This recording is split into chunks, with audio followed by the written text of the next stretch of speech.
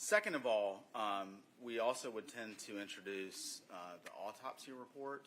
I have 2 copies of it. The reason I bring this up is that it does list 2 names as suspects on that report, neither of which are either Mr. Melton or Mr. Faust. Since this trial has very clearly zeroed in on those 2 individuals, I have prepared a redacted version because I think otherwise we get into issues that might confuse or mislead the jury, and so it would be the state's preference to tender the redacted version. But I would. All right. Mr. Cruz, any comment on the state's proposal? In regards to the fake knife, no. I think the most appropriate thing is wait till they attempt to introduce. If I have any objections, I'll make the objection at that time, Your Honor. All right, thank you.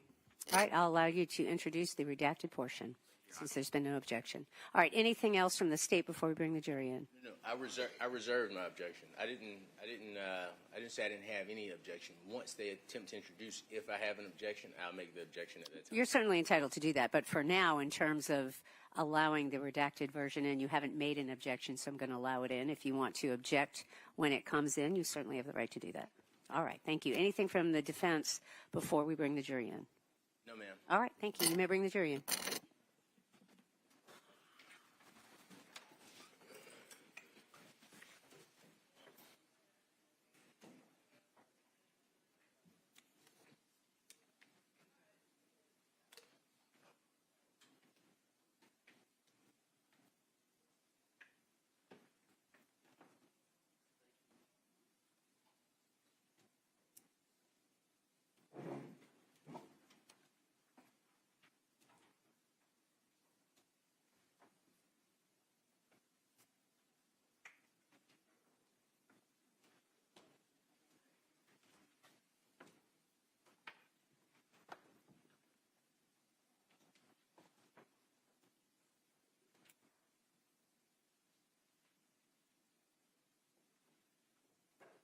All right, thank you, everyone. You may be seated.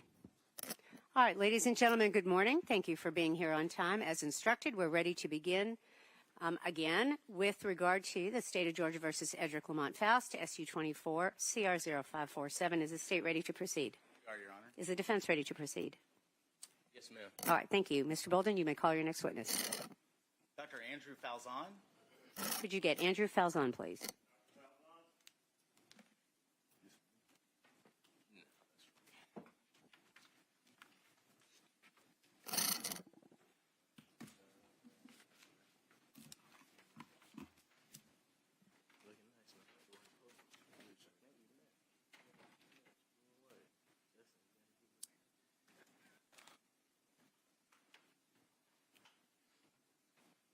Sir, if you could raise your right hand, please.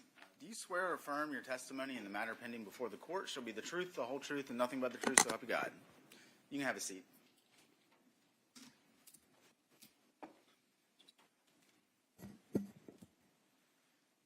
Sir, if you could state and spell your name for the record, please. Sure. My name is Andrew. Last name is Falzon, F-A-L-Z-O-N. And, sir, where are you currently employed? I am currently employed as a consultant pathologist with Mater Dei Hospital in Malta, Europe. And what are your role, or what do you do as a consultant forensic pathologist there? I oversee a pathology lab, one of the satellite labs on a separate island, and I also provide forensic services to the hospital.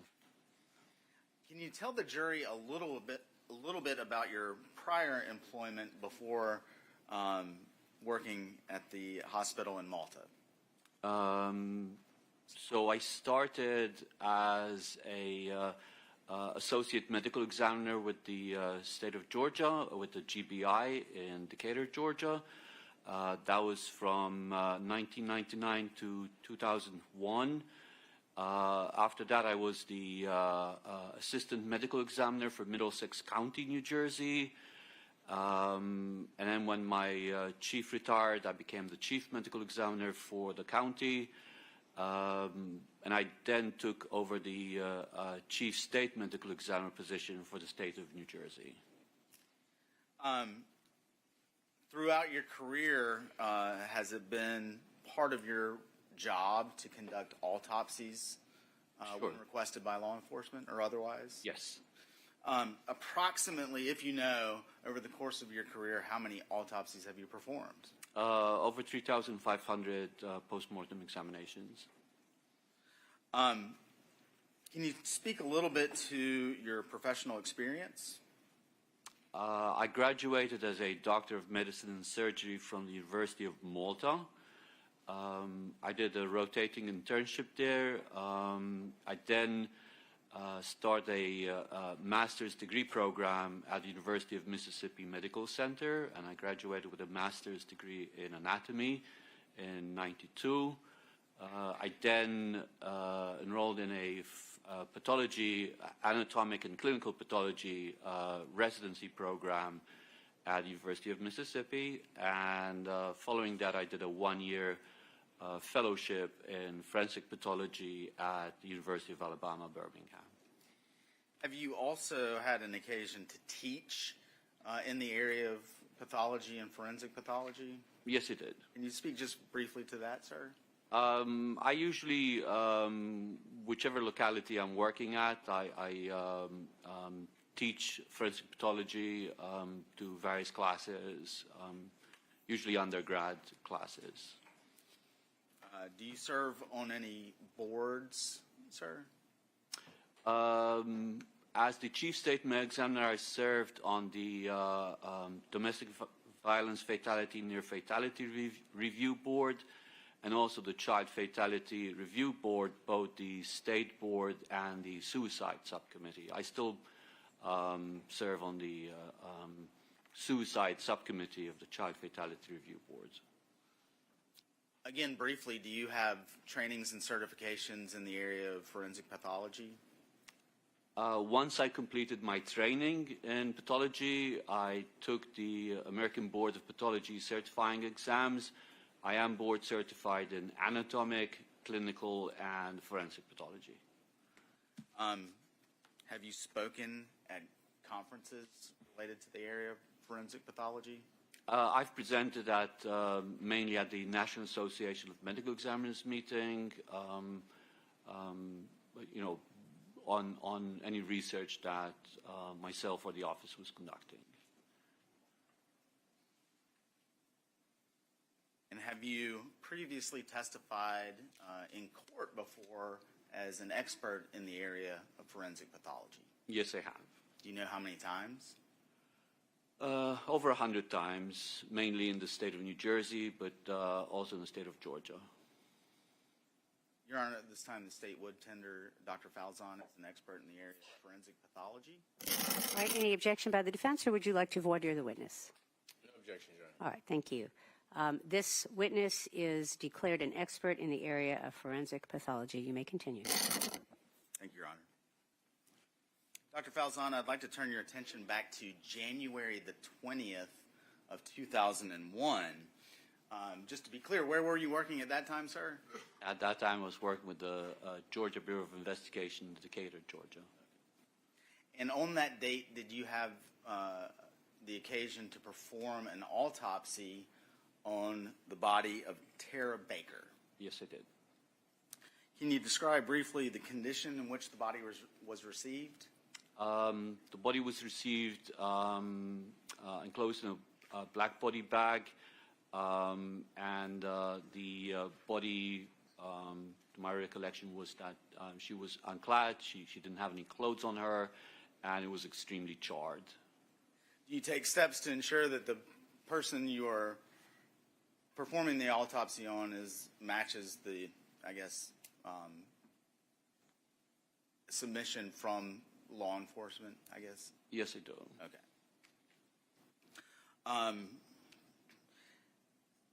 At the time, do you recall, or would you have noted receiving any historical or case information related to the request for the autopsy? Typically we would receive that. I haven't seen any copies of those recently, so I don't recall exactly. Okay. Can you tell us briefly what an autopsy consists of? An autopsy is a post-mortem examination typically performed to establish the cause and manner of death. We would start by reviewing the history surrounding the case. Then we'd move on to the examination of the body. Certain cases, we would do x-rays prior to actually starting the examination. Then you describe the clothing, remove the clothing, collect any trace evidence if indicated, and then you start the external examination, the examination of the body from head to toe, front and back. Once that is documented and you look for any injuries, document those, take the necessary photographs. Then you move on to an internal examination whereby we do an incision across the chest and abdomen, remove the organs of the chest and the abdomen. We'll make an incision across the top of the scalp, remove the skull cap, examine the brain, and then finally we'd examine the neck organs. During the course of the autopsy, we'll also collect specimens for toxicology and DNA as indicated. You also take photographs while the autopsy is being conducted? Correct.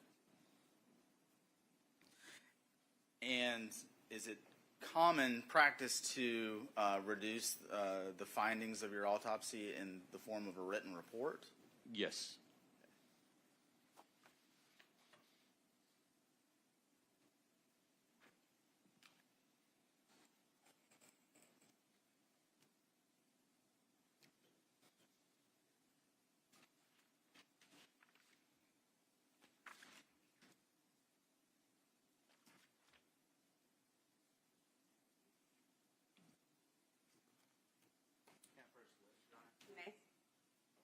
Dr. Faust, I'm going to hand you what's been marked as State's Exhibit 1. Do you recognize that, sir? Yes, I do. What is State's Exhibit 1? It is a copy of the autopsy report drafted and signed by myself. And is that the autopsy related to the case involving Tara Baker? Correct. I'd move to tender State's 1 at this time, Your Honor. Any objection, Mr. Cruz? No, ma'am. It is admitted. Dr. Falzon, I'm going to go through your report kind of sequentially as it's outlined in State's Exhibit 1. Let's talk a little bit about the receipt of the body. I think I kind of just touched on this earlier, but if you could speak to what your report reflects as to how the body was received. Correct. The body bag was, there were tags affixed to the body bag zipper that had the case information relevant to this case.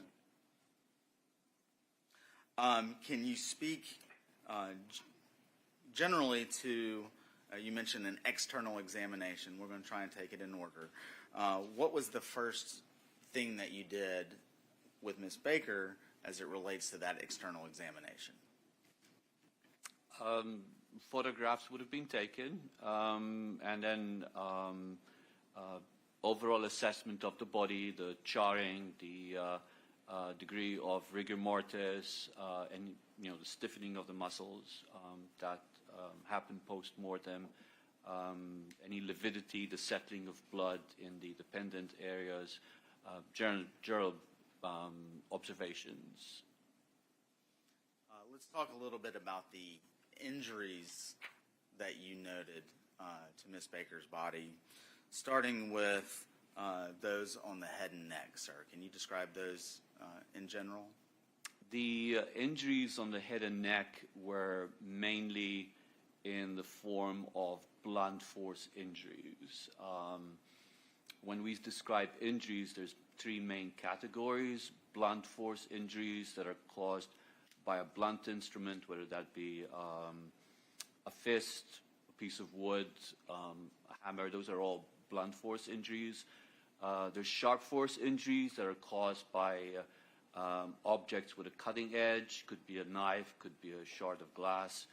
And then there's gunshot wounds.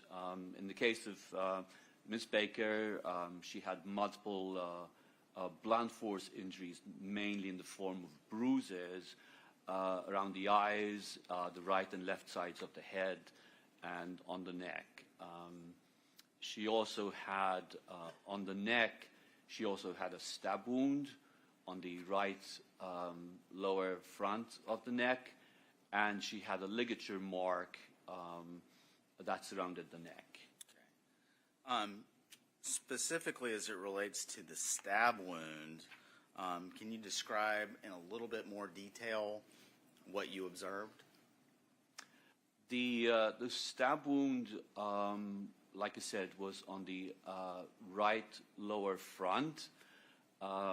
When I describe a stab wound, typically I will, imagine the face of a clock overlying the wound, and in this case, the wound was oriented between the 10 o'clock and the 4 o'clock on the lower front of the neck. Okay. You also mentioned a ligature mark encircling Ms. Baker's neck. Can you speak a little bit more to that, please? Yes. The ligature mark completely encircled the neck.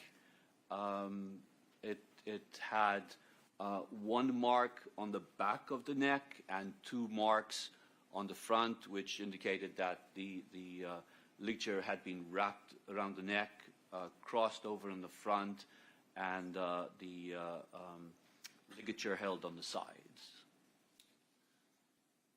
Did you note any other injuries to Ms. Baker's neck?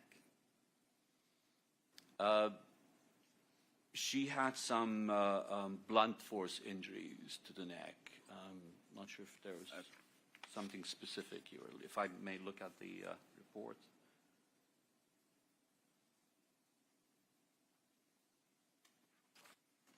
She had contusions, bruises below on the left ear, below the left ear, and behind the left ear. Moving, and we'll come back to that momentarily, Dr. Falzon. Did your external examination of Ms. Baker also include injuries to her torso? It did, yes. And again, I'm going to ask you to briefly summarize the extent of those injuries that you observed. The injuries to the torso were mainly in the genital and anal areas. Can you go into a little bit more detail about those injuries, sir? Again, they were in the form of blunt force injuries, bruising on the right side of her vulva down to the posterior aspect of the vulva, and she also had a bruise that completely encircled the anal region. And lastly, Dr. Falzon, did you note any injuries to Ms. Baker's extremities? Yes, I did. And what were those? Those were mainly in the form of sharp force injuries, injuries caused by a cutting instrument, and they were limited to the back of her hand, which could be classified as defensive type injuries, the injuries that a person would sustain trying to ward off an attack.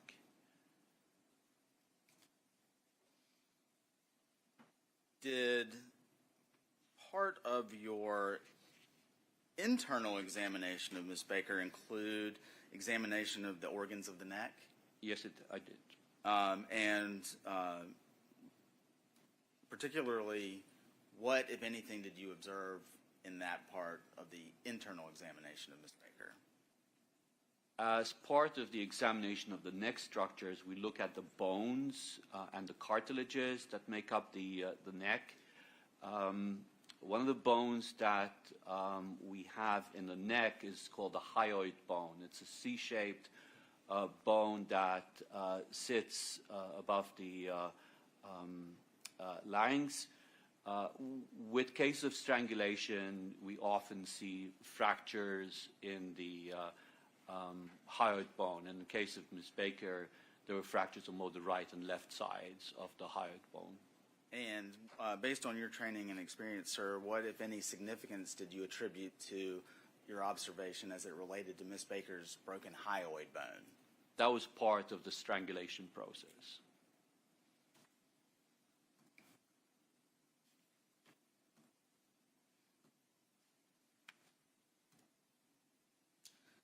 Dr. Falzon, you mentioned that as part of the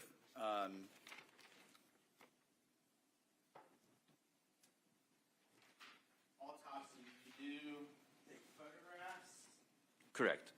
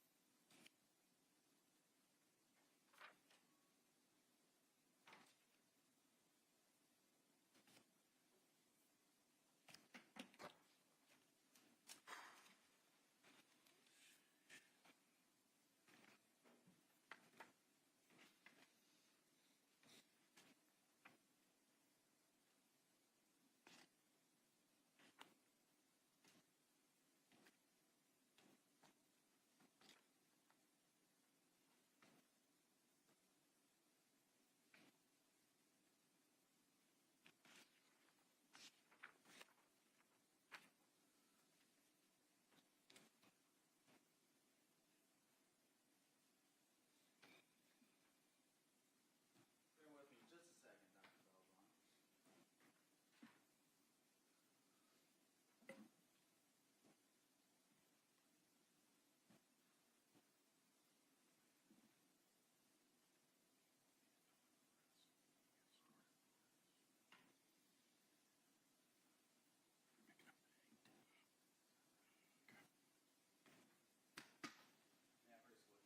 You may. Dr. Falzon, I'm going to show you what's been labeled States Exhibits 2 through 7. We're going to finish labeling them, the rest of the photos here in just a moment. But if you could take a look at, again, States 2 through 7.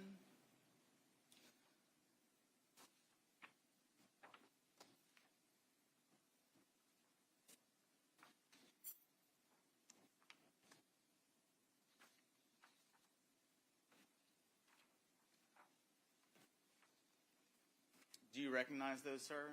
I do. Are those States Exhibits 2 through 7 fair and accurate representations of the autopsy that you described of Ms. Baker back on January 20th, 2001? Yes, they are. Move to tender States 2 through 7. Any objection, Mr. Cruz? No, ma'am. They are admitted. And again, I realize this is a little cumbersome. If I can approach again. You may. This, Dr. Falzon, is States 8 through 14. Same question. Take your time. Take your time. See if you recognize those.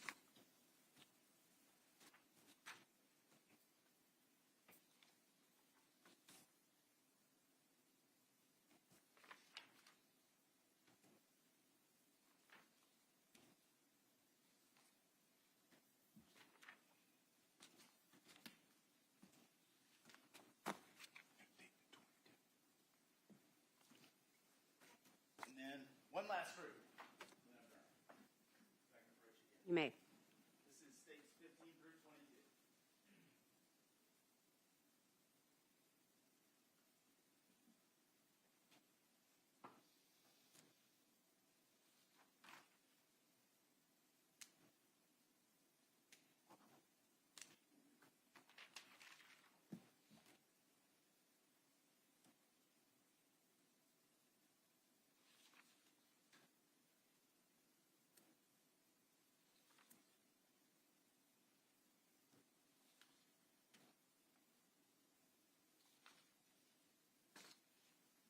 last time. States, I believe, 8 through 22, are those also all true and accurate depictions of your observations of Ms. Baker's body as you observed her at the autopsy on January 20th, 2001? They are. Move to tender states 8 through, well, let me just start back, 22 through 22. All right. Well, 2 through 7 have been admitted, so we're now on 8 through 22. 8 through 22. All right. Mr. Cruz, any objection? No, ma'am. They are admitted. And how are you planning on doing that? Just handing them to them? Okay. So that's what I'm asking. So we've had a prior ruling. Thank you. So just for any red and black persons who may be here under Rule 22 with a photo opportunity that the court granted, the Rule 22 has been amended to prohibit the media from taking any photographs or videos, of course, of these particular photos that the state is going to introduce to the jury. So if you can turn, thank you for doing that. I saw you turn your camera off. If anyone is here from the red and black pursuant to Rule 22, if you would please not photograph. Go ahead, Mr. Baldwin. Your Honor, and I think the court may have to That's right. switch.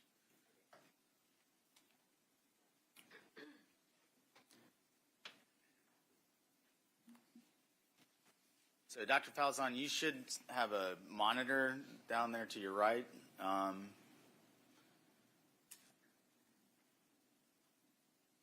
Okay. Dr. Falzon, we're going to start with State's Exhibit 2.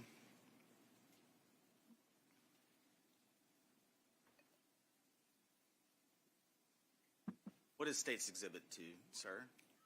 It's a photograph of the body of Miss Baker as received, and it depicts the face, the torso from the chest down to the hip area, and the upper extremities.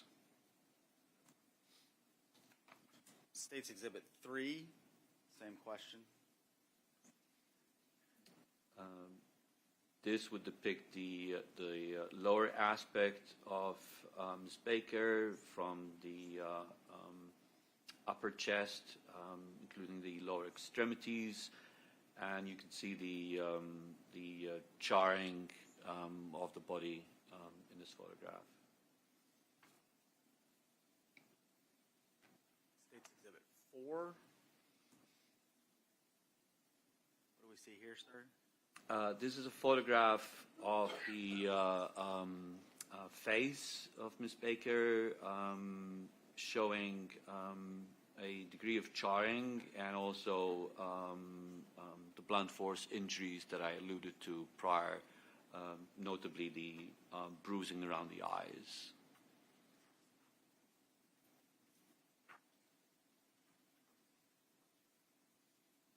State's Exhibit 5. Is that just a slightly different angle of her face? Correct. It's a slightly closer up view of the face.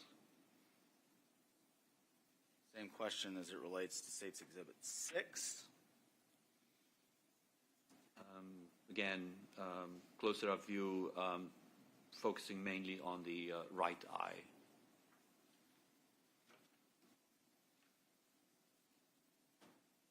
State's Exhibit 7.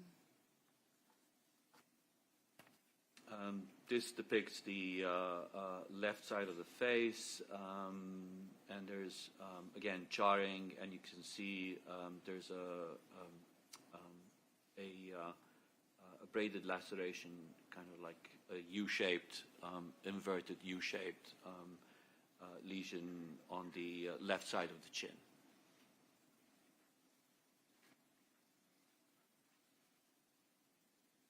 State's Exhibit 8. Okay. This is a photograph depicting the left side of the face, neck, and the left shoulder, and you can see the ligature mark on the posterior aspect of the neck.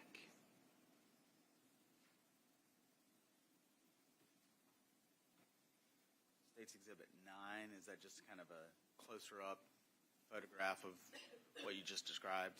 Correct. And you can see the single linear mark that extends over the posterior neck. And you can also see the bruising behind the left ear.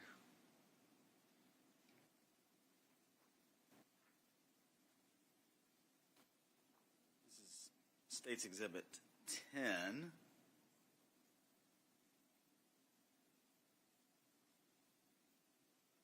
What do we see here, Dr. Falzon? It's a photograph of the neck aspect. You could see the ligature mark on the top, which is an electric cord, and you can see the plug aspect, the prongs on the left-hand side of the photograph. And Dr. Falzon, I think you can actually, if it would be helpful, the screen in front of you, you can touch and circle things. Just to clarify what you just described as it relates to the ligature, and I think Your Honor might have to, Mr. Dickey explained that there's a within, yes. All right. So you've made some drawings on.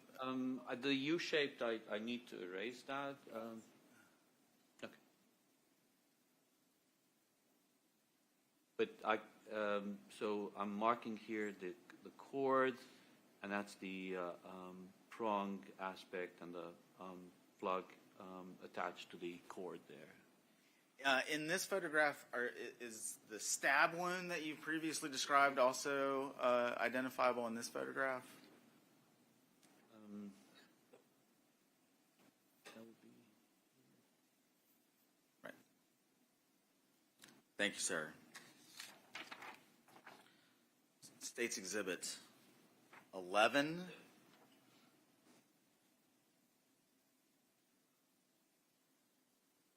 What do we see here, sir? Again, you see the cord here. Difficult to see because it's...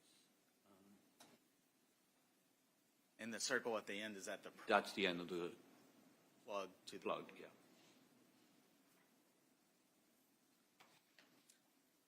It's Exhibit 12.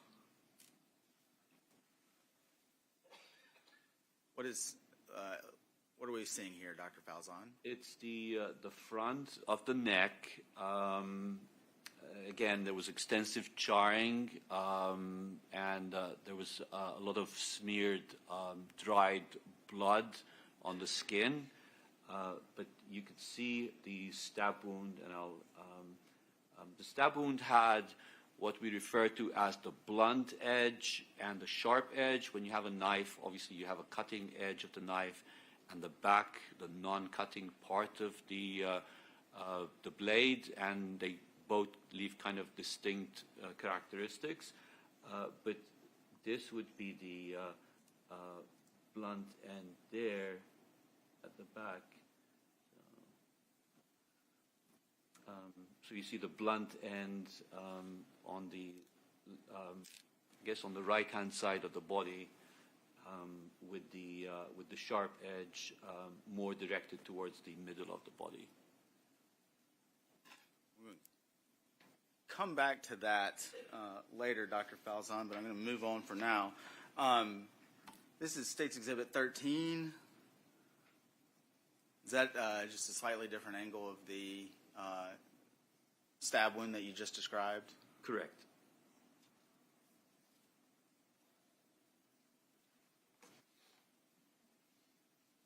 State's Exhibit 14, particularly on Ms. Baker's left shoulder. Did you reach any conclusions about that area where there's no charring, sir, if that question makes sense? Right. It looks like an area of what we'd call sparing.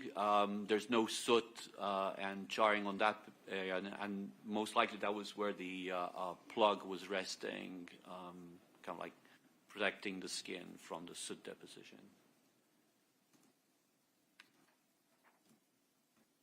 State's Exhibit 15. that just a slightly different picture of, different angle of Correct. Closer up view. what we just described? Okay. Okay. These are where it gets even tougher.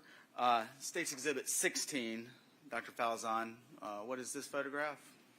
That's a photograph depicting Miss Baker's genital area. You can see the bruising. The above, this would be kind of like an area of charring, heat damage. So this is not part of the injury she sustained while she was alive. But you can also see the bruising around the introitus, the entryway to the vagina. And we're going to follow up on that with State's Exhibit 17. Again, I apologize. State's Exhibit 17, what is this a photograph of, Dr. Falzon? This is a slightly different angle of the anal-vaginal area. You could see a bruising that completely surrounds the anus, which would be this area here. And then you see the bruising on the right-hand side and the posterior aspect of the introitus, the entrance into the vagina. State's Exhibit 18, is that just a slightly different angle of the last photograph, sir? Correct. We're almost done. State's Exhibit 19, shifting gears. What are we looking at here, sir? This is a photograph of the back of Miss Baker's left hand.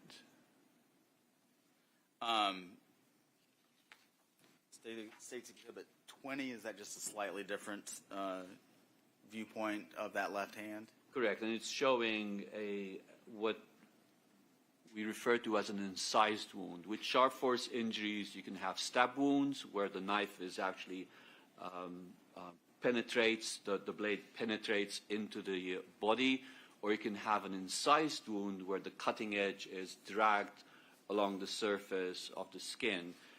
This here is an incised wound that we see in that area there. State's Exhibit 21. Again, are we just kind of looking at that same left hand, sir? Correct, and you can also see there's another incised wound, another cut in the web space between the fourth and fifth finger. So that would be that area there.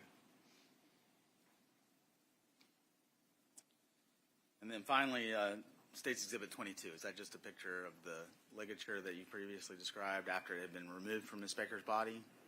Correct. Dr. Falzon, I want to first talk about the injuries that you've described and the photos that we've seen in Ms. Baker's genital area. And you've described those, and we've seen the photographs. Based on your training and experience, coupled with your observations of that area of Ms. Baker's body, what, if any, significance can you attribute to the causation of those injuries? Those would be caused by sexual intercourse with force used. As it relates, and then I realize I'm jumping around a little bit, as it relates to your observations with regards to the ligature and Ms. Baker's, the fact that her hyoid bone had been broken, and again, based on your training and experience, what, if any, significance do you attribute to the causation of those injuries? So the injuries on the neck that we saw from the cord and the fractures of the hyoid bone would be the result of strangulation, ligature strangulation. And then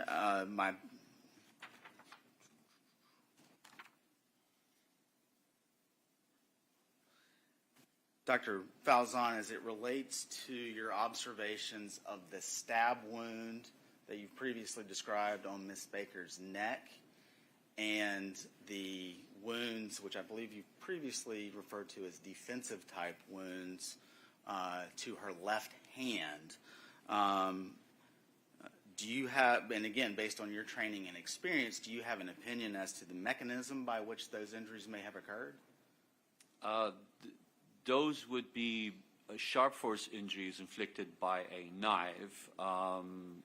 Just to expand on the stab wound, because we described the injury on the skin, but once the internal examination is performed, there was actually injury to the internal jugular vein on the right side, which is the main vein that drains blood from the right side of the brain, which would explain the amount of hemorrhage, the blood on Ms. Baker's skin.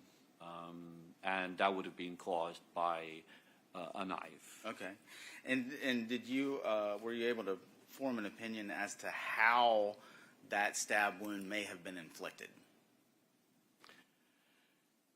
Given the orientation, the location, and the orientation of the wound, as part of the assessment of the stab wound, I also try to ascertain the direction in which the stab wound was penetrated into the body. So in case of the stab wound that we saw on Ms. Baker's right neck, the knife entered through the skin and it went from front to back, downwards and to the left.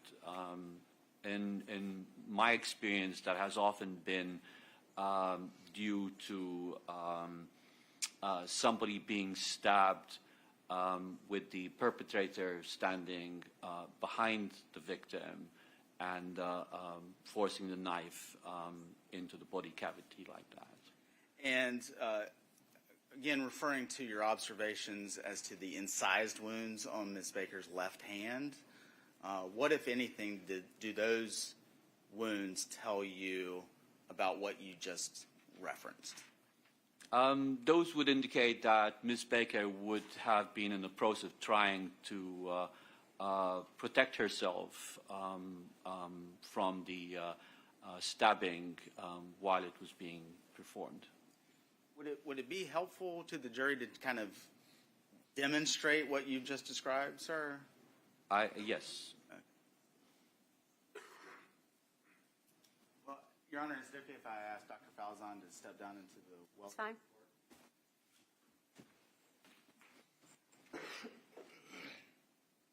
Dr. Falzon, I'm going to hand you what is very clearly a rubber knife. And I'm going to be Ms. Baker. And so what you just described on the stand, sir, if you could kind of describe or show exactly what you described. So the entry wound would have been somewhere here. So with holding the knife like this, the blunt end would be at the 10 o'clock position, and the sharp end would be at the 4 o'clock position like that. And again, as it relates to the injuries to the hand, how would that, in your estimation, have occurred? So if she was trying to hold on, that would explain the cut on the space between the fourth and the fifth finger. Again, the direction would be front to back, downwards, and to the left. Thank you, sir. You have a seat. Back in.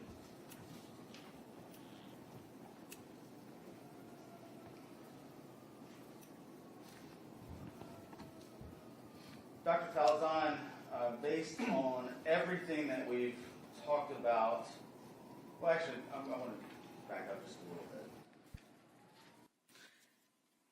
Did your autopsy of Ms. Baker reveal anything as it related to her larynx? She did, yes, I did examine the larynx, the voice box, where the vocal cords sit, and she did have a slight amount of soot present below the vocal cords. Did you also, as part of this autopsy, request or refer Ms. Baker's blood be tested for the presence of carboxyhemoglobin? Yes, I did. And are you familiar with the results of that report? Yes, I am. And what was that? I believe it was between 6 and 14%. I may have to jog my memory. I gave you back the report, but. Now, let's talk a little bit about carboxyhemoglobin. Okay. What is that, sir? Hemoglobin is a molecule that transports oxygen. It picks up oxygen in the lungs, takes it and deposits it in the periphery of the body, and it picks up carbon dioxide and releases that back in the lungs during respiration. Now, when as part of the fire, carbon monoxide is formed. So carbon dioxide is carbon with 2 oxygens. Carbon monoxide is carbon with 1 oxygen.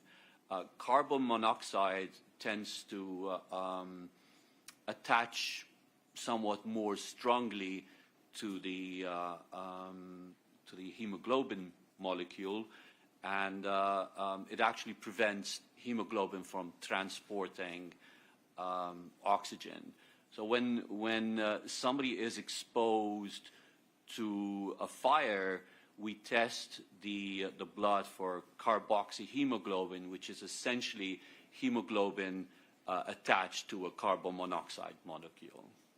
And so based on your observations of soot being deposited below Ms. Baker's voice box and the results of the carboxyhemoglobin test that you just described and testified to, is that significant in any way to you, in your opinion, doctor? The level of carboxyhemoglobin was not high enough to be considered a cause of death. Typically, we expect carboxyhemoglobin to be more than 50%. People who smoke tend to have, elevated carboxyhemoglobin levels. But in the case of Ms. Baker, the presence of the soot below the vocal cords and the slightly elevated carboxyhemoglobin level would indicate that she was still alive when the fire was set. Thank you, Dr. Falzon.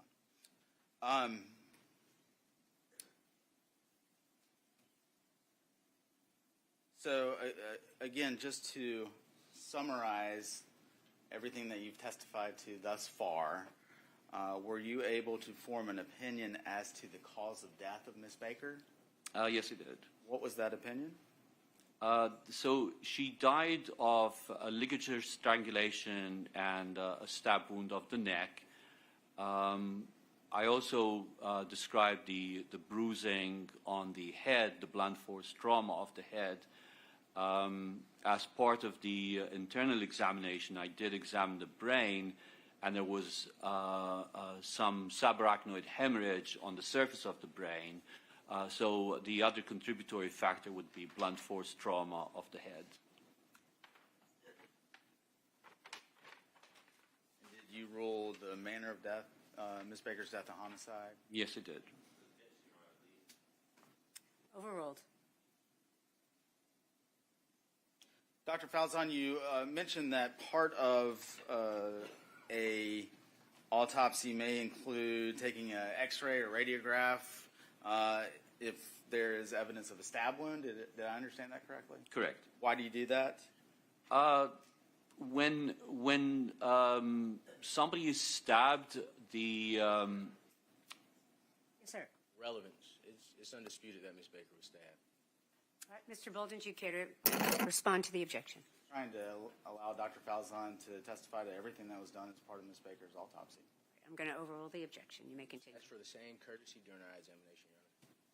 I'm sorry, Mr. Cruz. What do you mean by that? We just asked for the same courtesy that the Honorable State has received. When there's an objection made, I will rule on it. Mr. Bolden, you may continue. Thank you, Your Honor. Do you also obtain a sample of Ms. Baker's blood? Yes, I do. What is the purpose of that? That would be performed to collect the specimens to submit for testing for toxicology. And is a blood spot filter card also submitted? Yes. And All right. I'm going to sustain that objection, Mr. Bolden, if you'll rephrase. okay, I will rephrase it, Your Honor. What other physical evidence is, I guess, obtained or submitted as part of an autopsy? To establish a reference point for DNA testing, a blood spot filter card is prepared whereby we take a filter paper card and we put drops of the victim's blood that is air dried and then submitted for analysis.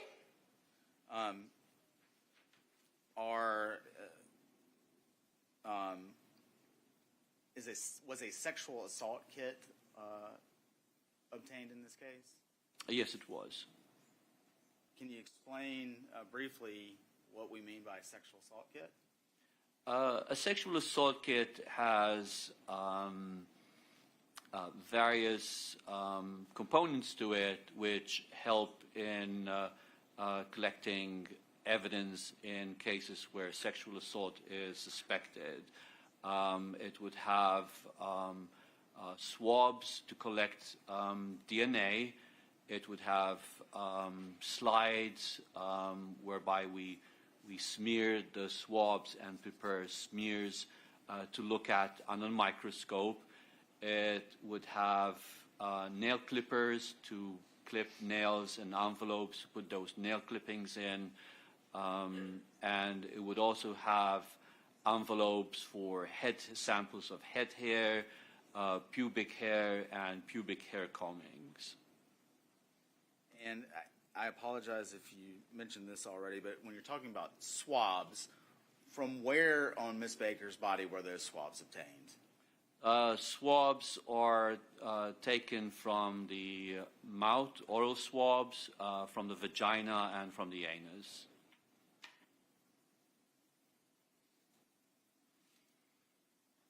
And again, I apologize if I just misheard. You mentioned smears as well. How are those smears created? The smears are created from the swabs. So we put a Q-tip with a cotton tipped end, and that would be inserted in the cavity, the oral cavity, the vagina, the anus.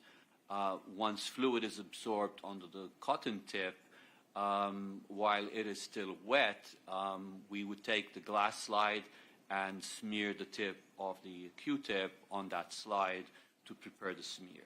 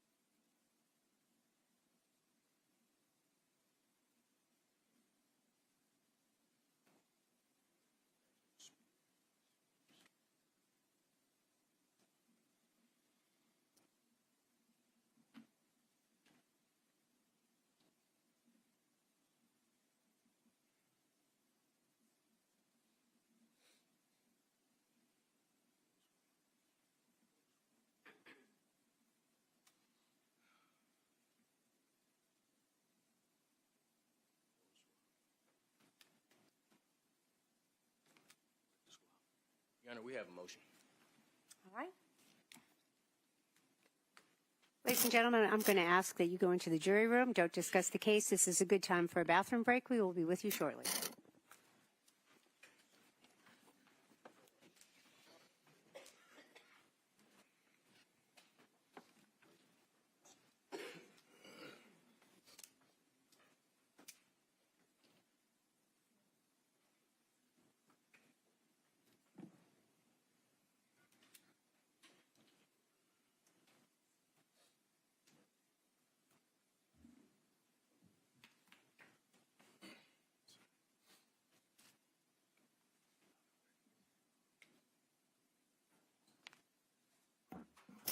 All right, y'all may be seated. Thank you. Mr. Cruz, your motion, sir? Well, I want to do the simple thing first. We have an objection to the known pubic hair of a victim. Exhibit 31 is empty. So that's empty. Your objection is to Exhibit 31. Correct. But I do Okay. have a motion.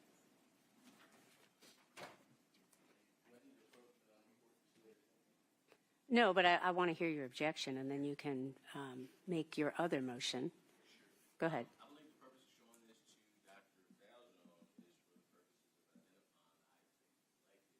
identifying the items selected, so we object to the state simply giving Dr. Falzone back as Exhibit 31. Okay. All the other items from the ones that we observed from the inside, they had items that we don't object to those. But we do have a motion.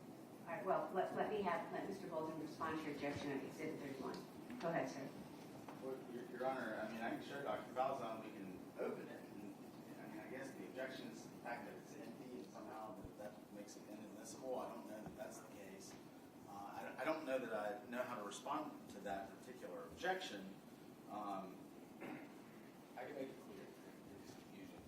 The pubic hair, relevant for its testimony. An empty bag that just says pubic hair is irrelevant in this case. That's what we're objecting to, the ground that we are objecting on. All right, Mr. Bolden, do you care to respond to the objection about relevancy? Again, I think the fact that Dr. Falzone has testified that pubic hairs were taken, why don't we let him look at it? Because Mr. Cruz's assertion that it's empty, I honestly have not opened the bag, so let's allow him to do it. We can do that momentarily. I'd like to hear the motion. Sure. All right, that's fine. We'll hold off on Exhibit 31's objection. Go ahead, sir. We're moving to suppress the oral swabs due to chain of custody. In this case, it has been stated that oral swabs, vaginal swabs, and anal swabs were taken. We have the chain of custody report. The chain of custody report says that only 2 oral swabs were taken. I assumed that was pretty much an error on the chain of on the custodian, because Ms. Bigham, 2024, conducted a test on these swabs, and it was determined. They went to a company in California to do this test, and that's something we'll address on cross-examination instead of using the company here in Georgia. But that company came back and said, you know what? We did this presumptive test. These are actually vaginal swabs. However, now that I'm seeing the original packaging that Dr. Falzone put these items in, and please correct me if I am mistaken, a vaginal swab wasn't taken, ma'am.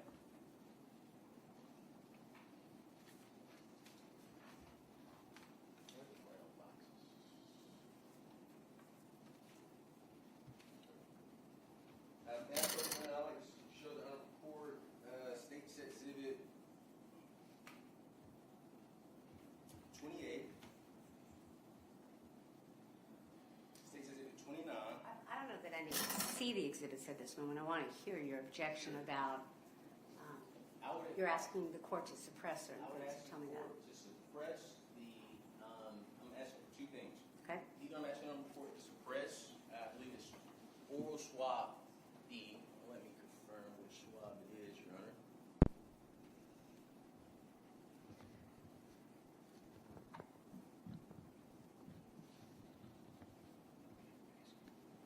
Court's indulgence.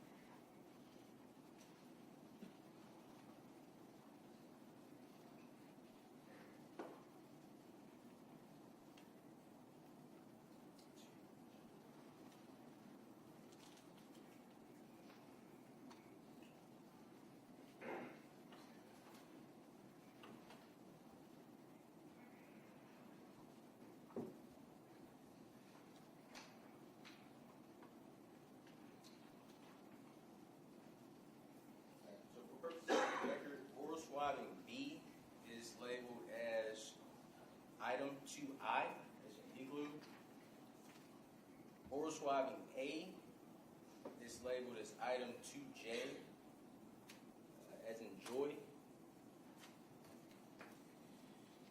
So, Your Honor, on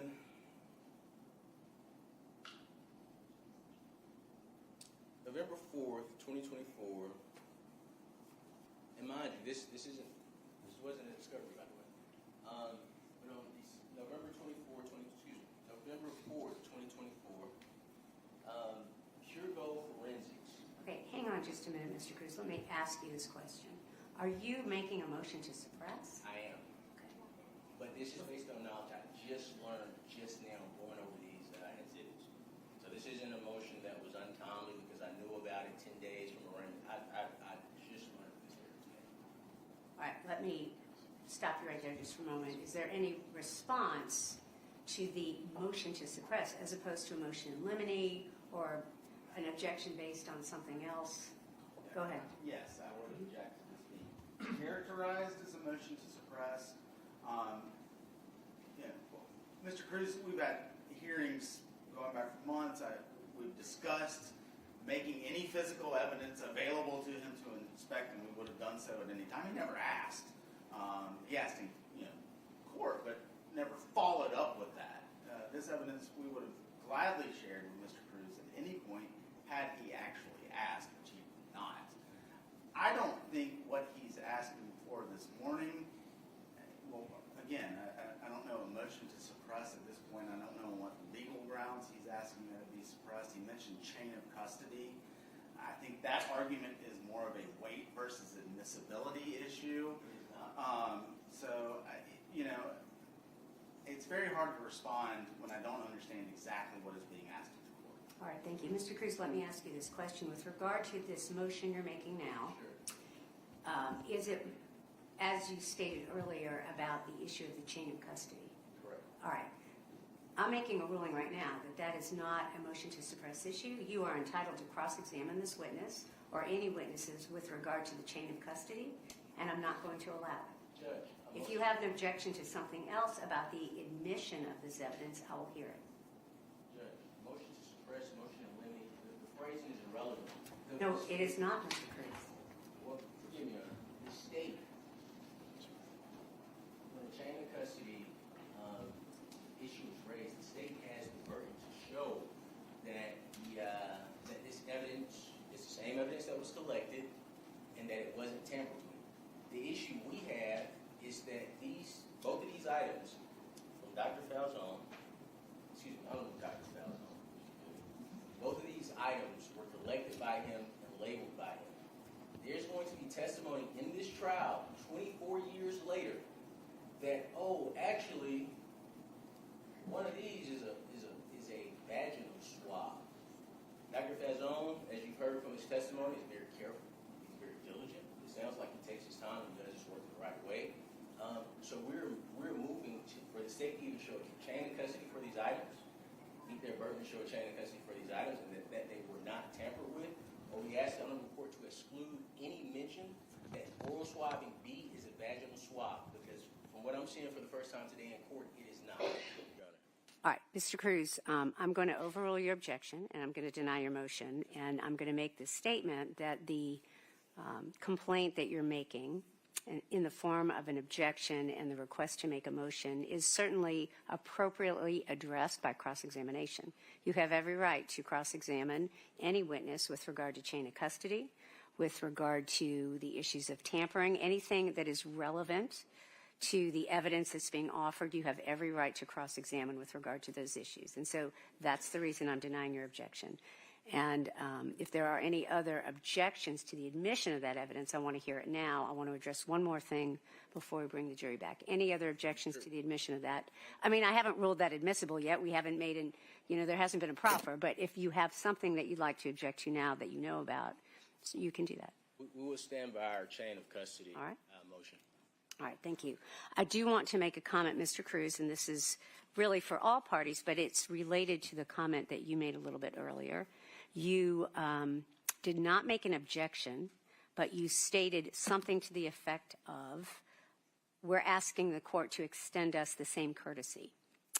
My comment to all parties, but particularly to you with regard to that comment, is this. that comment about the court's behavior is not appropriate in the manner in which you said it.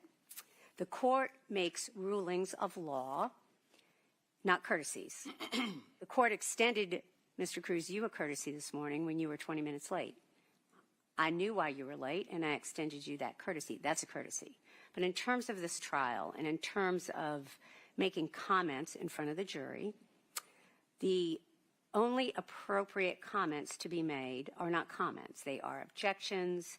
They are proper examination questions, cross-examination questions, things of that nature. And the court will respond to proper objections. Any comment on the courtesies of the court or fairness or things of that nature that are not in the form of objections need to be made outside the presence of the jury. And that's my statement. Yes, ma'am. Thank you. Anything else before we bring the jury back in? Your Honor, if we could have just maybe a minute for us to take a restroom break. All right. Why don't we be off the record until 11:15? That's about 12 minutes. All right. We'll be in recess until then. Thank you.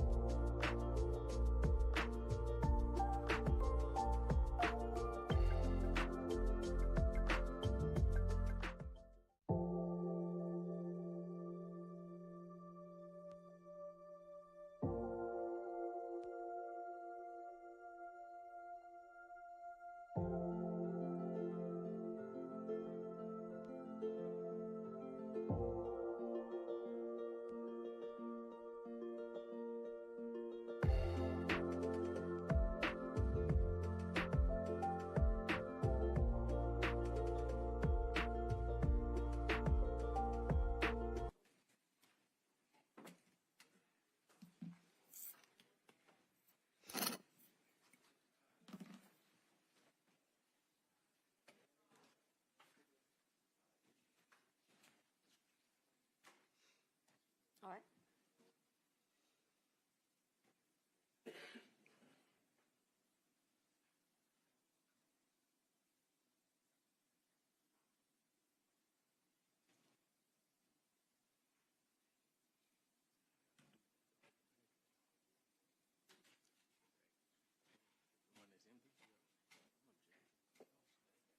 Judge, did you issue a ruling on our objection to the empty pubic hair package, or no? Hang on one second.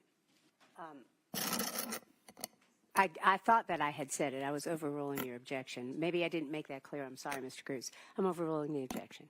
All right. If you have any other objections to the introduction of evidence, you may make them. I haven't ruled them admissible at this point. The state hasn't proffered them in that way. So if you have any other objections, you certainly can offer them. Yes, ma'am. But the background is... Yes, sir.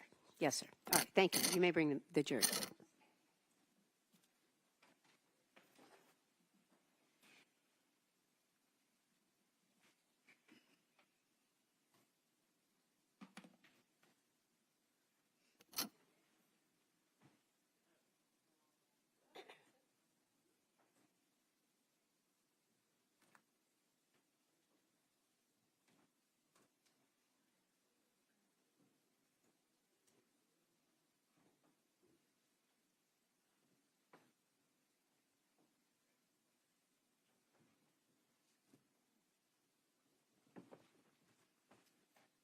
Please be seated.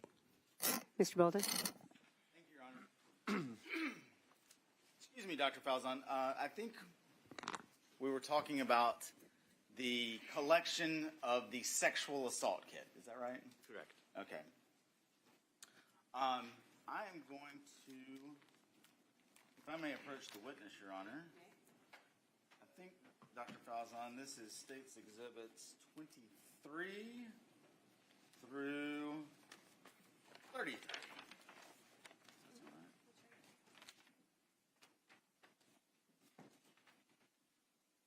the gloves, Dr. Falzon? Sure.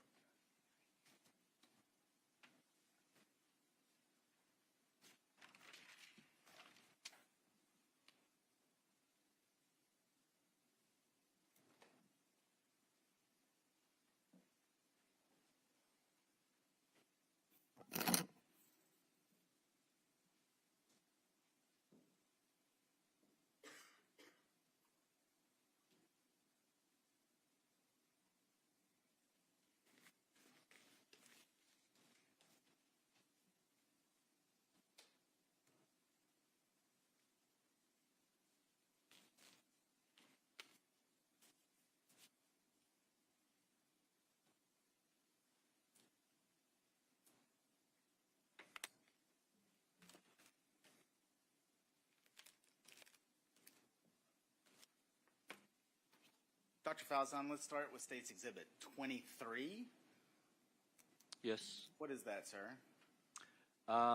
It's a clear plastic box with a label marked with the case information, and it's marked fingernails left hand.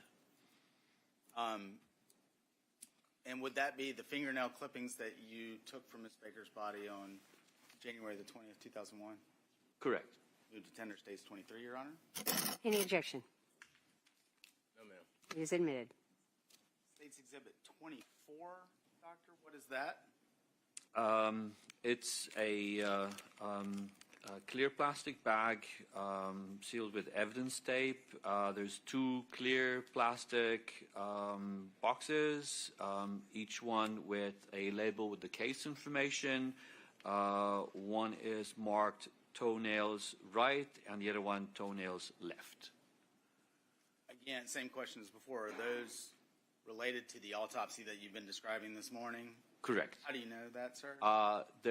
Each one has a label on them with the decedent's name, Clark County, the age, race, and sex, and the unique case identifying number assigned to this case. Move to tender states 24, Your Honor. Any objection? No, ma'am. I won't have any objections to any of those outside of the objection I already put on the record. All right, thank you. Number 24 is admitted, and you may proceed, Mr. Bolden. States 25, Dr. Falzon. What is that? 25, it's a white paper envelope sealed with evidence tape, and the label with the case information, and this one is marked oral swabbings B. And again, same question. Is that related to the autopsy that you performed on Ms. Baker on January 20th, 2001? It is. Move to tender states 25, Your Honor. All right, and based on Mr. Cruz's assertion, is that right, sir, that there's no objection? Outside of my prior objection. All right. Then it is admitted. Thank you. And that's number 26? 25. 25. All right, 25. Thank you. Go ahead. States Exhibit 26. What is that, Doctor? Same white envelope with evidence tape and the unique case identification information, and this one is marked oral swabbings A. Move to tender states 20. Now I've forgotten. 26, Your Honor. 26. Mr. Cruz, any objection, sir? All right, it is admitted. States Exhibit 27, Dr. Falzon. What is that? White envelope, red evidence tape, label with the unique case information, and this one is marked rectal swabbings. Move to tender states 27. Mr. Cruz, any objection, sir? No, ma'am. It is admitted. States 28. What is that, Dr. Falzon? State Exhibit 28 is a brown cardboard folder, has a label marked with the unique case identification information, and this one is labeled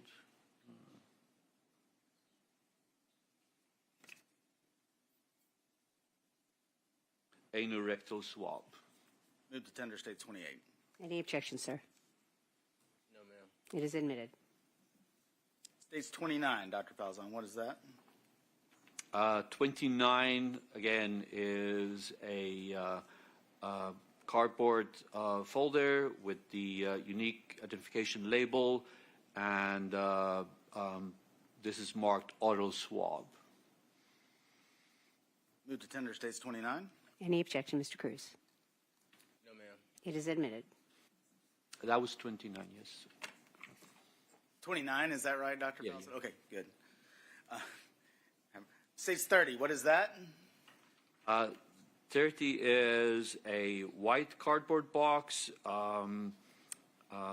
again, marked with the label with the unique case information, and this one is marked vaginal smear.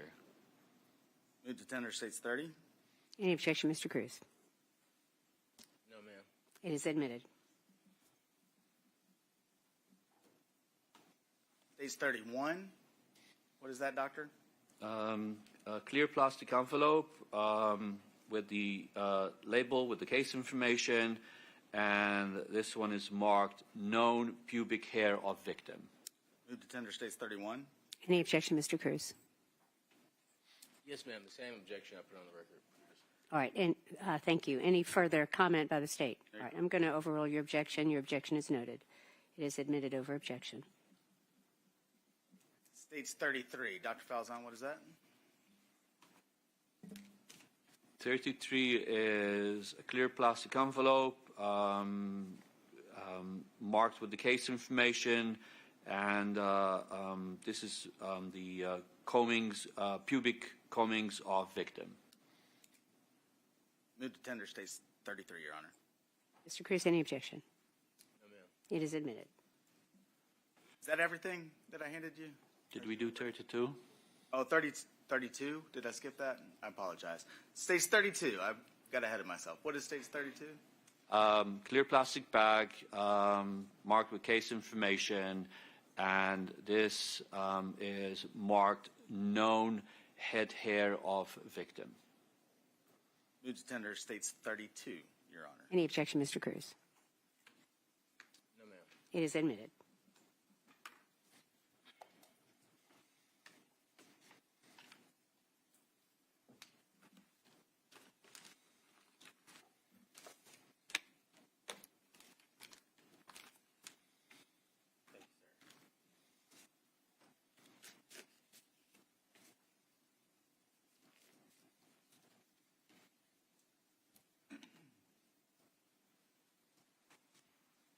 I'm going to not go through all of those pieces of evidence, Dr. Falzon, but I want to start. This is states 30.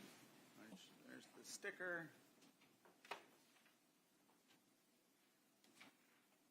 I think I can zoom in. States 30. Again, what is that, sir? This is a cardboard folder and marked with the case information, and this would contain the glass slides with the smears of the vaginal, taken by the vaginal swab.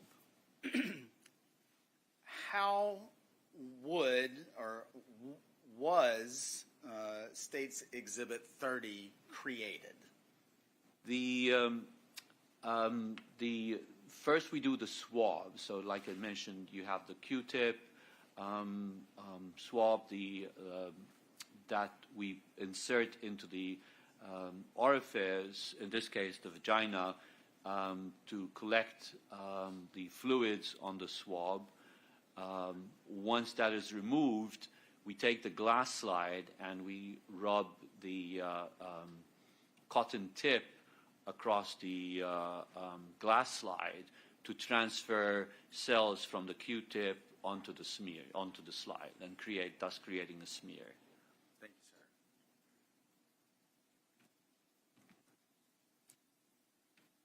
Then this is state 28. Again, I'm just going to show you the back that has the sticker, then I'm going to flip it over. What is states 28? That again would be the anorectal swab. Actually, this would be a glass slide, so that would be the smear. And would that have been created in the same manner that you just described for the vaginal smears? Correct. So the swab would be inserted into the anorectal orifice, collect the fluid from that area, and then transfer it onto the smear, onto the glass slides. Same question for states 29. I'm just showing you the sticker there. What is states 29, just to be clear? That would be the oral swab. Again, this would be the smear made from the oral swab. So let's talk a little bit about the swabs. I'm going to start with states 25, which has been admitted into evidence. States 25, what is that? It's marked oral swabbings B. Okay. And then just for clarification, states 26, what are we looking at there? This is marked oral swabbings A. Dr. Falzon, I realize it's been a long time since this. Let me ask the question this way. Would you have collected two different sets of oral swabs back in 2001? No. What, if anything, can you attribute to the fact that two of those are labeled oral swabs and there is not one labeled vaginal swabs? The swabs are collected during the course of the autopsy. As indicated in the report, I collected oral, anal, and vaginal swabs. Once the swabs are collected, as soon as they are removed, we take the swab tip and create the smear. So the swab is prepared, the smear is prepared, the smear is packaged. Because the swab is moist, if it is packaged right away, because of the moisture, mold grows on the tips of the cotton tips of the swabs. So the swabs have to be air dried prior to packaging. Every autopsy, the doctor has an assistant to help with the case. So the swabs would be placed in a small cabinet marked with the name, and it would be marked oral, anal, and vaginal. And the technician would package those swabs once they have air dried and package and label those. Was that common policy and procedure at the crime lab back in 2001? It was. Bear with me, Dr. Falzon. I did want to go back and ask a few more questions about the fact that Ms. Baker had a broken hyoid bone, and you've described what that bone is. Can you talk just a little bit more about the hyoid bone in general in a young person like Ms. Baker? The hyoid bone, like I said, is a C-shaped bone that sits just above the voice box. Initially, the bone is a little bit pliable. Young people have softer bones. As we grow older, that bone starts to get more calcified and become more brittle. So in younger people, you're less likely to see fractures of the hyoid bone as opposed to older people. But again, in this case, there were fractures both on the right and the left-hand side of the hyoid bone. And based on that observation and your knowledge of that part of the human anatomy, do you have an opinion as to the amount of force that would have been necessary to break that bone? It was a significant amount of force.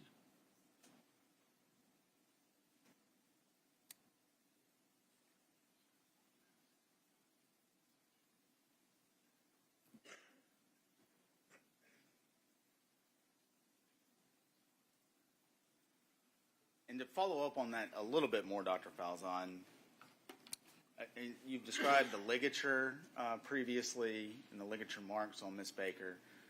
Now, with the hyoid bone as well, do you have an opinion as to, and again, taking into account all of your observations from Ms. Baker's autopsy, do you have an opinion as to the manner in which that strangulation with the ligature occurred? Like I said earlier, the ligature encircled the entire neck, so it passed from behind, looped in the front, and then the ends of the ligature held on each side. And anything about the existence of those defensive wounds on Ms. Baker's left hand that we previously described, is that significant in any way as to your findings related to the ligature? I wouldn't say to the ligature. It's more in relationship to the stabbing. wound. I understand. Dr. Falzon, those are all the questions I have for now. Mr. Cruz will have some questions, sir. Mr. Cruz, cross-examination. Thank you, Your Honor.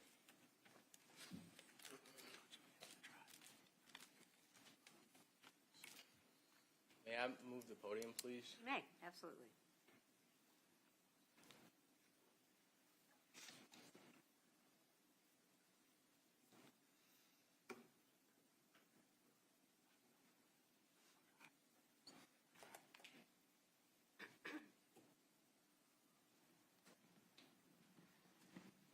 Thank you.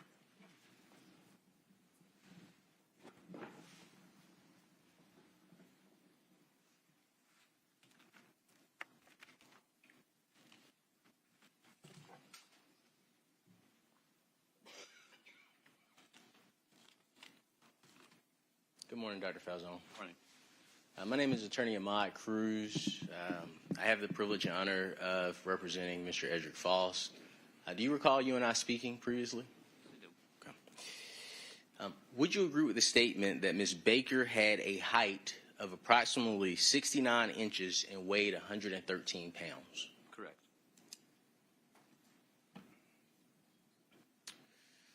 Is it fair to state that Ms. Baker's earlobes were each pierced with a stud-type earring with a clear stone in each earlobe? Correct.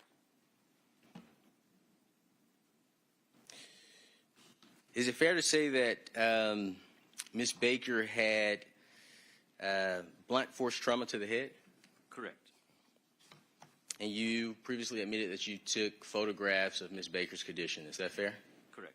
Okay. I'd like to show you what would be marked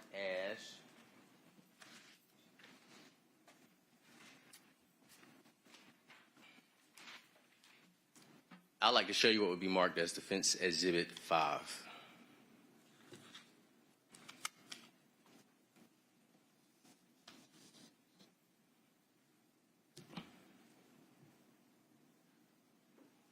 May I approach? Your Honor, I would ask that Mr. Cruz show me the exhibit before he. That's correct. May I approach, Your Honor? Okay.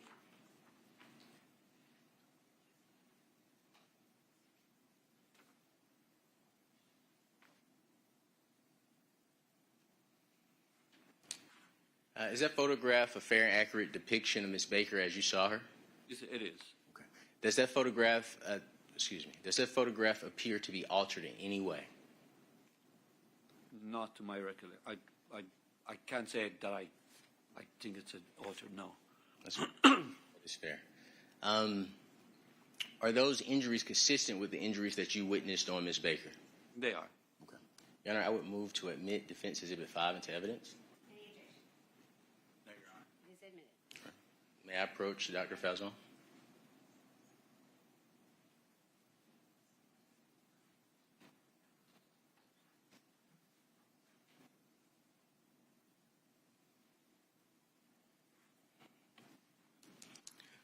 Dr. Falzone, you stated in your autopsy report that contusions also surround the anal region. Is that correct? Correct.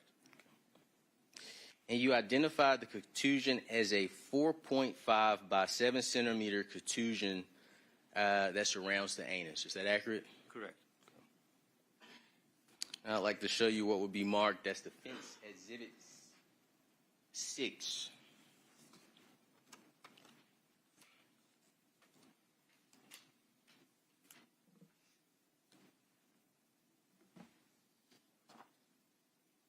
Let the record reflect that I am showing the state what has been marked as Defense Exhibit 6.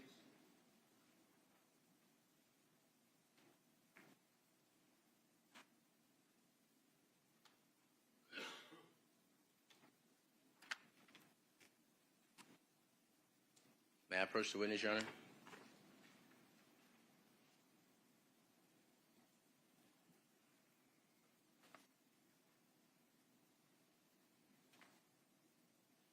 Let the record reflect that I've provided Dr. Falzone with Defense Exhibit 6. Dr. Falzone, do you recognize those photographs? Yes, you do. Okay. Is it fair to describe that there are 2 photographs of Ms. Baker's anus and 1 photograph of Ms. Baker's upper body, chest to head? Correct.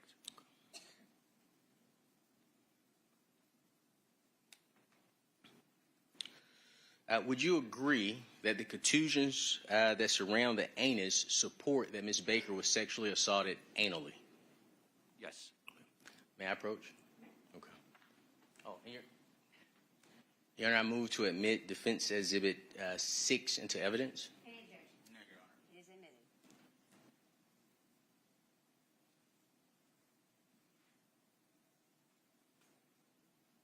And I would like to publish Exhibit 6 to the jury. And just to make sure we're clear, these are photos of her anus and her upper body. Is that right? Correct.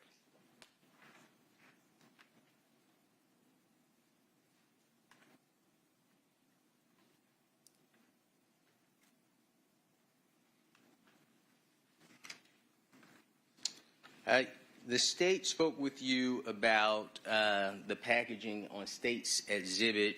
May I see those exhibits? Are those the exhibits that were introduced?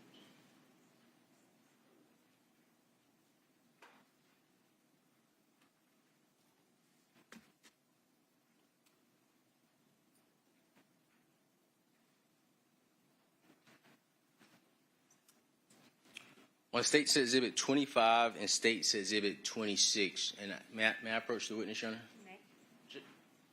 Just to refresh you on what those are.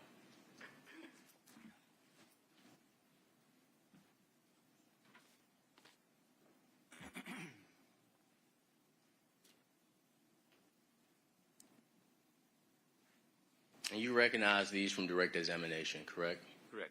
Okay. You stated that the way that these are packaged, and please stop me at any time if I say it wrong, I just want to confirm that I heard you correctly, that you get a vaginal swab, you then make a smear out of it, but because mold may get on the swab if you leave it out, mold may get on the swab because it's wet, you leave it out to air dry, and then a technician would package it up later. Is that correct? Did I understand it correctly? That's correct. Okay. The question I have for you, does no one check the technician when he labels or she labels the items to ensure accuracy? Not to my knowledge, no. Okay. So, Dr. Falzone, is it possible I'll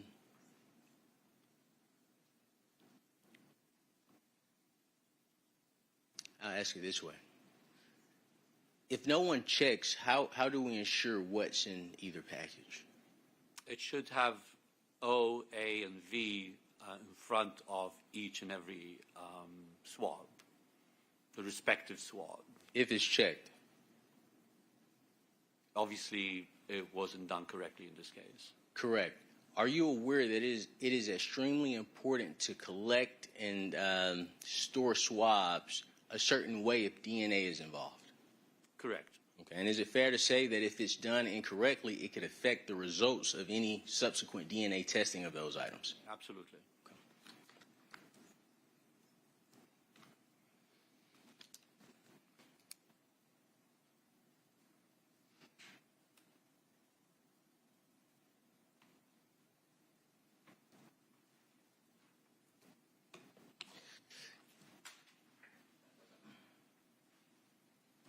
In regards to the way that the swabbing takes place, for oral swabs, if you remember, did you do swabbing of the lips, the cheeks together, or is that something you would do individually? It would be done individually. So we would put the swabs in the space between the cheek and the teeth, and then insert it into the mouth, or into the oral cavity. So one swab would start with teeth. Say that again one more time for me. Sorry. In the space between the cheek and the teeth, and then insert it into the oral cavity itself. Okay, but we don't do the area in front of the teeth and the lip. No. Okay. So teeth and cheek and oral cavity, I'm assuming, is just inside the mouth. Excellent. Thank you.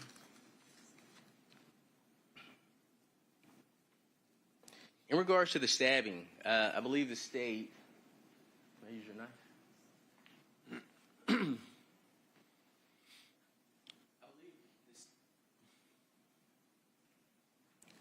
I believe the state asked you to do a demonstration of your opinion of the way the stabbing took place. Correct. Is that the only way Ms. Baker's stabbing could have occurred? Given the direction of the wound, that is the most plausible explanation for that. I don't know if you had any other, explanations that I could assess as to whether they're plausible or not. Well, I may have one. Okay. But the question that I'm asking now is the demonstration that was performed on direct. Is that the only way that the stabbing could have happened? I mean, there could be other ways. I mean, if you had a left-handed individual, So I'm left-handed, face to face, and if I was to do it this way, we would get the same result. Essentially, yes. Right.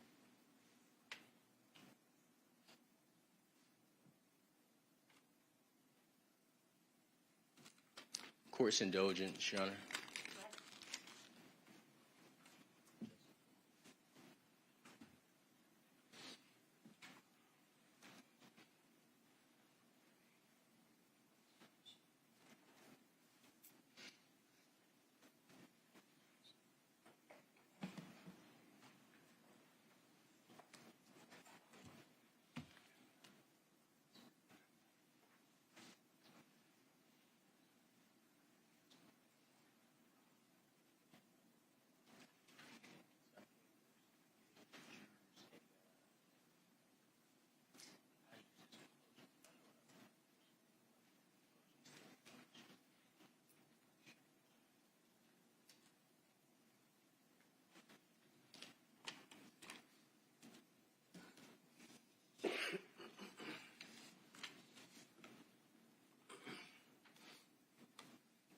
Just to confirm, the next exhibit, would that be Defense Exhibit 7?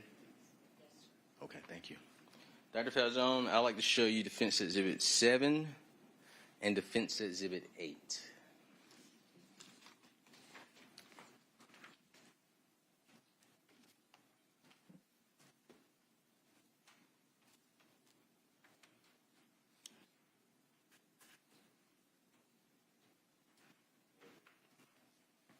May I approach the witness, Your Honor?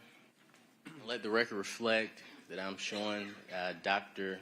Falzone what has been marked as Defense Exhibit 7 and Defense Exhibit 8.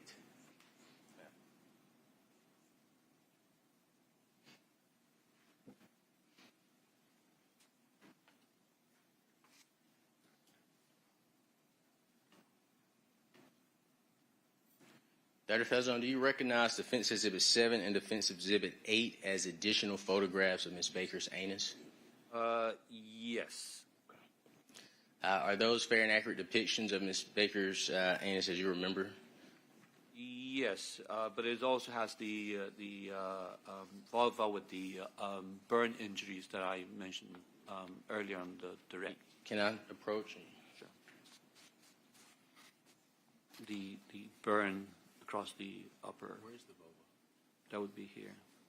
What is this here? That would be the anal region down there. May I publish these photos? Well, you need to tender them. That's right.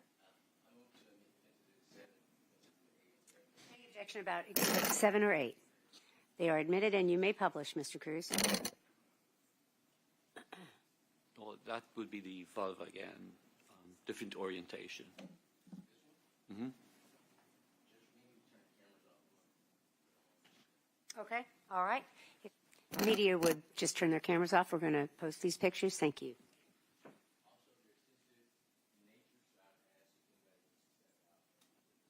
We're going to continue on as scheduled. So the document camera is on, Mr. Cruz. You may use it. Okay.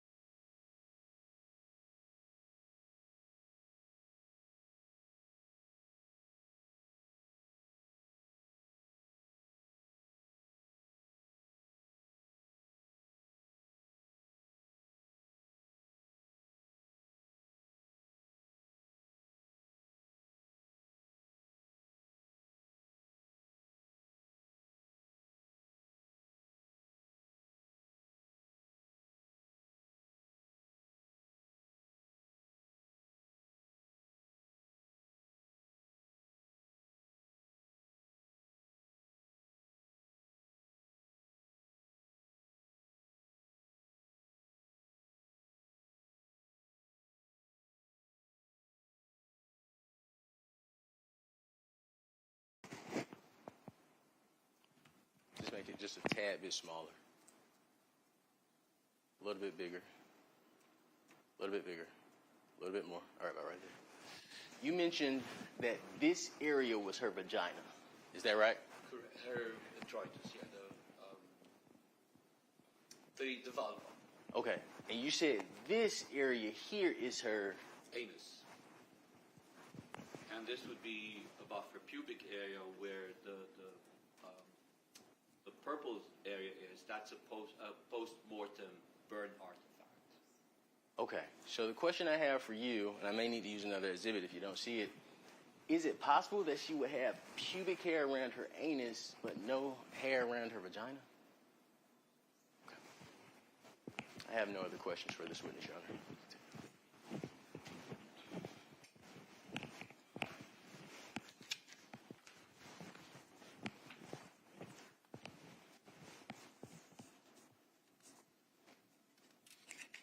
All right. Any redirect, Mr. Bolden? Briefly, Your Honor. Go ahead. Dr. Falzon, I think in connection with Defense Exhibit 6. Thank you.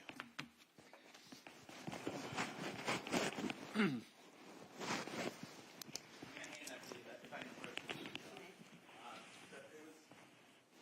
you were asked questions about Defense Exhibit 6, I believe you were asked a question as something to the effect of, with the injuries to Ms. Baker's anus being consistent with sexual assault. Correct. You recall that question? And just to be clear, would that also apply to the injuries that you observed to her vagina? Could you repeat the question? Yes. Would the injuries that you observed to her vagina also be consistent with sexual assault? Correct. And as it relates to either of those, does a sexual assault necessarily indicate that there's going to be the presence of any physical evidence recovered on that sexual assault kit? Not necessarily. What could be some reasons why that might be, sir?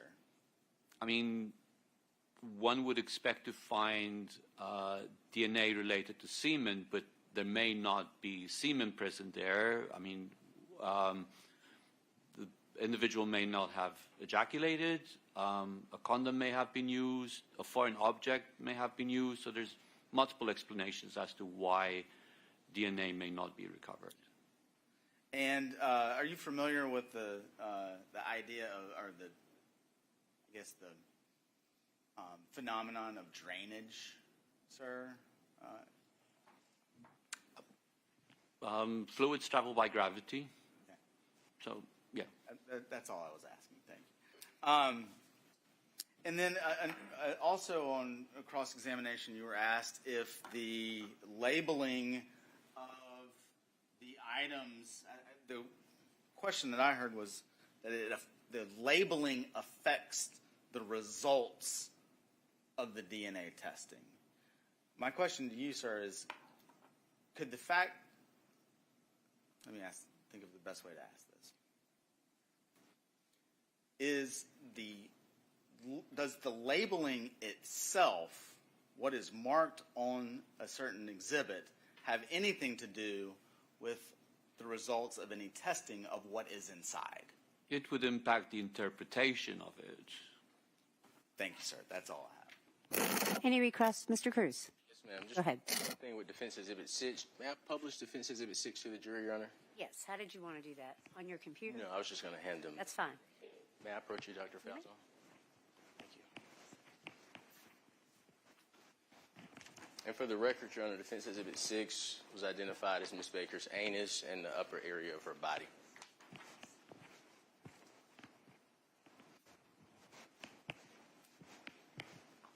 But otherwise, Your Honor, I thank you. I have no other questions for Dr. Falzon. Thank you so much for your service, sir. Thank you, Mr. Cruz. Mr. Bolden, any other questions of this witness? May this witness be excused. Any objection from the defense?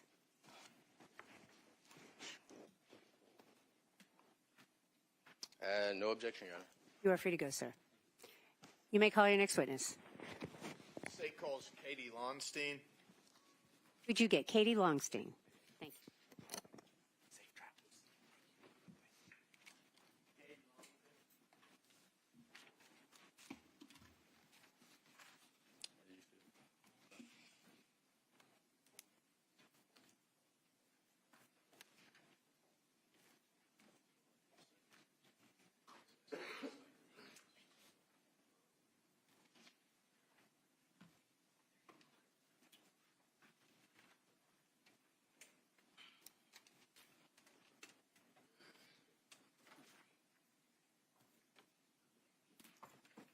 Ma'am, if you would please raise your right hand and take an oath. Do you swear or affirm the testimony you'll give to the court today will be the truth, the whole truth, and nothing but the truth, so help you God? I do. All right. If you would, please speak towards the microphone, and if you would state and spell your name for the record. Yes, my full name is Catherine Lahnstein, Katherin Lahnstein, but everybody calls me Katie. All right. Ms. Lahnstein, what professional field are you involved in? I'm an attorney Okay. And where did you attend law school? here at the University of Georgia. And what years did you attend school at the University of Georgia? 2000 to 2003. Before you got to UGA, where did you complete your undergraduate degree? At the University of Virginia in Charlottesville. All right. And in law school, can you describe the way during the first year of law school that the student body is divided? Yes, so we're divided into 3 sections, X, Y, and Z. And you have all of your classes with the folks that are in your section for your entire first year. And while you were in law school, did you ever meet an individual named Tara Louise Baker? Yes, I did. Okay. And when did you meet Tara? Very first day of law school, we were in orientation, and that was the moment. And so when you say that was the moment, it seems like it was a quick friendship. Can you talk to us about that? Yes. Literally from that moment, Tara and I and another woman named Jenya became very good friends. I don't remember many moments of law school after that we weren't together, studying, walking, anything. All right. So can you explain to the jury kind of the academic rigor involved in that first year of law school? Yes, exhausting. You are in class 5 to 8 hours a day, then you are studying another 5 to 6 hours a day. If you're lucky, you sleep some, eat some, but it is one of the hardest things I've ever done in my entire life. That experience, and in particular, sharing it with the same people in every class, did you find that to increase or impact the way relationships were forged at all? Yes. You form these bonds through the stress that you're going through. You're all learning the same thing, you're all studying the same things, and you're all exhausted in the same way. People would form friendships that would turn into marriages. People would form friendships that turned into lifelong friendships. It's just unlike anything I've been through before. It's like being in the trenches, I suppose, although, I don't know other way to describe it. All right. And so would you say that would you characterize your relationship with Ms. Baker as falling into that category of relationships? Yes, I would say from early on, I have called her one of my best friends. And I know it feels too short, but I don't know how to describe it other than if you don't go through that sort of very difficult thing with someone and it bonds you in this really particular way. And as it relates, I think you've already testified to this, but there are 3 sections. You take all your classes with that section that you're in. Is that right? Yes, first and second semester, your whole first year. Okay. I'm going to show, Your Honor, Mr. Cruz, what's marked as States Exhibit 34.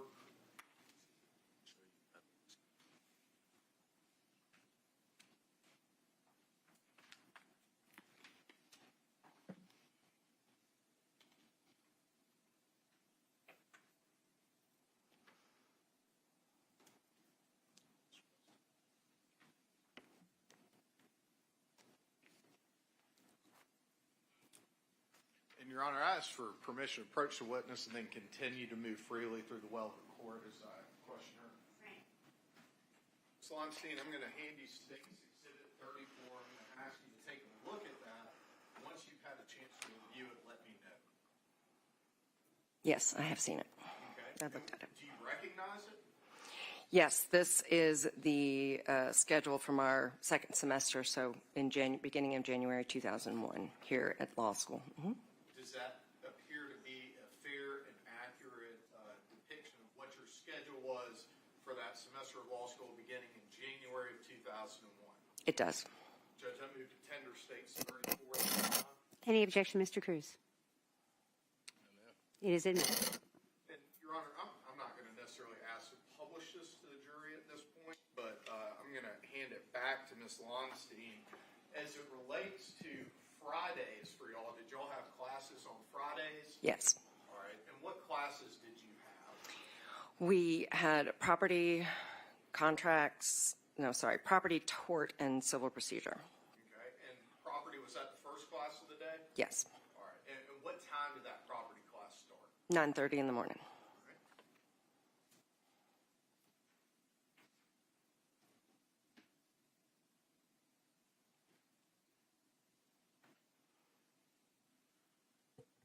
And I don't think we covered this, but are you still practicing law? Yes, I am. All right. Where do you practice law? I live in Washington, D.C., and I work for an agency called the U.S. International Development Finance Corporation. And so backing up now, back to January of 2001, I want to ask you about a Thursday evening, which would have been January 18th of 2001. Would you and Miss Baker ever study together? Frequently, if not every day. Okay. And so where would y'all study when you studied? So the law library always, but there are different parts of the law library. There's this sort of first room you come into that has these big windows and it's very sun-filled, but it's a more casual part where people sometimes have conversations. So sometimes you would study there if you were doing a study group or if you were just reading and it wasn't too intense. And then there's this walkway you can go through and you go into the quiet part of the library. And that's where you would go if you were studying for an exam, trying to write a paper, trying to focus. Okay. And so that evening on that Thursday, were you and Miss Baker studying together? Yes, we were in the quiet part of the library. Okay. And as best you recall, I recognize as we sit here, it's been over 25 years since that night.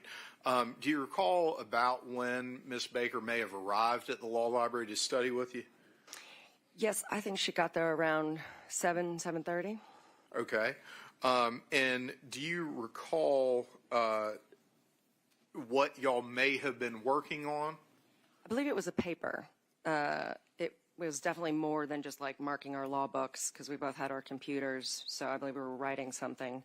And I know it sounds early because it was early in the semester, but that's just law school for you. And as it relates to kind of that semester and Miss Baker's plans, was she approaching that semester with any kind of renewed or, I guess, elevated level of commitment to her grades?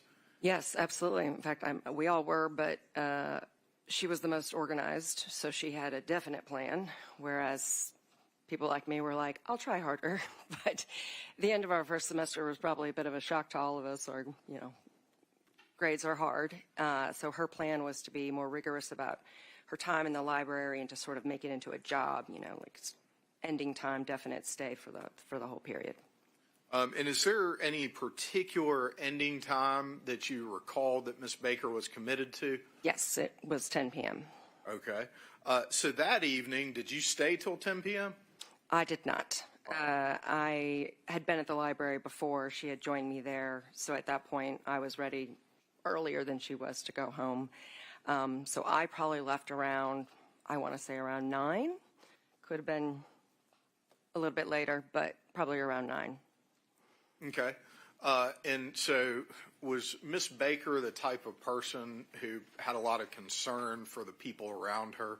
Yes. I had to walk to school from based on where I lived. I lived just over the railroad tracks above where the Blind Pig Tavern used to be. And so not the safest of routes. So anytime I had left the library or school or anywhere before her, she would insist that I call her when I got home. And so the area that you're describing, please correct me if I'm incorrect, but if you come down East Campus Road going from North Campus to South Campus and you turn left onto Research Drive, I believe it is, it goes by that area that you're talking about? I think that's right. Yeah, sorry. No, sorry. Go ahead, but I think I misnamed that street, but if you turn left underneath where the railroad tracks go over. Is that what you're talking about? It's in that direction, yes. It's actually been torn down and is a parking lot now, but that's the right direction, yes. Okay. And so did she had that concern. Did she ask you to do anything? Well, and that's going to call for hearsay. So I'm going to withdraw that question, Your Honor. Were you supposed to do anything when you got home? Yes, I was supposed to call her when I got home, and I did not. All right. And so did you receive a phone call that evening? Yes, she called me about 9:30, maybe 9:45, and then she admonished me, scolded me because I had failed to call her, but I just didn't mean anything bad. I just forgot. Okay. Do you need a cup of water or a moment? Have some. Thank you so much. There's some tissues over there beside you if you see them and need them. Is that the last time you ever talked to Tara? Yeah. I think the last thing she ever said to me was I said, hello, and she said, you did not call me. And I said, I know, I'm so sorry. And she said, but you're okay? I said, I am. And she said, all right, I'll talk to you tomorrow. And that was kind of it. So when you say I'll talk to you tomorrow, this is Thursday night. Yes. So tomorrow would be Friday, January 19th, 2001. Is that right? Yes.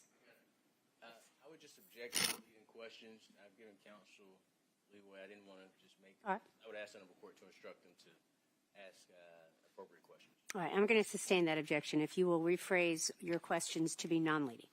Yes, Your Honor. What day would the next day have been? January 19th, 2001.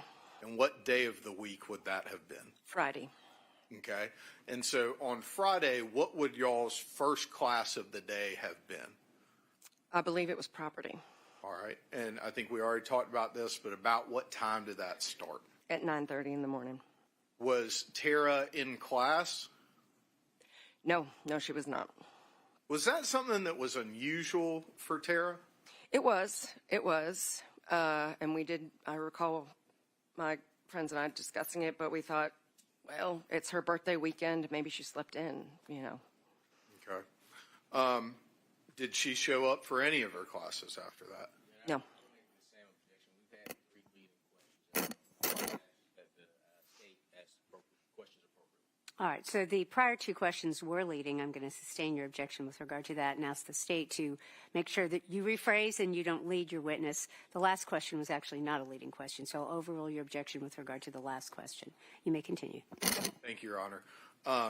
So I think the last question I asked you is, did Tara show up for any of your classes that day? She did not show up for any of our classes. No. Okay. Were there any plans that y'all had for that evening? Yes. As I said, it was her birthday weekend. So we had all planned to meet at a bar called The Winery just after class. And we did go. Her friends and I went, and she was not there. Okay. When did you find out what had happened to Tara? The next morning on January 20th. Okay.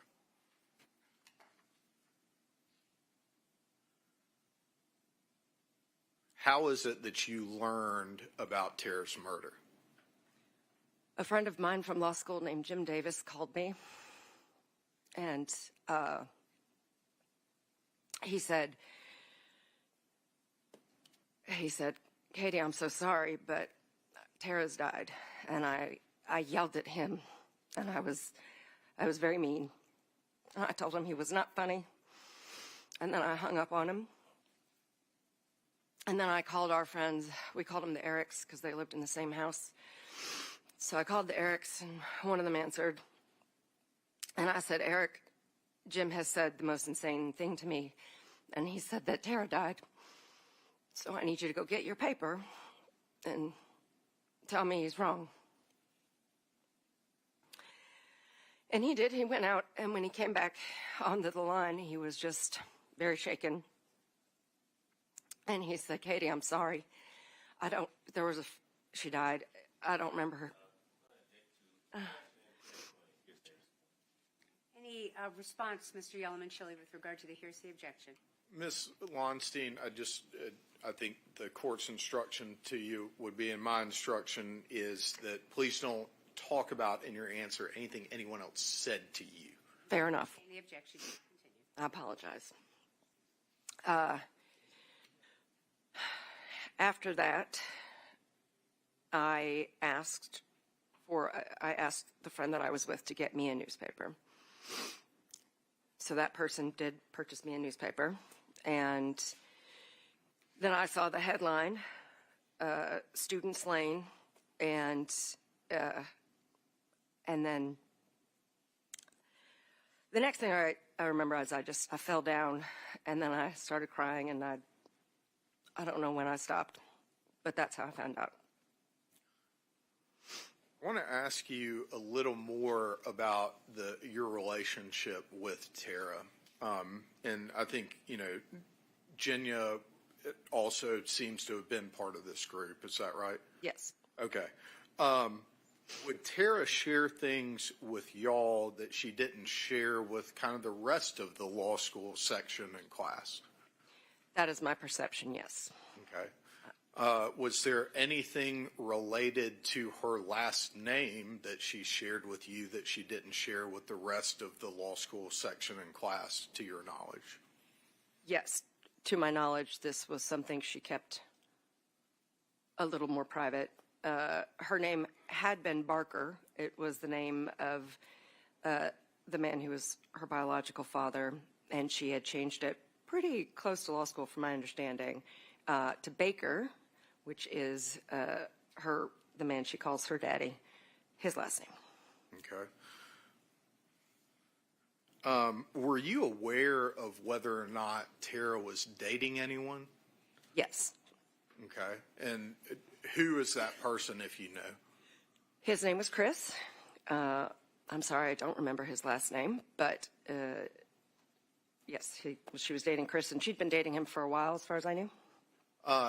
Did Tara, and I'm not asking you to get into anything Tara said to you, okay, but did she ever talk to you about Chris?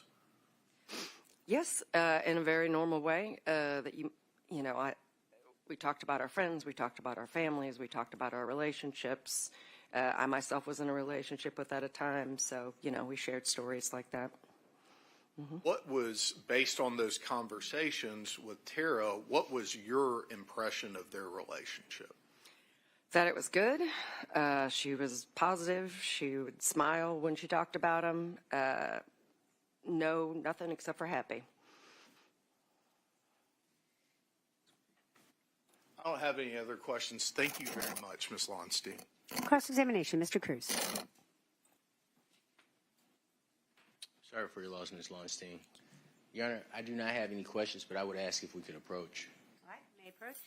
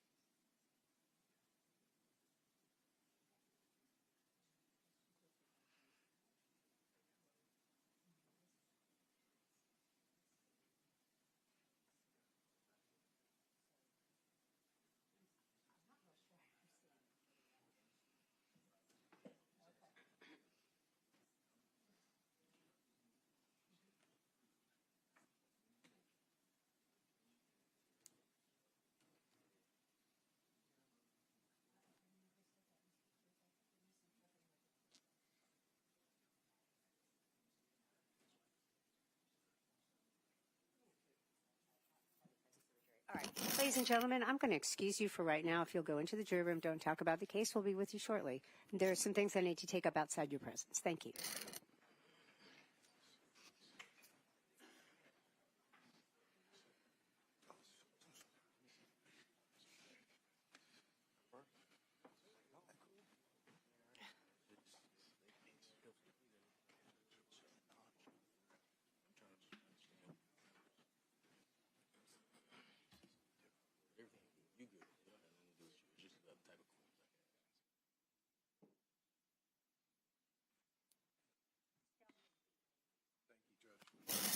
All right, Mr. Cruz, do you want to clarify your question and see if I understand what you're asking? Yes, ma'am. Go ahead.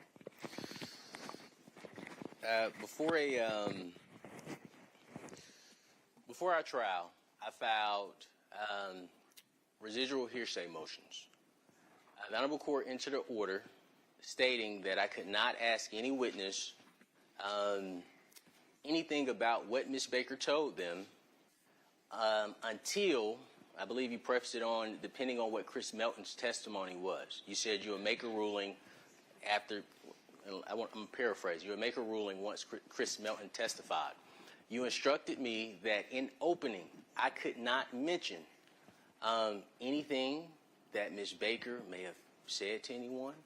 And as you know, in opening yesterday, I was held in contempt for making a statement that Chris Melton made that the Honorable Courts, that Mr. Yalamachili asked for, and the Honorable Court granted, saying that I violated Rule 412, based on me stating that Mr. Melton stated she must have been with someone else when he was told that somebody else's DNA was found after he knew for 25 years somebody else's DNA was, or at least he was told DNA was present.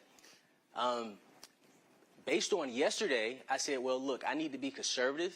I don't want to offend the court in any way. I don't want the court to think I'm doing anything intentional when I'm not. So I assumed that Ahmad don't speak on anything regarding Tara Baker's statements until the Honorable Court makes a ruling. However, Mr. Yalamachili just asked Ms. Lunstein, based on what Tara Baker told you, what is your impression of the relationship? And I looked at the Honorable Court to see if the Honorable Court was going to say anything. Nothing was said. So that's why I came to the bench, to just get clarity. And the only thing I want to do, Your Honor, I just don't want to offend you. I don't want to offend you. Yesterday, I got held in contempt, and I didn't even realize that I was doing something that was improper. So I'm trying to make sure I'm walking on eggshells for Your Honor. I'm trying to make sure I do everything right for Your Honor. So I just want clarity that if that question is okay based on the court's order. That's the only thing I want clarity on. Can I ask witnesses, based on what Ms. Baker told them, what is their impression of the relationship with Chris Melton and Ms. Baker? All right, Mr. Cruz, you are mischaracterizing the court's order completely. Yesterday's moments were based on a ruling that the court made on January 21st with regard to the state's appropriate filing of a 412 motion. And we've said this, we've discussed this over and over again, and the court has noted over and over again that the defense did not file a 412 motion. The defense only acknowledged in open court to the state, with regard to their motion, that the only person that they would introduce or attempt to introduce evidence for with regard to any exception for 412 was Mr. Melton. And we've discussed over and over again the fact that should the defense wish to attempt to introduce evidence other than Mr. Melton, that a proper motion had to be filed. We've talked about that over and over again. Yesterday, I made a finding that you first attempted to circumnavigate that policy, that procedure, by insinuating certain things in your opening. The state made an objection. I sustained it. And I had a pretty lengthy discussion with counsel outside the presence of the jury, warning counsel not to do that. When you did it again, the state made an objection. I sent the jury out, and that's when I made a finding of contempt after allowing you certainly to explain yourself. And I found that that was a violation of the court's order with regard to 412.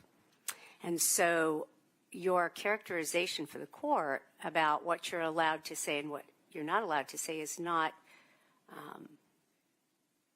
does not comport with what happened yesterday. The motion that you filed, notice of intention to introduce residual hearsay testimony, is in relation to certain statements that you are asking the court to admit. They are pending. And they are pending because I made, and you appropriately said this, it will depend on how the evidence unfolds. And we will take up these motions again if necessary as the case proceeds. But there is nothing improper in the way that Mr. Yellowman-Chili asked that question. And it has nothing to do with 412. It doesn't have anything to do with my prohibition that I gave the defense.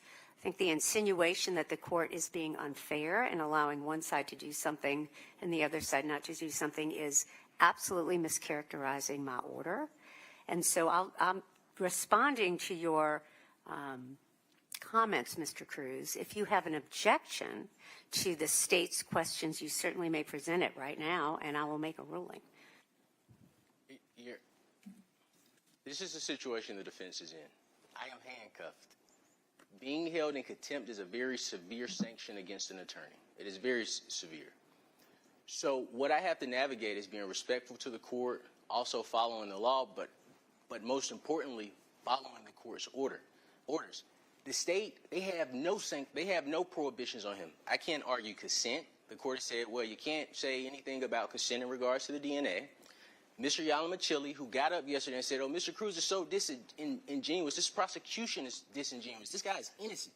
The evidence will show he's clearly innocent. So, but I won't go there. But we have restrictions. We have restrictions on us that the state does not have. So what I have to do, because I've been held in contempt, is I have to make sure I don't do anything that'll surprise me like it did yesterday. Okay. So Mr. Cruz, I would like to respond this way. Your characterization of being handcuffed, so you speak, is very unfortunate. And I think that is an unfortunate way to address the fact that the only reason that we're having this discussion is because you have not filed the appropriate motions for the court to take up. And the ruling that the court made about whether the defense can introduce a defense of consent and other things that you mentioned are because, and we have talked about this many times, that you have failed to file the proper motions. Because when you file the proper motions, the court will hear argument as to whether your motions are appropriate, as to whether the evidence you are seeking to admit is admissible. And if that is not done, then what you're seeking to admit is not allowed. And that is just the law. And so to characterize the court's allowing one party to do things and the other side being, in your words, handcuffed is not accurate. It is misleading. That is not why the court made a finding of contempt yesterday. I'm not going to go back over my finding, but suffice it to say, I think I was pretty thorough on the record twice about whether the defense was allowed to say certain things. The rulings that I have made that supported the court's comments yesterday are in the record. They are on the record. And Mr. Cruz, you are very well aware of the reasons that the court made those rulings. And so unless and until the defense files the proper motion, which would then provide the atmosphere for both sides to argue as to whether the evidence you're asking to admit is admissible, it is prohibited. And that is the law. And so I'm not going to argue with you about that. I think your characterization of what is allowed and is not allowed is mischaracterized. I can't think of another way to say it. Your Honor, we gave you 5 cases that 412 did not apply to a defendant saying that to a rape allegation, he's raising the defense. I'm not going to revisit that moment, Mr. Cruz. I've already made my ruling. Yes, ma'am. And so it is not appropriate to re-argue that you're right and the court is wrong. There is another venue for that. Yes, ma'am. I've made a ruling, and you certainly can take it up if necessary in another venue. But for now, I'm not going to revisit that ruling. Yes, ma'am. I've made that ruling. And until you are filing the appropriate motions to be heard, and I've told you yesterday that if you do file those motions, even though they are not timely, I will consider them. But until then, my ruling does stand. And so I just need to ask you your objection right now so that I know that I've finally finished making whatever ruling it is with regard to what Mr. Yalamanchili was talking about. So I didn't have an objection. That's why I approached the bench. The question that I was asking, because Yes. maybe I'm misinterpreting what the Honorable Court instructed me to do and to stay away from. I just want to know, because what I'm scared of is I ask the question, Mr. Yalamanchili hops up, Judge, he's done this on purpose, hold him in contempt again. I'm just asking, Judge, is it okay? And we could have kept it at the bench. Is it okay? I just want to be clear. Is it okay if I ask witnesses the exact question? Based on what Ms. Baker told you and what she discussed in her relationship, what was your impression about Ms. Baker's and Chris Melton's relationship? Is that an okay question for me to ask? Yes, it is, sir. Yes, That's what the state just asked. Yes, ma'am. Yes, sir. Thank you, Your Honor. And that was one of the moments with regard to that particular witness, Mr. Melton, that was basically properly noticed by the defense to the state, because we had a hearing where we had that discussion.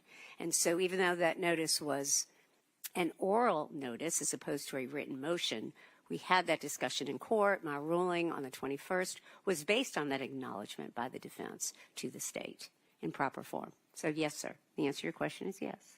Mr. Yalamanchili, did you want to respond at all? I've been talking with Mr. Cruz. You're the other party. If you'd like.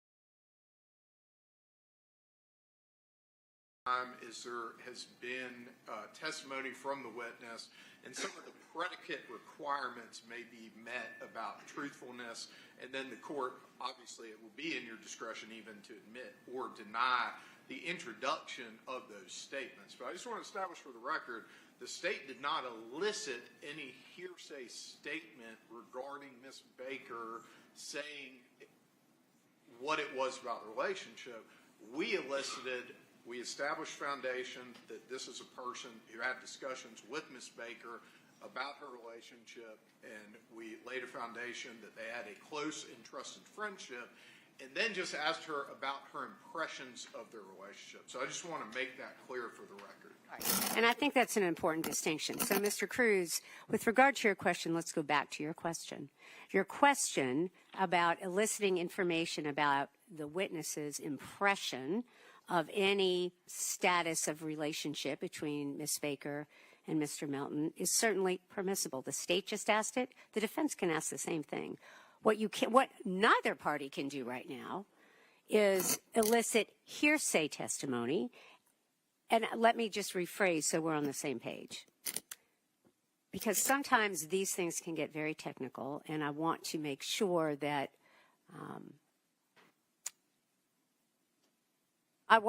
all parties are on the same page, and that is this. For example, asking a question of this witness or any witness, based on what Ms. Baker told you, do you have an opinion on X, Y, and Z? At the moment, that's not a permissible question, right? Because it is eliciting hearsay. the way that Mr. Yalomachili has just phrased what he asked this witness is permissible based on your relation. I'm not going to tell you how to make your question, but something to the effect of how he just phrased it, based on your relationship with a certain person, the hours you spent together, the things that you discussed. Do you have an impression of the relationship? That kind of a question is permissible. The state just asked something like that. The defense has every right to respond and ask the same kind of a question. But eliciting actual hearsay testimony is not permissible at this point. Does that make sense? I agree with the Honorable Court's ruling. I just wanted to make sure that I'm within the proper parameters. And just to let the Honorable Court know, exactly where we're coming from as the defense. It's new ground when a prosecutor stands up and says, Judge, this attorney has said something and he should be held in contempt, and he's held in contempt. When the statement, again, that Chris Melton said she must have been with someone else when confronted with DNA has nothing to do with 412. I am very familiar with the 412 statute. That has nothing to do with 412. We're not. Go ahead, Your Honor. I'm sorry, Judge.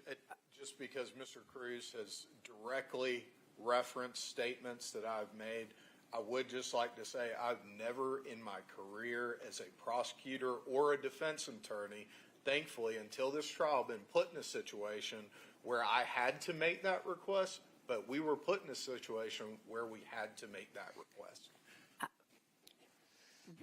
For both parties, I'm not going to relitigate the moment where I've held you in contempt, Mr. Cruz. Yes, ma'am. I am going to tell you that the comments that you have made, in my opinion, are mischaracterizing what happened yesterday. I'm not relitigating that moment. Yes, ma'am. I'm going to ask that all parties move on. Yes, ma'am. It is 5 after 12. I'm instructing both parties not to violate my ruling on 412. If there is a motion filed, even though it is untimely, I will consider it. But other than that, we need to move along. So is there anything else, Mr. Cruz, you would like to ask the court? No, ma'am. All right. Thank you. Your Honor. Yes. Just to let you know, I am walking on eggshells. So if I have concerns about something, I'll just ask to approach the bench. It doesn't even have to be on the record.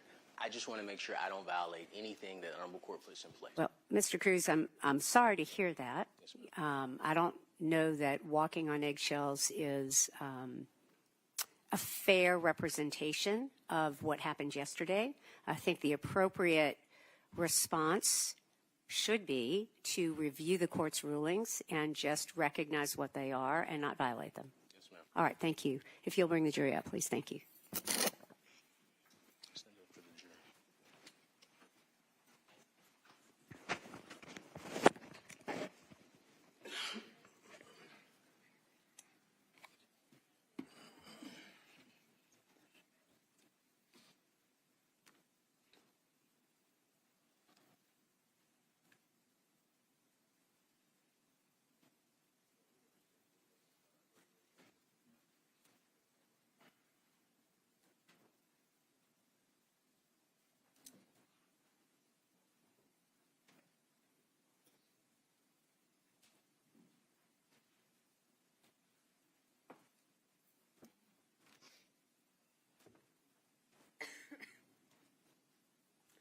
Thank you. Everyone may be seated. Mr. Yalomachili, you have the floor. Thank you, Your Honor. I believe Mr. Cruz indicated that he didn't have any cross-examination questions for Ms. Lunstein, and I don't have any. I'm not sure I heard that. Okay, so you were finished. Mr. Cruz, do you have any questions for this witness? I do not, Your Honor. All right. Mr. Yalomachili, anything else from this witness? No, Judge. May she be excused? We'd ask that she is. Any objection from the defense? No, ma'am. All right. You may be excused. Thank you. May I see counsel at the bench now that we are excusing that witness?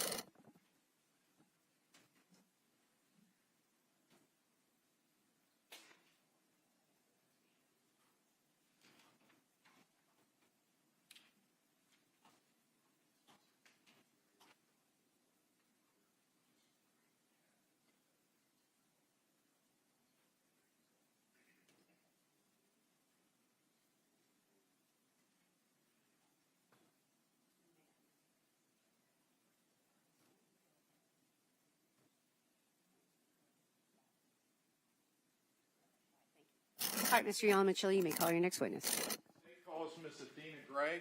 Could you get Miss Adina Gray, please? Thank you.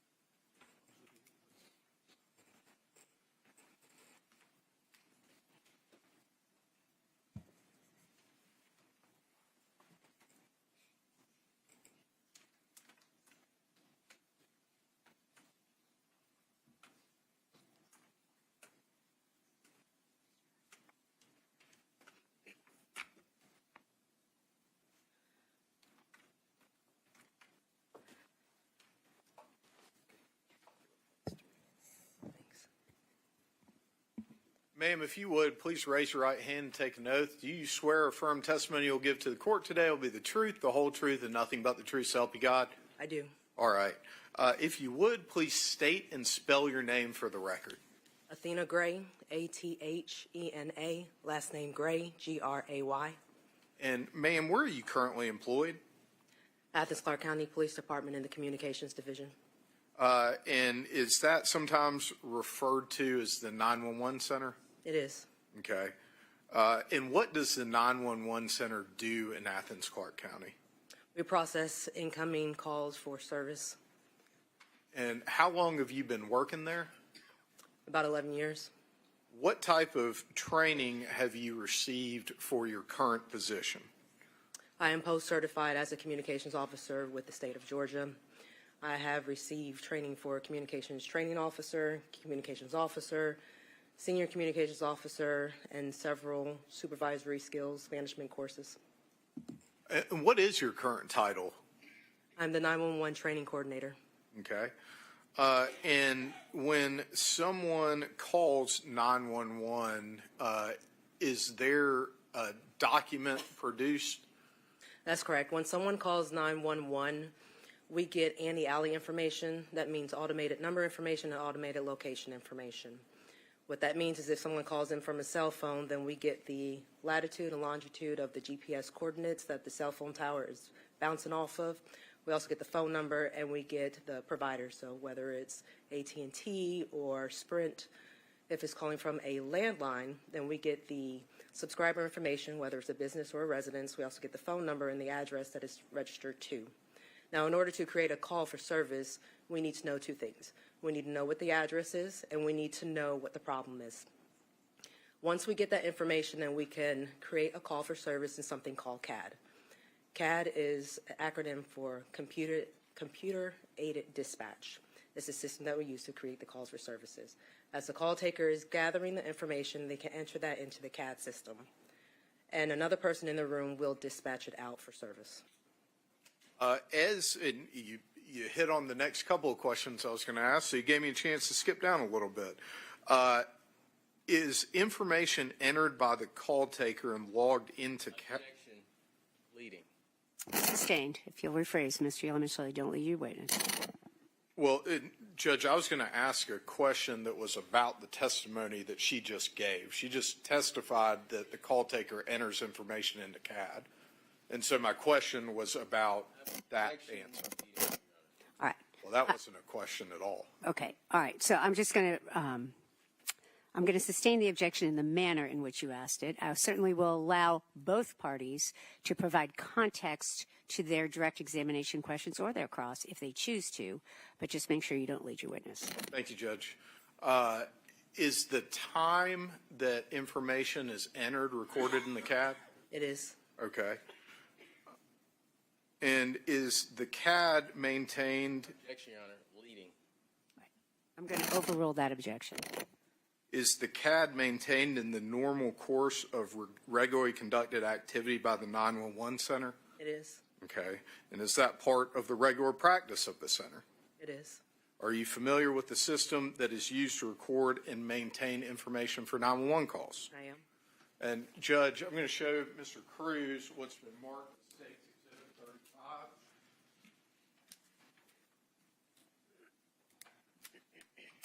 Your Honor, I would object to the statements that are in this document on confrontation ground clause, on the grounds of the confrontation clause. And that's to State's Exhibit 35. As far as the computer-generated information, I have no objection. Your Honor, and I think defense counsel has actually filed a motion to this effect, but if we could limit speaking objections, please. All right. May I see counsel at the bench for a moment, please? Thank you.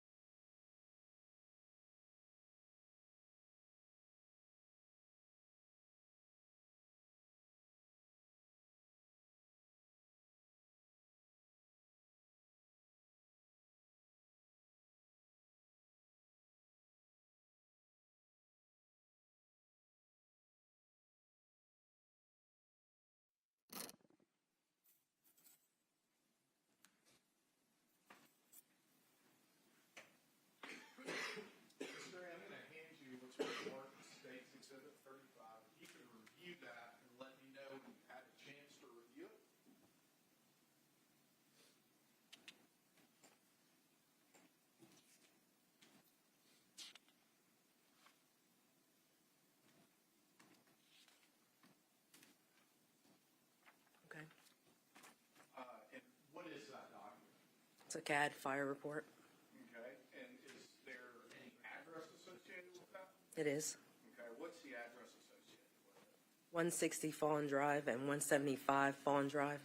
Okay, and is there any date as far as when the call was made? Yes, it is. Okay, and what is that date? January 19th, 2001.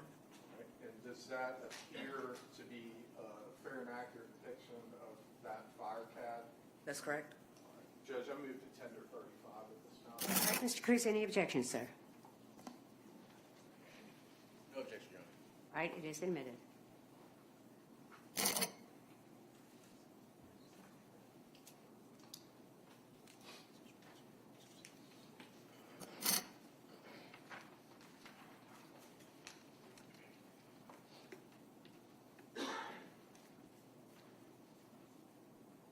And, Your Honor, I'd move to publish the CAD at this time.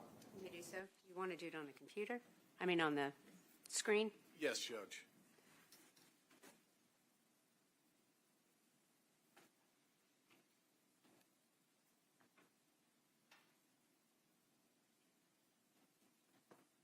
Give it a second.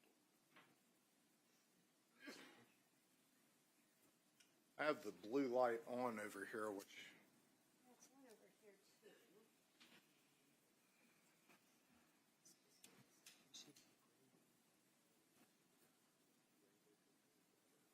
well, and Your Honor, I think for purposes of the questions that I have for Ms. Gray, we could do it without publishing it at this time, Judge. All right. Sir, I'm going to hand this back to you. So there are multiple dates on that CAD, and we've already talked about the incident date from the call. Are there any other dates in the top left-hand corner of that document? Yes, it is. Okay, what is that date? That's when it was printed out. Okay, and so, but what specifically is the date? March 24th, 2006. All right, and so just to clarify, you just testified that that's the date it's actually printed, is that right? That's correct. Okay, but what was the date of the actual call? January 19th, 2001. Okay, and is there a time associated with the call? Yes. What is that time? 11/22/23. Okay, and as information is entered into the CAD, are there timestamps associated with that? There is. Okay, and I want to ask you about a timestamp from 11/22/41. What is the information entered by the call taker at that time? 11/22/01. I had it in my notes as 11/22/40. Objection, Oh, I Your see. Honor. Objection. Counsel, ask question, witness gives testimony. All right. I'm going to overrule the objection. I think you're clarifying your question. Go ahead. Says called in from 175, said he is across the street. Looks like 160 is on fire. Okay. The entry at 11/32/50. Per command, get investigator.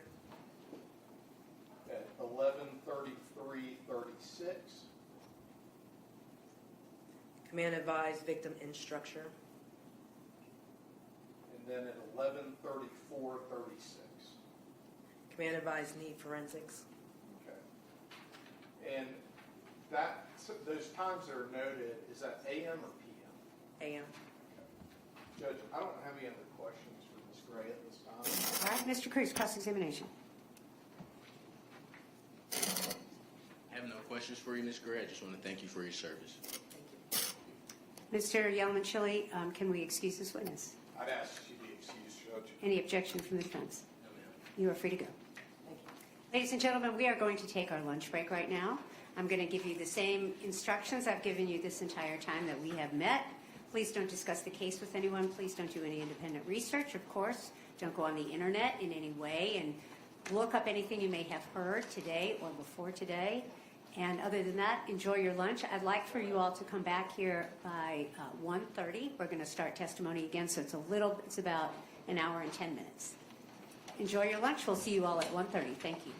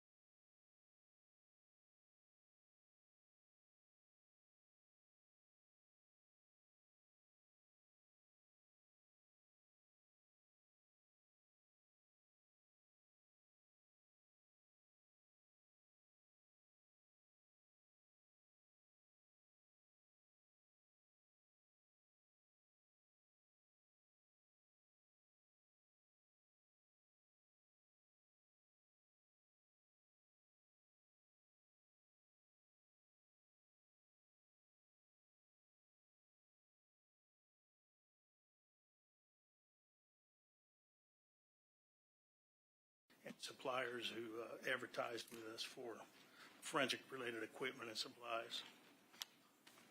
I want to take you back to a date certain, January 19th of 2001. Were you working at ACCPD at that time? Yes, sir, I was. Okay. And were you on duty? Yes, sir, I believe I was. Okay. And did you receive any information regarding an incident at 160 Fawn Drive? Yes, sir, I did. I was contacted by the division secretary that my services were requested at 160 Fawn Drive, And when you say your services, what particular services would those have been at the time? to process the crime scene for the collection and preservation of evidence. And so what did you do when you received that information? I went to the scene and made contact with the officers and detectives that were already on scene, as well as a few of the firefighters, and discussed the situation that we had and began the process, after the arrival of a GBI agent to assist, began the process of processing the crime scene for evidence. And I want to pause for just a second and talk about something kind of separate from the crime scene itself. Do you recall what the weather was like on that day?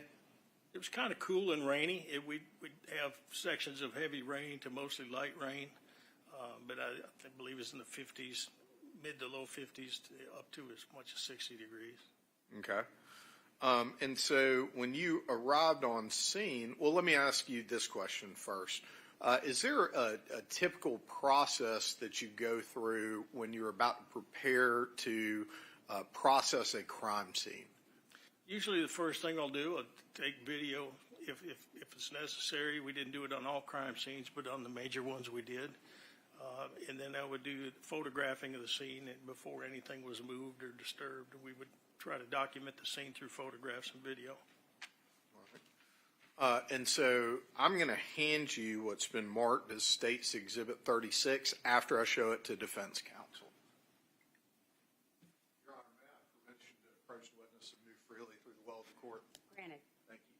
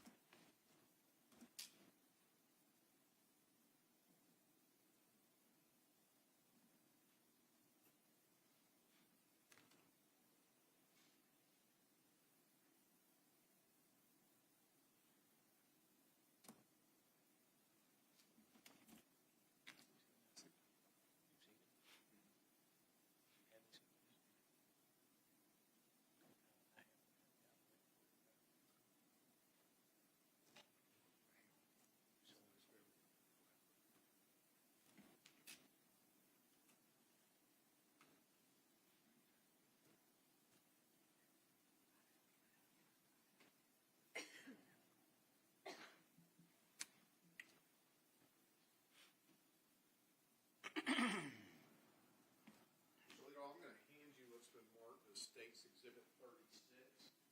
Would you take a moment to take a look at that and tell me if you recognize what it is? I do. How do you recognize it? It was presented to me by your office as a copy of the crime scene video downloaded to a flash drive. Have you had a chance to review it? Yes, sir, I have. And does it, after having reviewed it, does it fairly and accurately depict the video that you created on January 19th of 2001 of the scene at 160 Fawn Drive? Yes, sir, it does. All right. Judge, I'd move to tender your State's 36 and publish it to the jury. Any objection? No, ma'am. It is admitted. Mr. Leadall, while I'm getting this set up, 160 Fawn Drive, what county is that located in? It's in Athens, Clark County.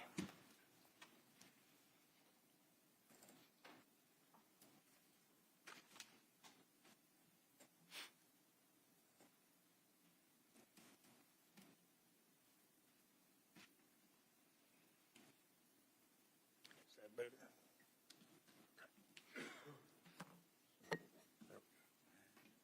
Just put it in there 2 seconds.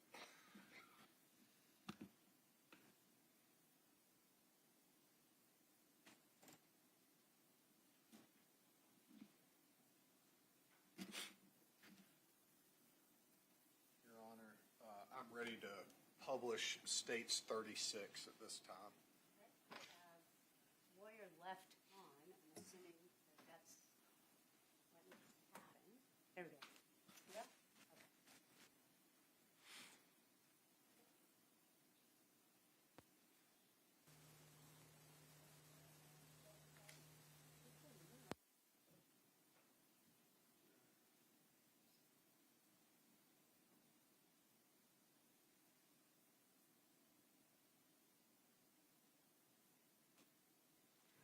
Ladies and gentlemen, are you not getting it on your screens in front of you? Okay. There are some people that are, can you raise your hand who is? Who's getting it on their screen? Just a few people. Okay, front row it looks like, not the back row? Okay, hang on just a moment. Mr. Dickey, do you think you could help us? Yes. Thank you so much. Thank you for letting me know. Let's see if we can get that working.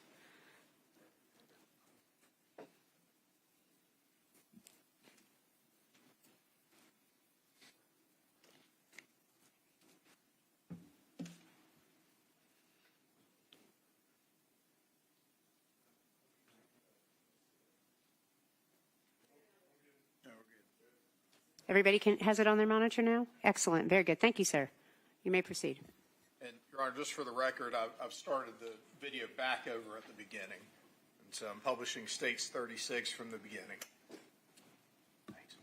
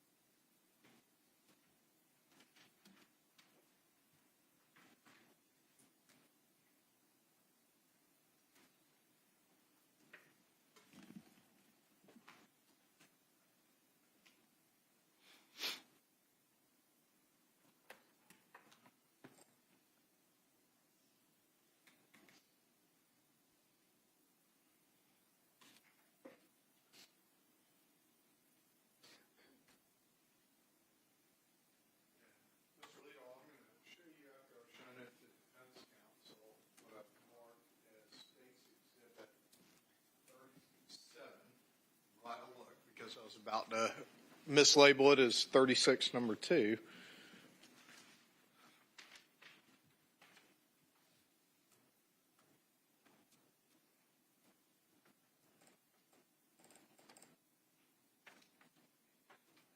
So I'm going to hand you State's Exhibit 37.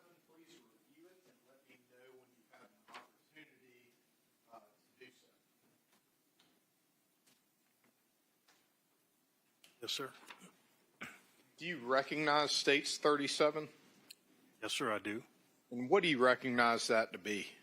It's an aerial photograph of the development at Fawn Drive and adjacent streets, including all the residences there.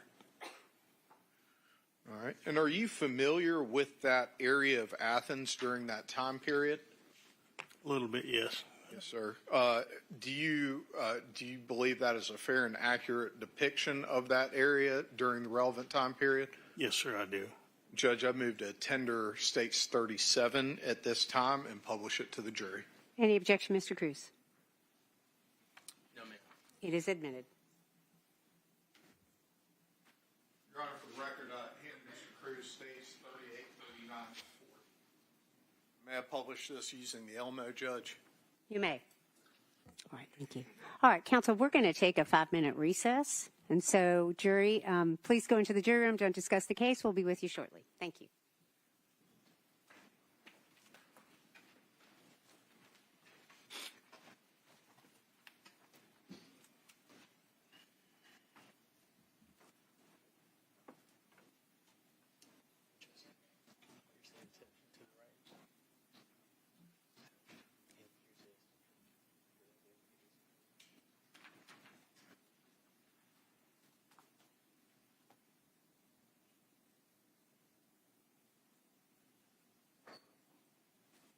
Y'all may be seated. Counsel, just a jury member needed to take a break.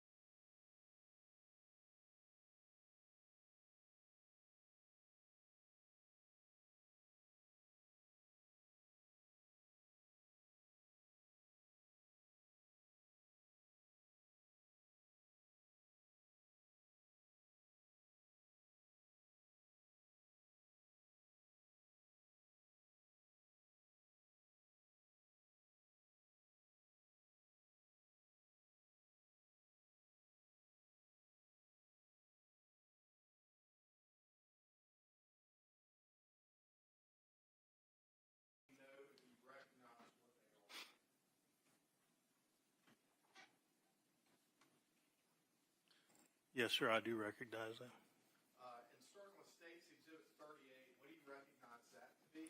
That is a diagram of the floor plan of the residence at 160 Fawn Drive.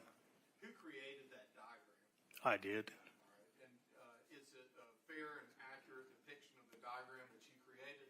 Yes, sir, it is. I move to tender State's 38 at this time. Any objection, Mr. Cruz? Hearsay to the last two exhibits. Any response to the objection? Oh, wait, you mean of 39 and 40? Correct. Okay, Those are the let's- ones with the titles on them. So we'll get to those in a second. How about 38? What is your opinion on that? I don't recall 38 had. May I ask you 38, Your Honor, just to ensure I don't. All right, of course. Properly.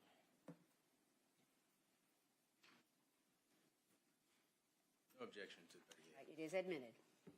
State's Exhibit 39, what is that? That is a diagram of the bedroom. Hang on a second, sir. I'm sorry. Yes, sir? 39 and 40 were the two that I had the objection. Okay, so we'll get to that in a minute. I'll let Mr. Yelman-Chili lay a foundation if he can, and then if he tenders it, you can object and we'll hear it. Yes, Go ma'am. ahead, sir. Thank you, Your Honor. State's Exhibit 39, what is that? It's a diagram of the bedroom where Miss Baker was located. And who created that diagram? I did. And does it appear to be a fair and accurate depiction of the diagram that you created? Yes, sir, it does. And Judge, I move to tender 39 at this time. Okay, Mr. Cruz. I would object to the hearsay in the document. Okay, and tell me what you mean by that objection, and then Mr. Yelman-Chili, you can refer to it. Sure, just the descriptions. Okay? If I remember correctly, may I see it?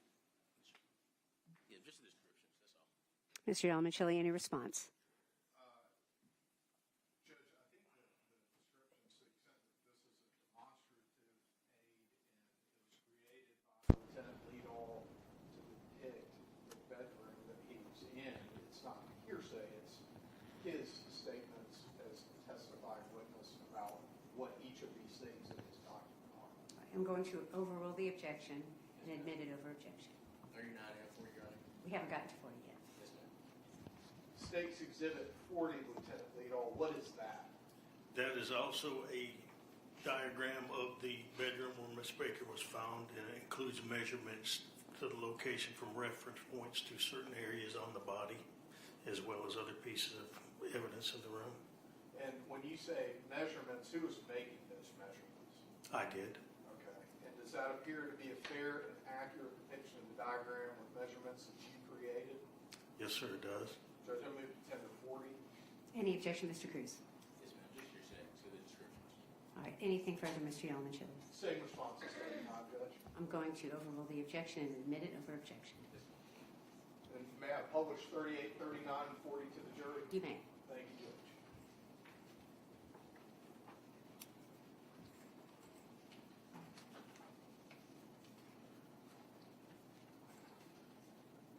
So, Lieutenant Leadall, starting with, oh, froze up on me. Okay, there we go. Starting with State's Exhibit 38. I would like you to start at the bottom of that diagram, and would you please just describe for the jury the layout of the residence at 160 Fawn Drive? The layout, starting at the bottom, is the entrance into the front of the residence. And as you enter into the living room area, you'll locate two bedrooms to your left as you walk in, and one bedroom to your right, as well as the living room area. It also depicts the restrooms and the closets related to each bedroom. And then as you go farther into the diagram, you'll enter the dining area, and it's a floor plan of the kitchen area, the laundry room, and also shows a third bedroom and a rear entrance or exit, however you look at it, to the residence. Also located when you walk in the front door to the right is a bedroom, just off the living room, the bedroom, and it has its own bathroom. As it relates to the video that we just saw, obviously depicted in that video was Miss Baker's body. which bedroom is it that that was located in? She was located in bedroom number 3 in the upper left-hand corner of that diagram. All right, thank you. Now, going forward to State's Exhibit 39.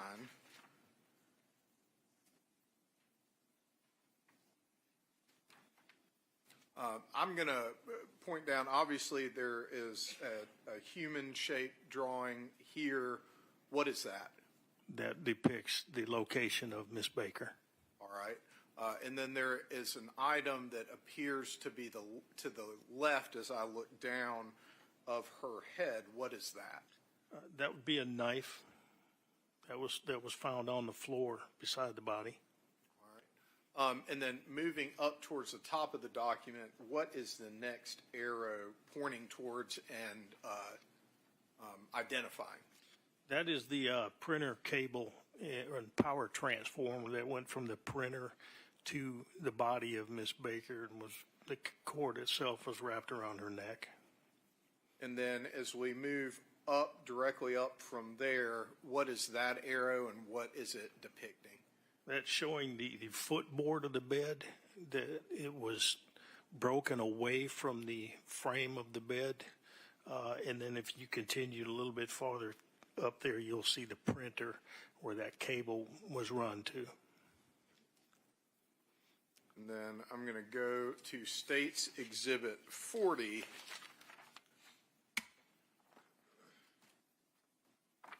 What are we seeing here? That's the same diagram. The only difference is I've added measurements from various reference points to certain items on the diagram, such as to the location of the body and of the bed, so I could put it back, the scene back together if needed on the measurements.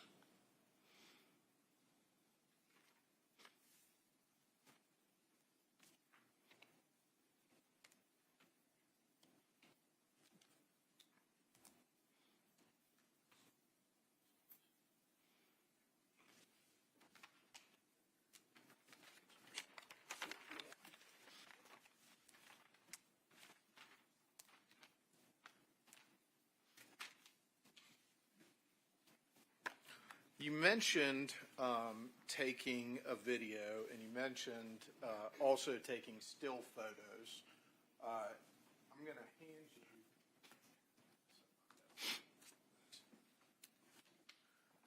after I show them to Mr. Cruz, what I'm going to label as States 41, 42, 43, and 44.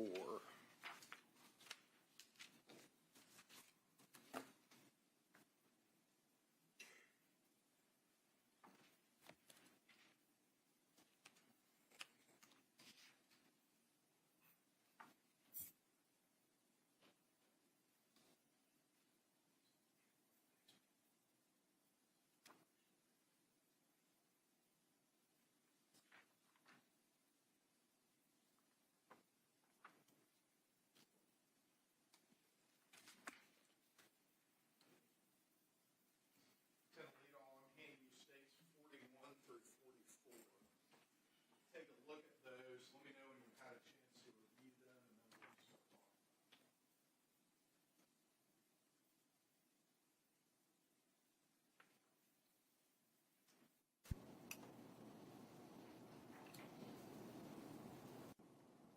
I viewed them, yes. Starting with States 41, you recognize that image? I do. What is it? It's a photograph taken of the entrance to 160 Fawn Drive. And does that appear to be a fair and accurate depiction of the entrance? Yes, sir, it does. And I tender States 41, Judge. Any objection, Mr. Cruz? No, ma'am. It is admitted. States 42, do you mind telling me what that is? That is also a photograph of the front entrance to 160 Fawn Drive, just taken from a different angle. Does it appear to be a fair and accurate depiction? It does. Move to tender 42, Judge. Any objection, Mr. Cruz? No, ma'am. It is admitted. And then as to States Exhibit 43, what is that? That's a photograph of the damage to the front door that was made upon entry. All right, this appear to be fair and accurate depiction. It does. Move to tender 43, Judge. Any objection, Mr. Cruz? It is admitted. And 44, what is that? 44 is a photograph of the interior towards the right as you walk in to the 160 Fawn Drive. It shows the living room area. Thank you. Does that appear to be a fair and accurate depiction? It does. Move to tender 44, Your Honor. Any objection, Mr. Cruz? No, ma'am. It is admitted.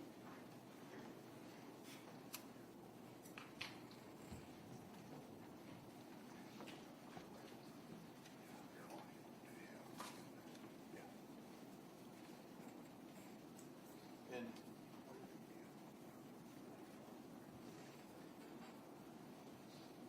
Your Honor, I've handed Mr. Cruz a number of other exhibits from the state for him to review.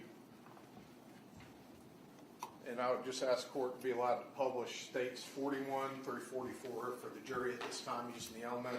Granted. So states exhibit 41 being published now. Those hoses or tubes down at the bottom of the doorway there, Lieutenant Leadall, what are those? Those are the hoses that the fire department used to extinguish the fire. Now, going to States Exhibit 42. I think you already stated that this is the entryway from a different angle. Yes, sir.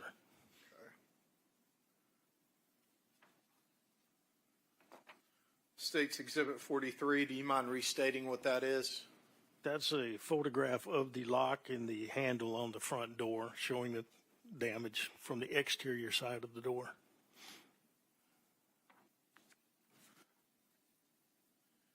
And States Exhibit 44, what is this again?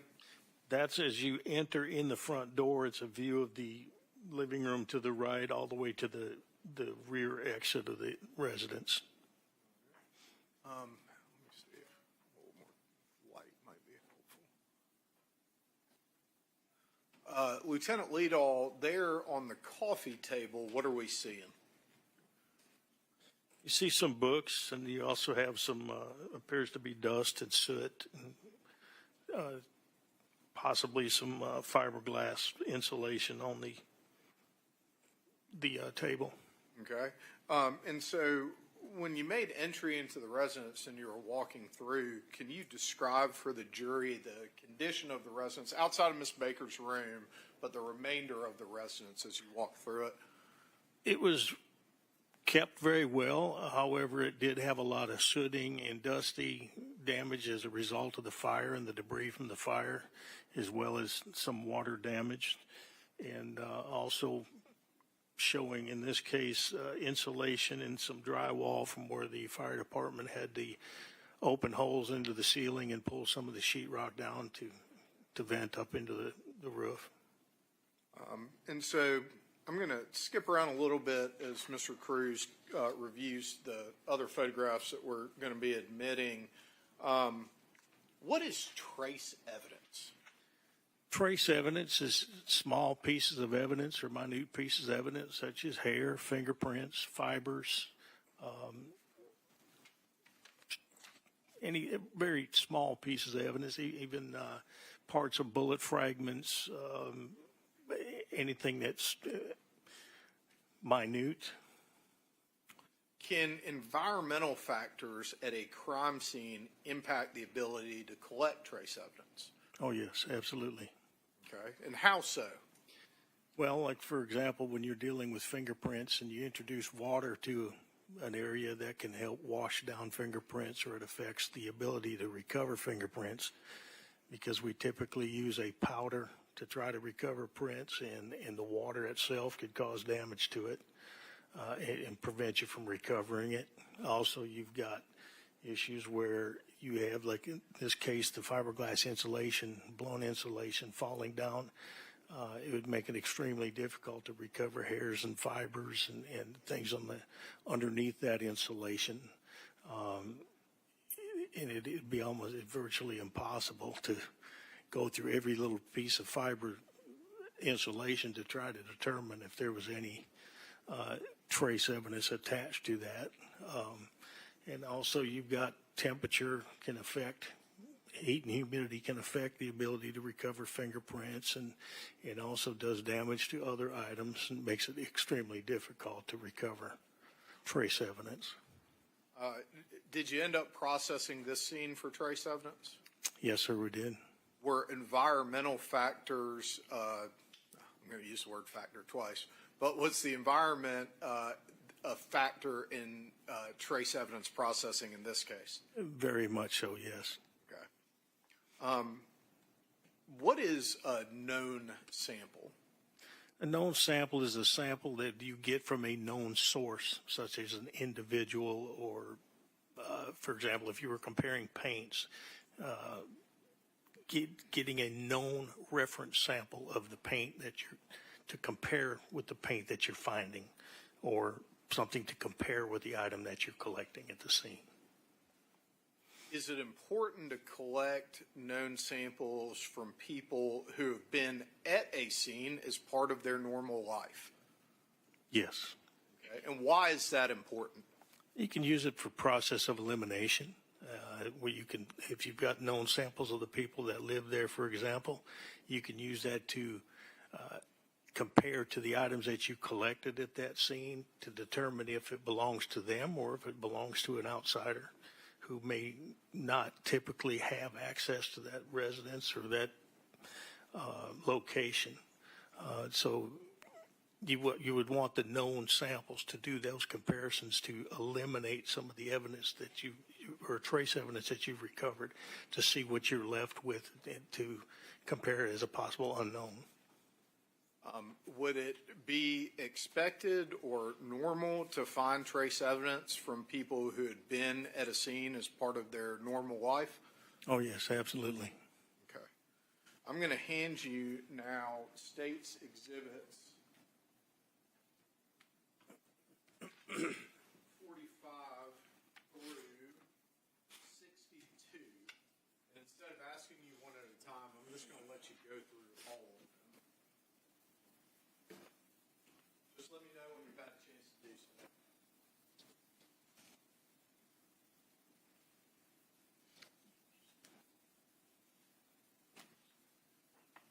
Judge, while Lieutenant Leo is doing that, I'm going to hand Mr. Cruz State's Exhibits 63 through 69.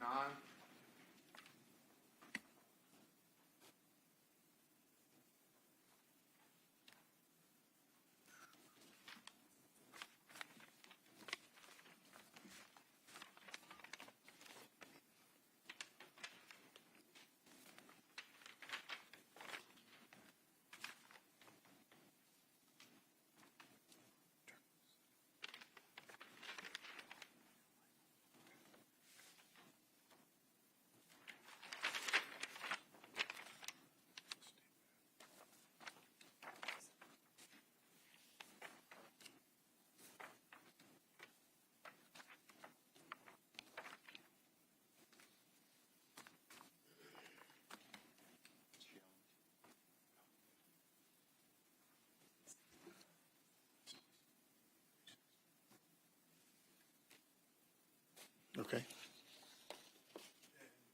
Kind of collectively, what are these exhibits 45 through 62 that I handed you? They're photographs of the interior of the residence at 160 Fawn Drive, of the various rooms, as well as the bedroom area where Miss Baker was found. And do they all appear to be fair and accurate depictions of the various parts of that residence on January 19th of 2001? They do. Judge, I move that tender 45 through 62 at this time and publish them to the jury. Any objection, Mr. Cruz? They are admitted. And your permission is granted. Thank you, Judge. All right, I'm going to start with State's Exhibit 45. I've just put it up on the Elmo. Can you describe for the jury what's depicted in 45? Yes, sir. That's as you enter the front door of the residence, that is to your right, and it shows the doorway leading to what I've labeled as bedroom number 1 on the diagram. Thank you. And just for orientation purposes, I'll briefly put back up on the Elmo State's Exhibit 38. You said bedroom 1, is that correct? Yes, sir, that is. All right. Then State's Exhibit 46, what are we looking at there?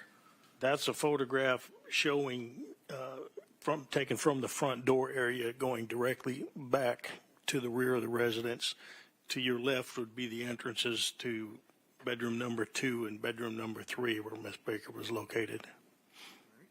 And I am going to show you 47 now. Is that just a slightly different angle of what's depicted in 46?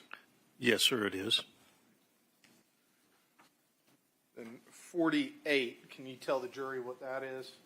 Yes, sir, that's a photograph from the doorway entrance to bedroom number 2, which would, as you walk in the front door, that would be immediately to your left. Okay. And I think the jury has seen the diagram. I won't do the reorientation again.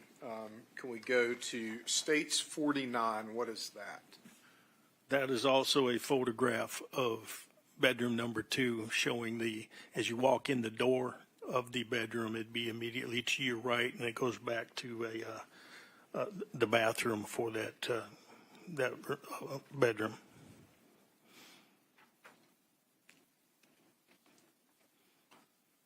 States Exhibit 50, what are we looking at here?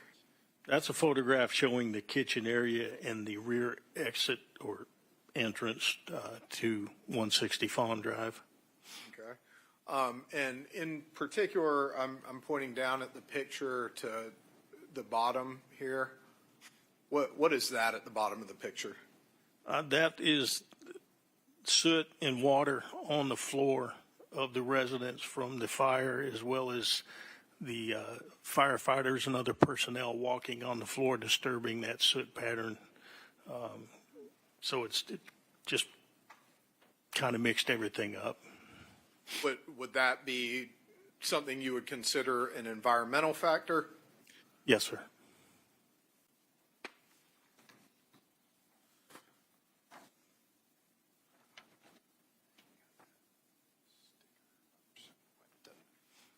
States Exhibit 51, what are we looking at here? That is a photograph of the entrance to bedroom number 3, which is Miss Baker's bedroom, and immediately to your left is a shot of the doorway going into the bathroom there that enters into that living room that is also shared through Miss Baker's room. Sir. States Exhibit 52 here, what are we looking at? That's a photograph from the doorway as you enter into bedroom number 3 or Miss Baker's room, showing the wall immediately to your right as you enter. And I'm going to point down here. What is my finger pointing at there? That is the computer printer. There are going to be some difficult pictures. Obviously, we've all seen the video. I'm putting up States Exhibit 53 at this point. What are we looking at in 53? That's a photograph showing the position of Miss Baker as she laid on the floor of the bedroom. Okay. Right here is, what is that? That is a strap that belongs to either a purse or an overnight bag or something that's immediately below the left hand of Miss Baker. And it's difficult to see, but I'm going to point here, and then Judge, if I could circulate this picture to the jury. What is that around her neck?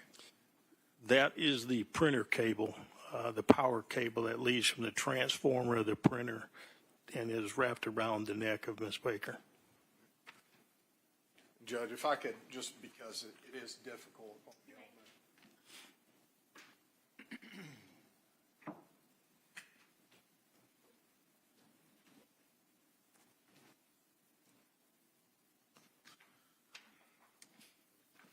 States Exhibit 54, what are we looking at there?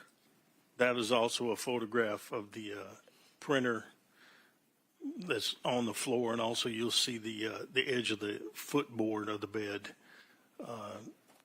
on the left side of that photograph.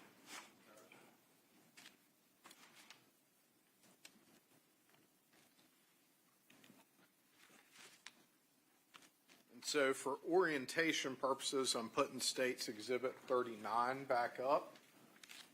So as you come in the doorway to the bedroom from the hallway, which way would you turn to see the printer that was just depicted in State's Exhibit 54? You would turn to your right. All right.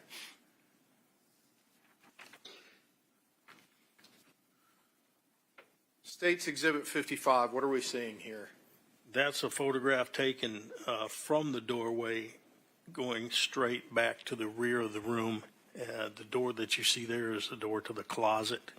And to your right would be the headboard of the bed, as well as, I believe, a picture frame that's hanging there. And here, right here at the front of the picture, what would that be? That's part of the sheetrock ceiling that was pulled down.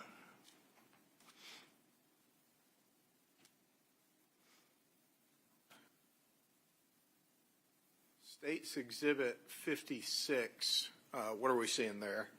That is also taken from the doorway as you enter the bedroom, and it goes like to a 45-degree angle to the back corner of the room, showing the area where the fire burned through the ceiling into the roof.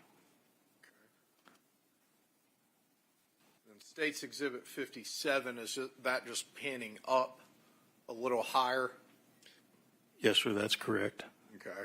And so here, is that, what are we seeing there?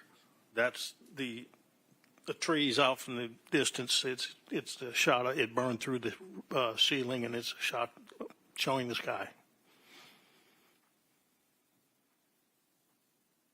State's 58, I'm going to point to the middle of the image there. What is that? That's a wall clock. Okay. Did you have an opportunity to observe that wall clock yourself outside of having taken a picture of it? Yes, sir, I did. Okay. Was it functioning when you observed it? No, it was not. All right. And were the hour hand and the minute hand stopped in any particular location? They were, I'm sorry, they were stopped at 9:32.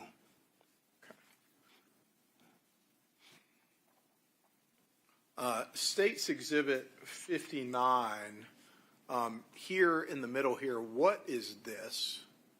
That is the bed spring of the bed that belongs to Miss Baker, and the yellow item that goes across the bed is a fire hose. Okay. And then State's Exhibit 60, which bedroom is that in? That is also bedroom number 3, which is Miss Baker's bed. And then 61, what is that depicting? Again, that's also a photograph of the entire bed in bedroom number 3, and a little bit of the portion of the bottom shows a portion of Miss Baker's arm.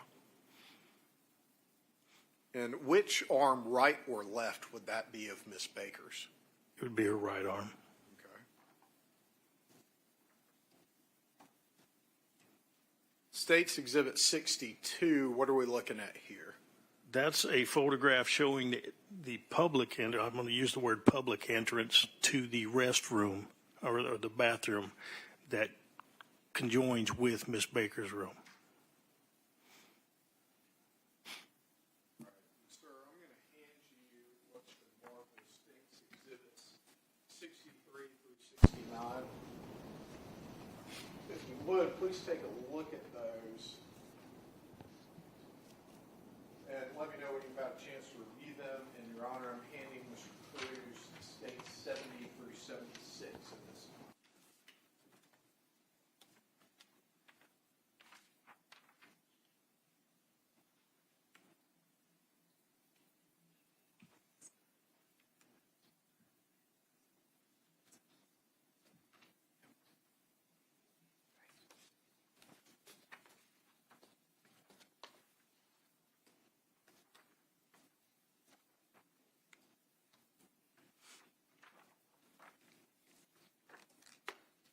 I'm done. What are those? Those are photographs of various locations inside the residence as you walk into the front door, showing bedroom number 1, which would be immediately to your right as you walk in the front door. In the interior of the room, also a photograph of the kitchen and the stove area and cabinet area to the right and rear door. And another photograph showing the laundry entrance to the laundry room and the kitchen table. Another photograph of showing the stove, actually 2 of them showing the stove in the kitchen area, and the last one is a photograph showing the kitchen window taken from the exterior of the residence. Judge, I would, are these fair and accurate depictions? Yes, sir, they are. Judge, I move to tender states 63 through 69 at this time. Any objection, Mr. Cruz? No, ma'am. They are admitted. I move to publish them to the jury. Granted. All right, state 63, which bedroom would this have been? That's bedroom, what I've labeled as bedroom number 1 on the diagram. Okay. That's immediately to your right as you walk in the front door of the residence.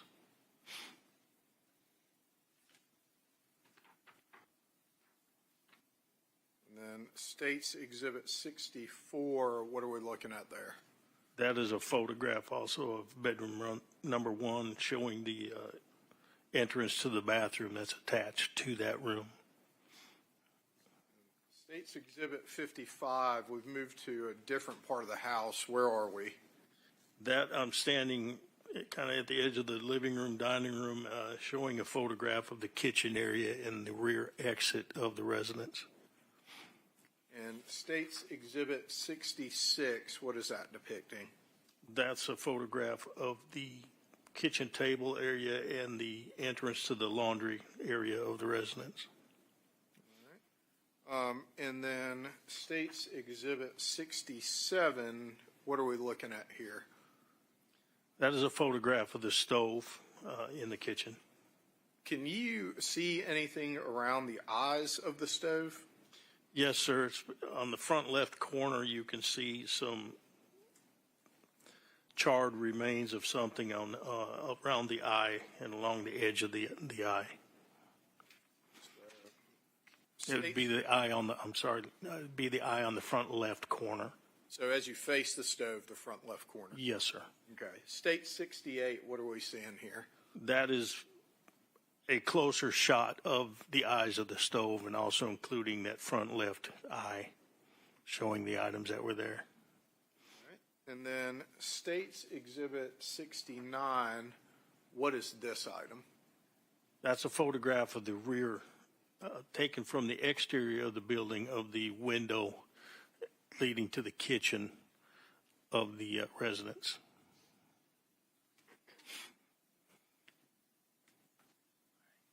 In particular, at the top and on the left side, is there anything about that screen that stuck out to you? Yes, sir. And what was that?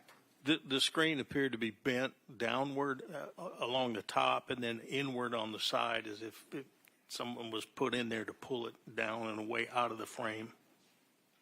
As you began to process and investigate the scene, or I guess it didn't begin, but as you are processing and investigating the scene on January 19th of 2001, was that something that piqued y'all's interest?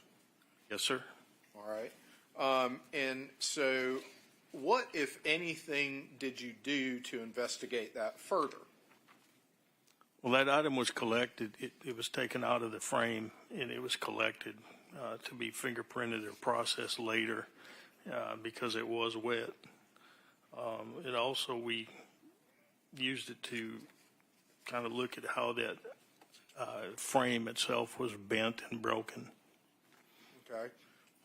Was there any testing done on other, well, that's the wrong question. The testing on this particular screen that was taken, did that yield anything of evidentiary significance? No, it did not. As it relates to other screens, You have an objection, Mr. Cruz. I would just object to leading. I try not to make that objection too many times, but I just asked them. All right. I'm going to sustain that objection. Don't lead your witness. yes, Judge. Would you like me to re-ask the questions? Yes, please. Thank you. Lieutenant Leadall, was the screen collected? Yes, sir, it was. Was it processed? Yes, sir, it was. What, if any, results were yielded? There was no identifiable prints or anything found on the screen. As it relates to the other screens at the home, was anything done to test those screens? Yes, sir.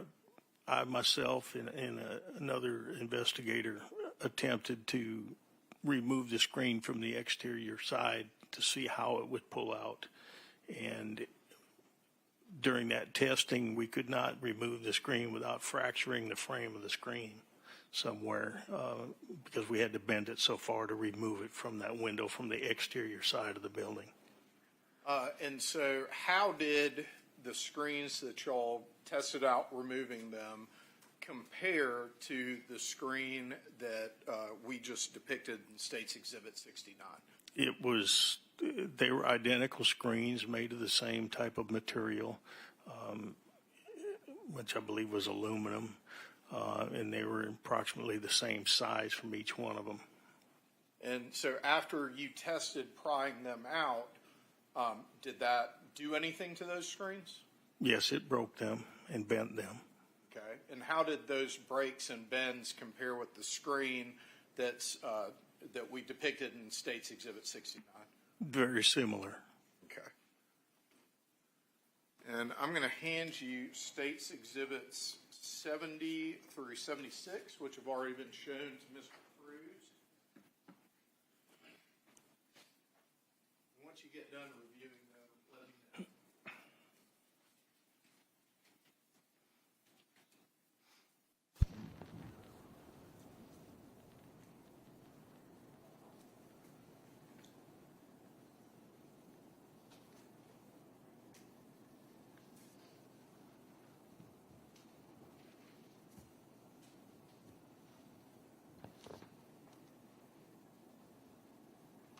Sir, hold on.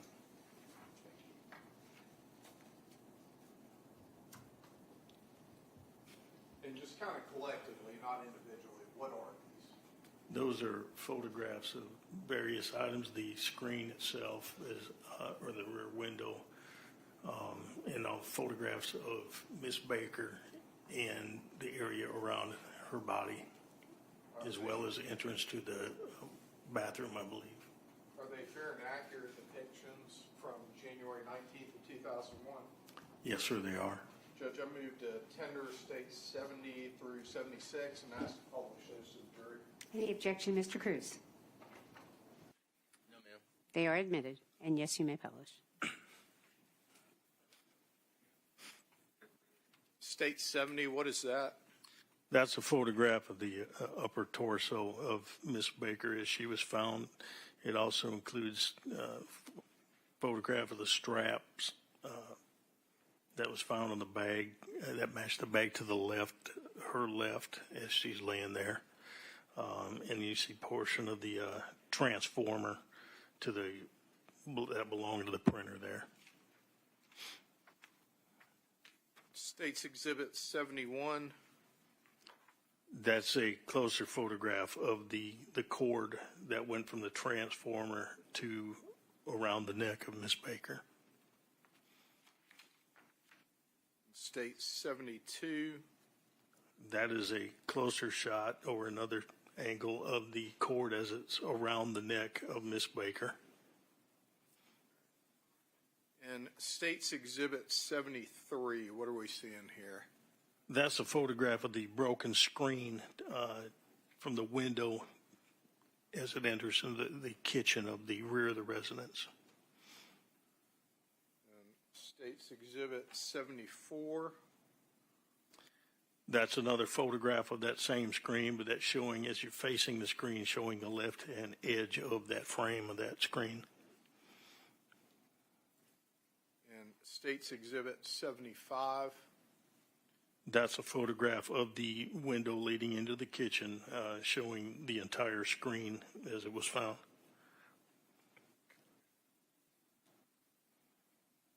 And this is jumping around a little bit, I'm sorry, but State 76, what are we looking at here?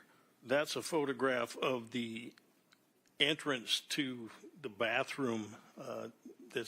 I call it the public bathroom from the main room, and also the one that's shared by Miss Baker's bedroom. And when you say public bathroom, I'm just going to put the diagram of the floor plan layout up again.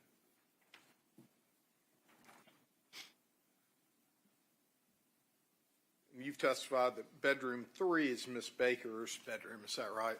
That's correct.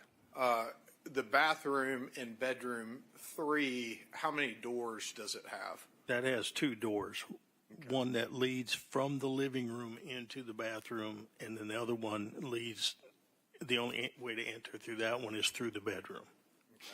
Okay. And so the other two bathrooms in the home, how do they differ from the bathroom in bedroom 3?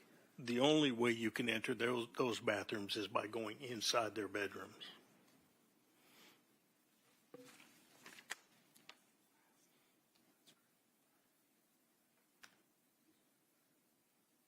And, Your Honor, I'm going to hand Mr. Cruz State's Exhibits 77 through 87.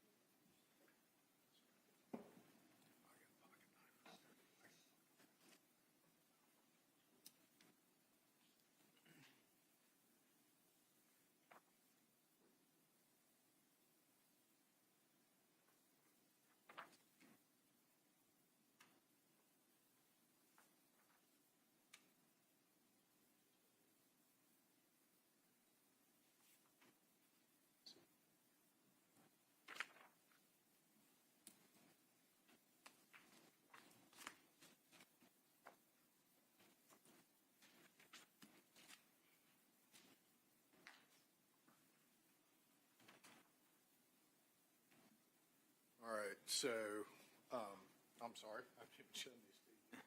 State's Exhibits 77 through 87, Lieutenant Legal, I'm going to hand those to you now.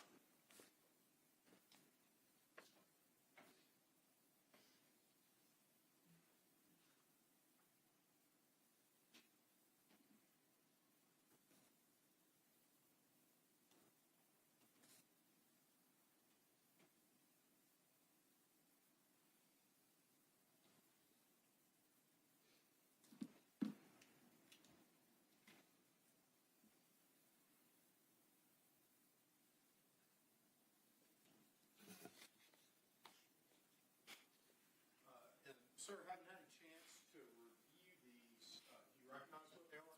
Yes, sir, I do. Okay. And I don't need you to necessarily describe each of them right now, but kind of in general, where are they pictures from? Those are photos that are taken from inside the bedroom of Miss Baker, showing some of the items of the evidence that we collected. And do they appear to be fair and accurate depictions? Yes, sir, they do. Judge, I move to tender 77 through 87 and publish them to the jury. Any objection, Mr. Cruz? No, ma'am. They are admitted. And you may publish. Thank you, Judge. State's Exhibit 77, what is that? That's a photograph of the knife that was found near the head of Miss Baker. Okay. And State's Exhibit 78, what is that? That's also another photograph of the knife. Okay. And let me ask you a question real quick. Was the blade on this knife longer than 3 inches? Yes, sir. Okay. State's Exhibit 79, what are we looking at here? That's the photograph of the knife as it was found on the floor adjacent to Miss Baker. Okay. And so immediately to the left of the knife handle, we see something. What is this here? That is the right arm of Miss Baker. Okay. I just want to ask you a question real quick. We see in 79 the knife handle right there. And then we see in 78 knife handle right here. Those appear in the photographs to be two different colors. Is there an explanation for that? That's just the way the light reflected off of it as I was taking the photograph. When I got the photograph, I was holding the knife. It was closer to the camera in the flash, and I was getting actual true color. When it was down onto the ground, it was getting lesser light, and it was just showing a different shade of it. Okay. When you're taking pictures in an environment, can some of the surrounding colors or the colors in the environment affect the flash? Yes, sir. Yes. All right, I'm going to sustain that objection. You may rephrase, Mr. Yellow-Chili. Are there differences in how does a flash affect photographs? It can affect photographs in different ways, but the amount of reflection onto the item that you're taking a photograph of, and then you have items, for example, this where it's a lot of dark backgrounds. It doesn't reflect the light like it should, or as well as if there wasn't anything dark there, and it will change the colors and the hues a little bit when you take the photograph and you print the photographs out, and you get a different color to it, different tints. And I'm going to put up State's Exhibit 80 at this time. What are we seeing here? That's a photograph of Miss Baker, and to the left of the photograph, you see the area of the printer cable that's run across and over towards her. At any point while you were on scene processing the scene, was Miss Baker's body moved? Yes. Okay. Who moved it? Myself and Agent Terry Cooper. Why did y'all move it? To take her out to a cleaner area and put her on some clean sheets that we had purchased to check for trace evidence, and to also try to recover fingerprints and have more room to work besides in the room where she was found. What area did y'all move her to? To the living room. Okay. So I'm going to show you now State's Exhibit 81. When y'all, what am I seeing in 81? You're seeing the head area of Miss Baker and the power cord that's wrapped around the neck. Had you done anything to the power cord prior to moving her? Yes, sir. I cut the power cord from the transformer so we could leave the power cord around the neck of Miss Baker for the forensic pathologist to view. Okay.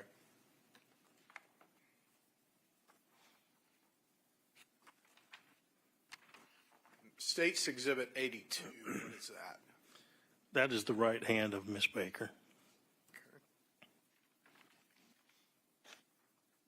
State's Exhibit 83, what are we seeing here? That's a photograph of the left hand of Miss Baker. Was there anything of significance to you as a forensics detective about her left hand depicted in State's 83? Yes, there was some wounds, defensive type wounds to the hand. Okay. And then State's Exhibit 84, what are we seeing here? That is the leg of Miss Baker. I believe it was the right leg of Miss Baker. Okay. And in particular, what are we seeing in this area here? That appeared to be a blood transfer pattern that was on the leg, kind of in the shape of a hand, made by someone touching that leg. Did you make any effort to try and process that area of her body? Yes, sir, we did. What did you do? We tried several methods of trying to recover that and to see if there was any fingerprint ridge detail in it. We used a chemical called TMB, and I apologize, I don't know what that TMB stands for, but it's a reagent that reacts with blood, similar to like phenolphthalein or luminol that's used to detect blood. We also applied Polaroid film to that spot in hopes that the TMB and the blood would transfer the pattern to the Polaroid film and have a chemical reaction. And then we also dusted that film with magnetic fingerprint powder, as well as processed that straight on the skin with fingerprint powder to try to recover fingerprints. Were you successful? No, sir. Okay.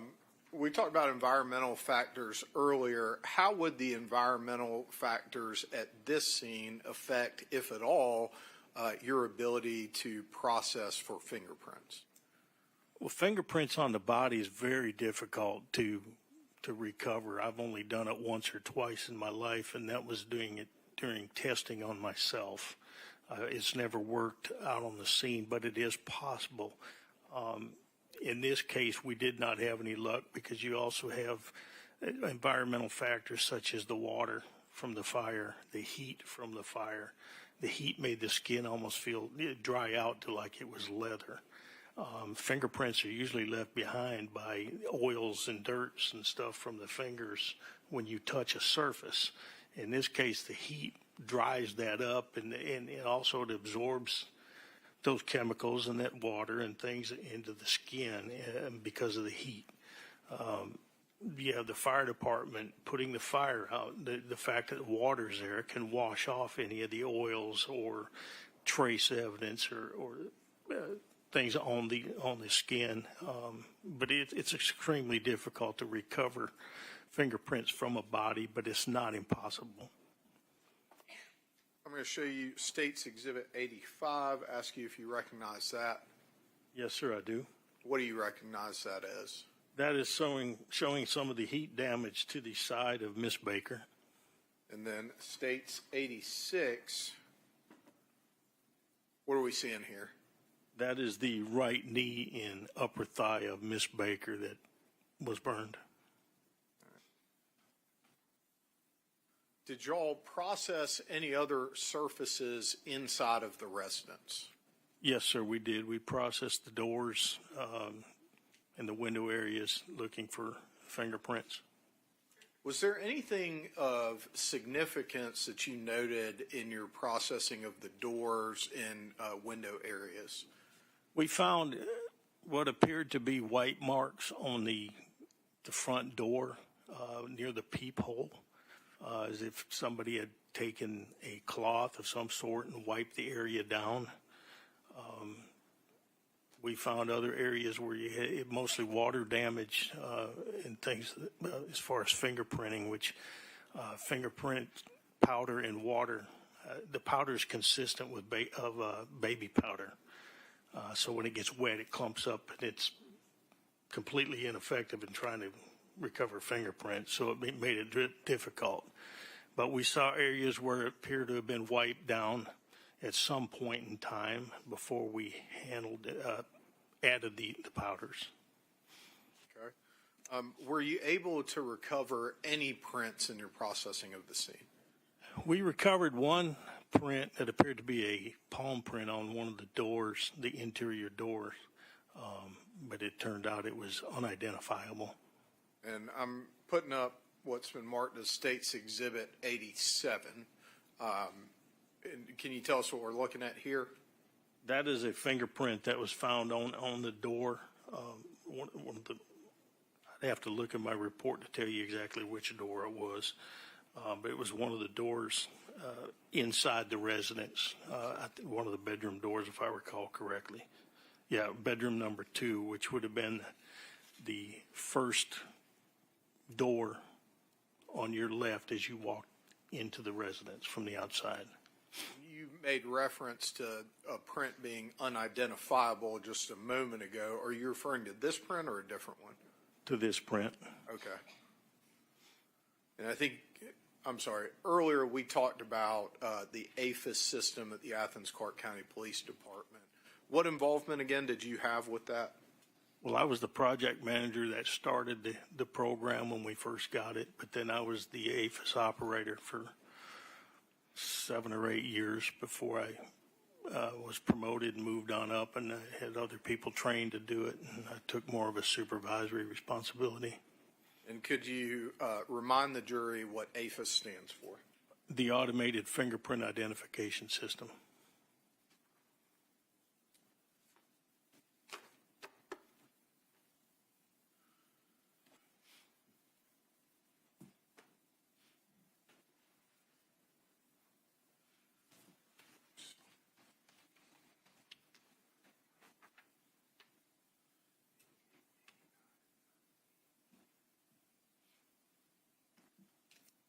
I want to back up now. We talked about the processing of surfaces for fingerprints. Let's back up to processing Ms. Baker's body in the living room on the white sheets for trace evidence.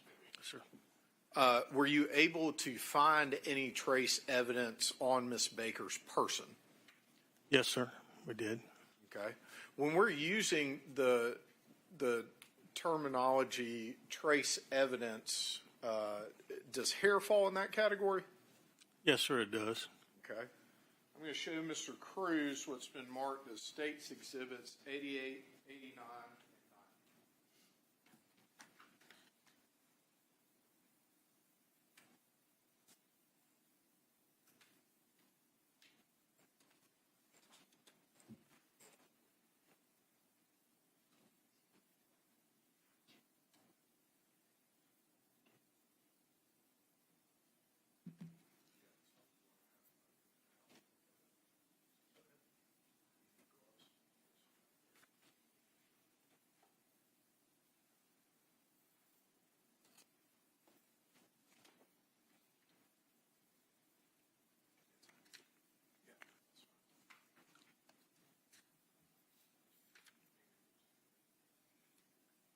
Thank you.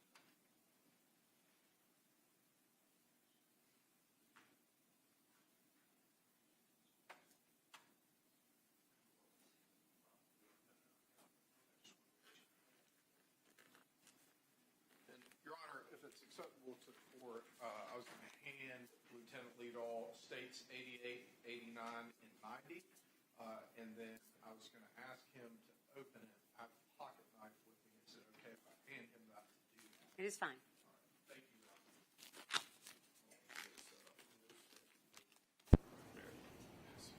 It's all right.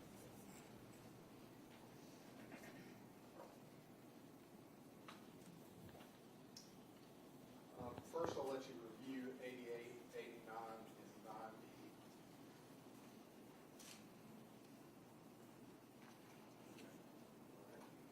And then I'm going to hand you this pocket knife. Do you mind opening those up? And then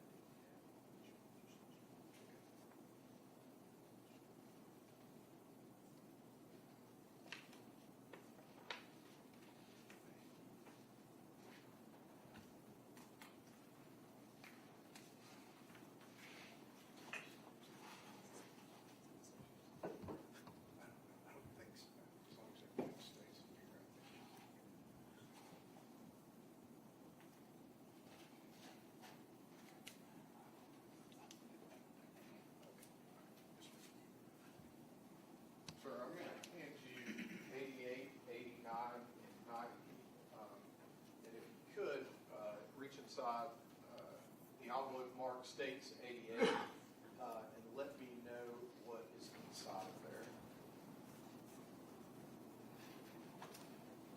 It's a sealed envelope with my handwriting on it, depicting hair recovered from the torso of the victim.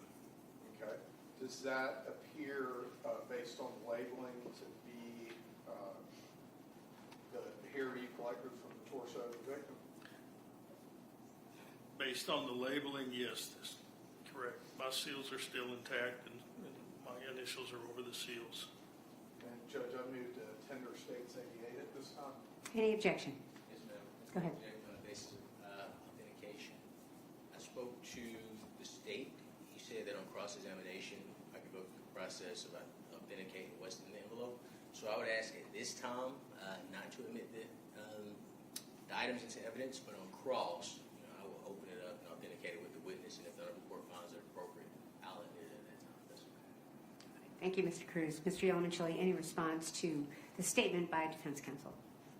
It's been appropriately authenticated to be admitted, Your Honor. I'm going to admit it over objection, but certainly, Mr. Cruz, you can do any of those things that you'd like to on cross-examination. Yes, ma'am. All right, you may continue. States Exhibit 89, same thing.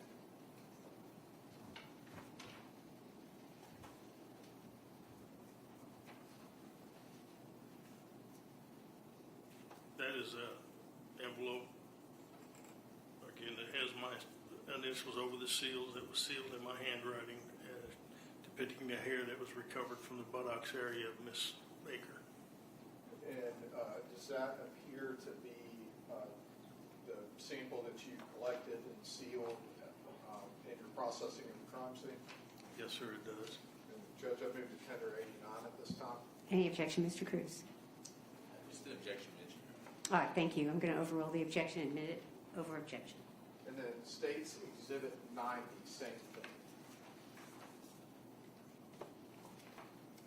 That is also an envelope that has my initials over the evidence seal that contains the hair that was recovered from the left hand of Miss Baker. And does that appear to be in substantially the same shape as when you collected it and sealed it inside that evidence? Yes, sir. Judge, I move to tender 90. Any objection, Mr. Cruz? Only the prior objection mentioned. All right, thank you. I'm going to admit it over objection, but you certainly can cross-examine when it is defense counsel's time.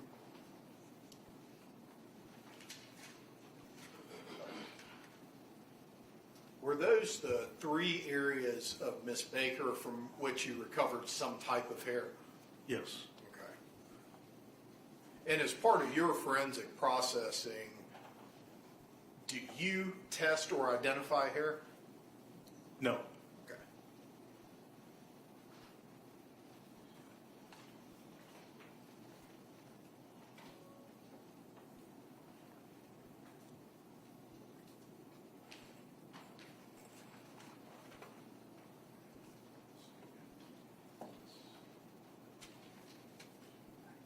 And I'm sorry, Judge, if we could have just a moment.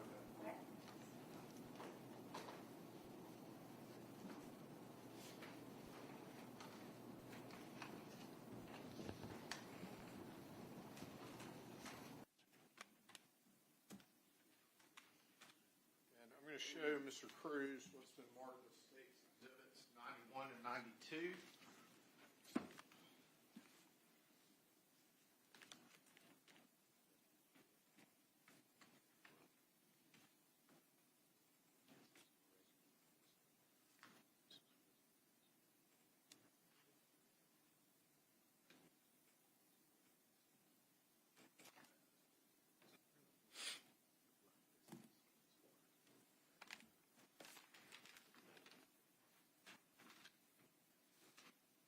So first I'm going to hand you State's Exhibit 91 and ask you to recognize that.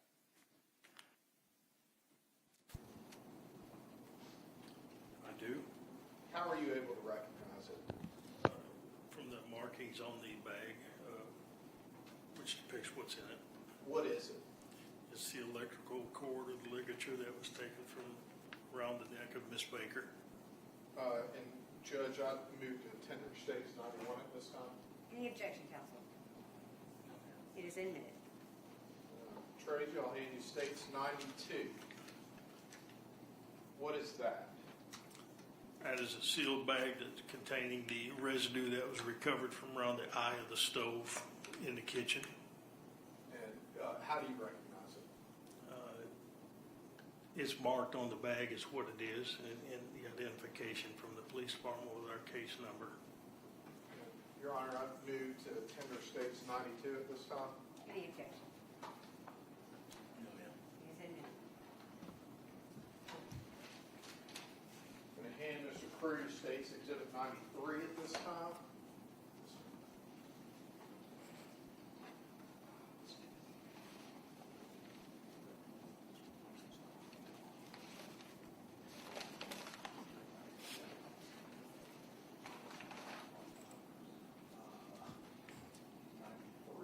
Is there a 93? This is 93. Thank you. That's right. That's 94, 3, and you're on 93. So I'm going to hand you States Exhibit 93 at this time. Do you recognize what that is?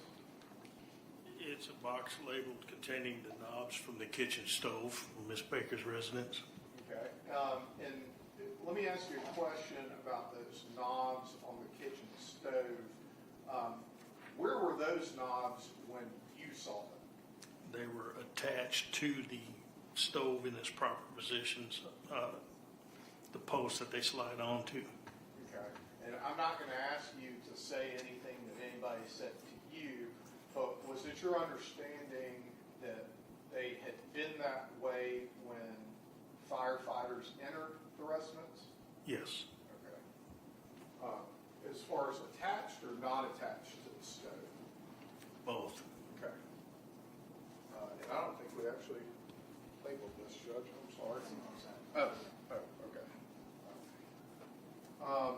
And does this, well, you've already identified it, sorry. Judge, I'll move to tender States 93 at this time. Any objection, Mr. Cruz? No, ma'am. It's admitted.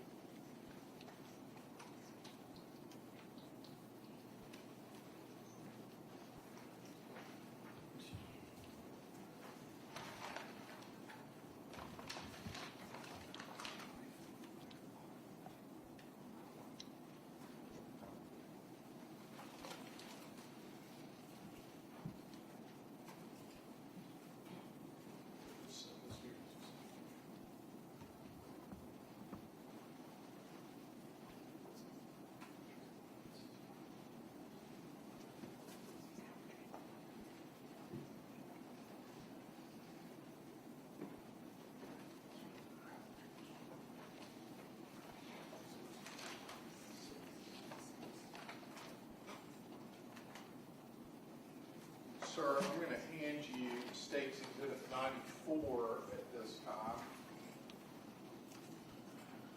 Do you recognize what that is? Yes, sir, I do. And what is it? It's the box containing the knife that was recovered near Miss Baker. And I'm going to move to tender 94 at this time, Judge. Any objection, Mr. Cruz? No, ma'am. It's admitted. Sir, I'll hand you 95.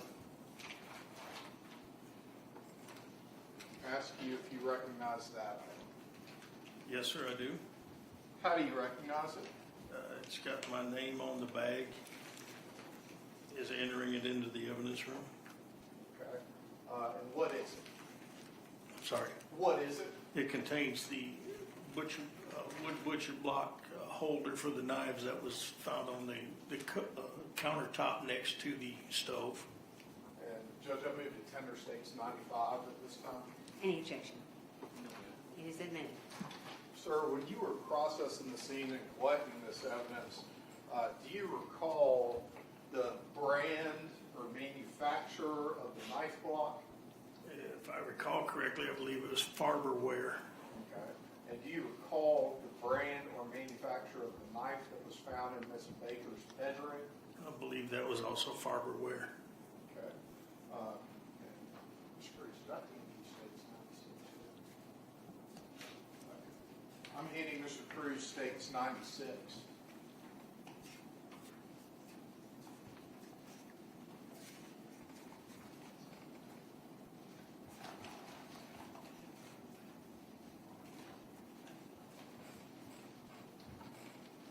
Lieutenant Leadall, I'm going to hand you now Stakes 96. Do you recognize that item? I do. And what do you recognize it as? It's a bag that's containing the power transformer to the printer, which I cut that portion off that was around the neck of Miss Baker, and this is the remaining portion of it. Judge, I move to tender Stakes 96 at this point. Any objection? Admitted.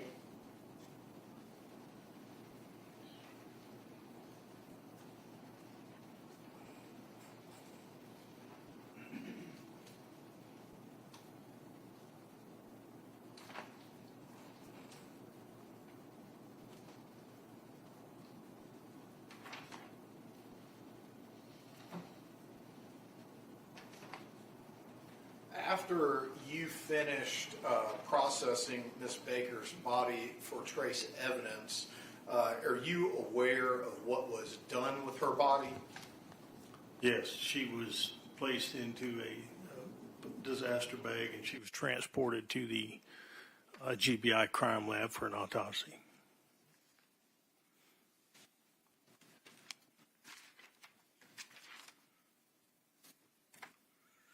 Your Honor, if I could have just a moment to confer with Mr. Bolt. All right, go ahead.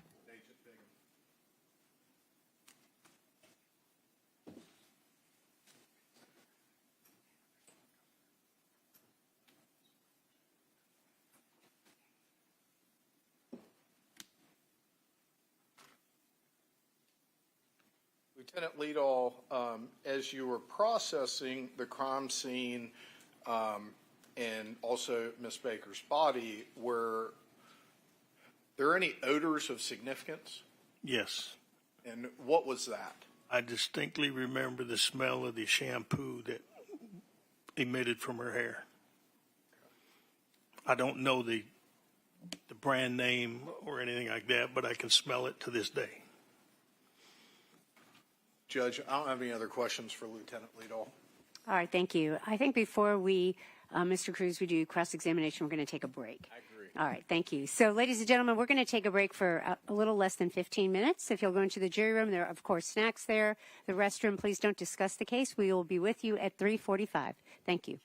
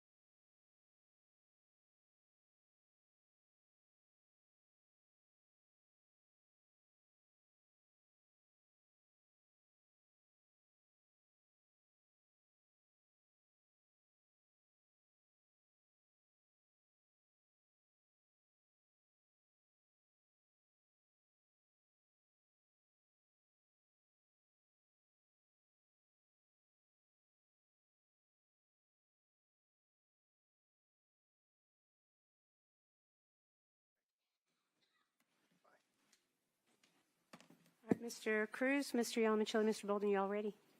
All right. You can bring the jury in. Thank you.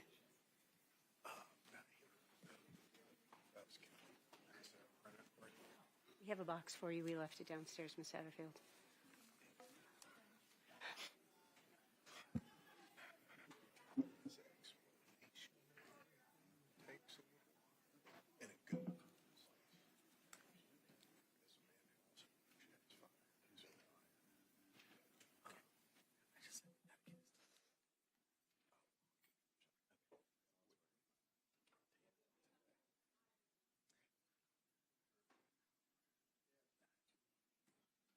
Okay.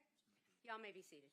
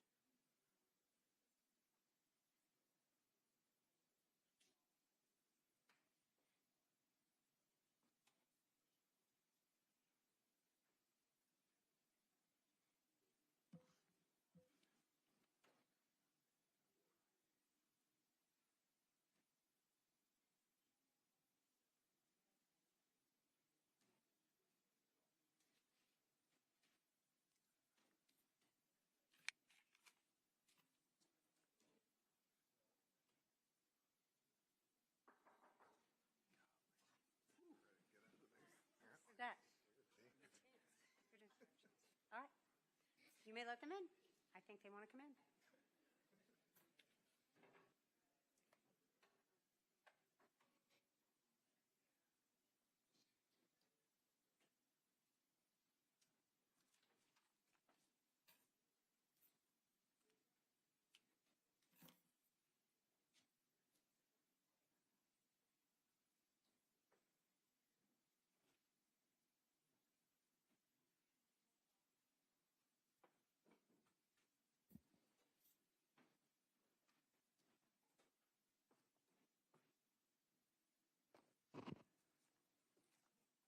All right, ladies and gentlemen, you may be seated. Mr. Cruz, cross-examination. Yes, ma'am. Good afternoon, Lieutenant Lidow. Good afternoon, sir. I would like to follow up with you on some things that the state discussed with you. I'd like to show you State Exhibit 37. Your Honor, is it okay if I approach the witness? Yes. Thank you, Your Honor. Yes, sir. And you have continuing freedom to walk around the courtroom. You don't have to ask. Now, we've established that you recognize that photo as an aerial view of the Deer Park community. Is that correct? Yes, sir, that's correct. Okay. And I would like to also show you what's marked as Defense Exhibit 12, 13, 14, and 15. And let the record reflect I may have skipped 9, 10, and 11. These are pre-marked. Let the record reflect that I'm showing the state said exhibits.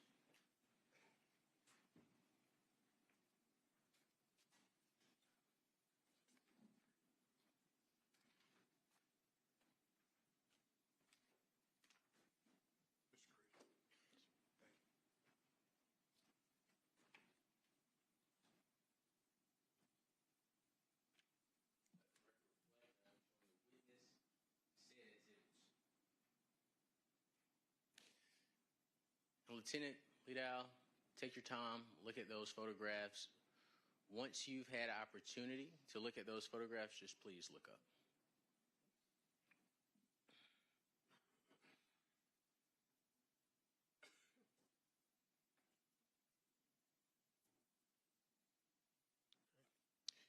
You recognize Defense Exhibit 12 through 15, if I have my numbering correct, as aerial views of the Deer Park community. Is that correct? Yes, sir, they are. Okay, and they're aerial views from different angles. Is that correct? Yes, that's correct. Are those photographs fan accurate depictions of Deer Park and the surrounding area as you know it? Yes, sir, they are. Okay, thank you. Have those photographs been altered in any way to your knowledge? They don't appear to be, no. Yes, sir. Your Honor, I would move to admit Defense Exhibit 12 through 15 into evidence. Any objection? No objection, Judge. They are admitted.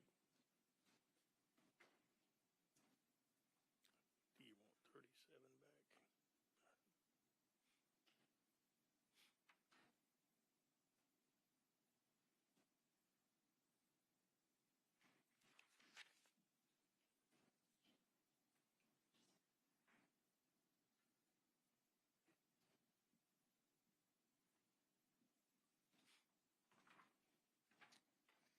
I'd also like to show you State's Exhibit 47.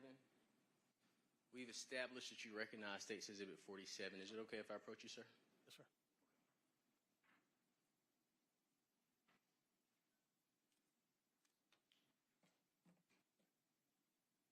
We have established that you recognize that photograph. Is that correct? That's correct. I'd like to show you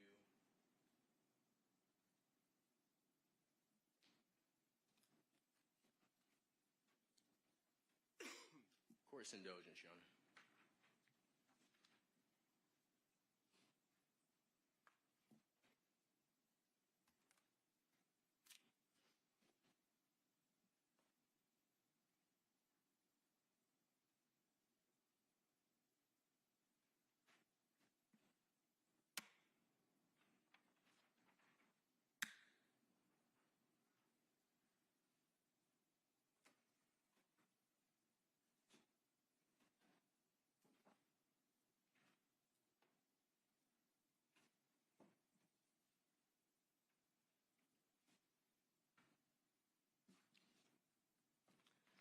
I'd like to show you what has been marked as Defense Exhibit 9.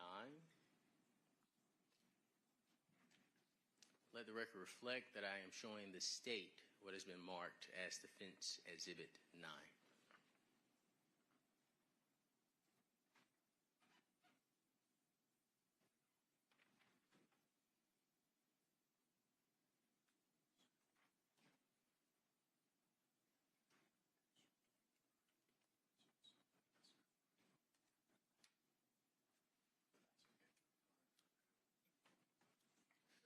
No objection, Your Honor. May I approach you? Go ahead. It's fine. No, I won't be startled. So I handed you the State's Exhibit and I handed you Defense Exhibit 9. Would you agree that Defense Exhibit 9 is a close-up of the window depicted in State's Exhibit, I believe 27, if I'm not mistaken? I may have that number wrong. 47. 47, please forgive me.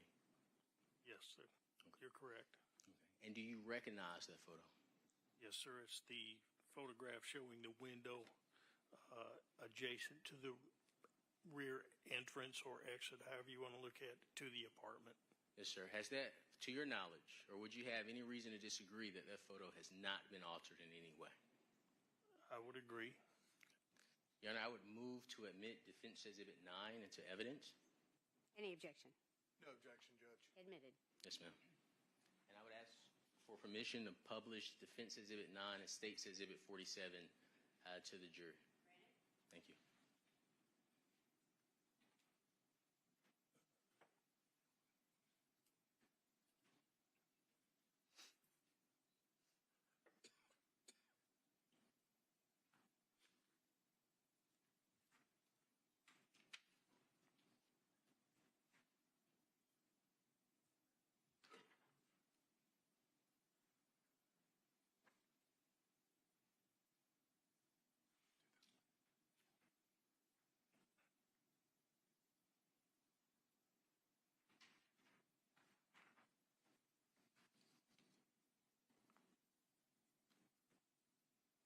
I'd like to show you what is being marked as Defense Exhibit 10.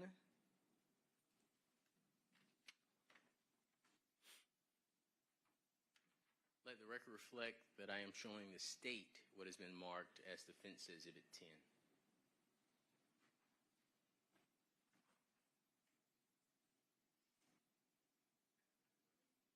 Absolutely.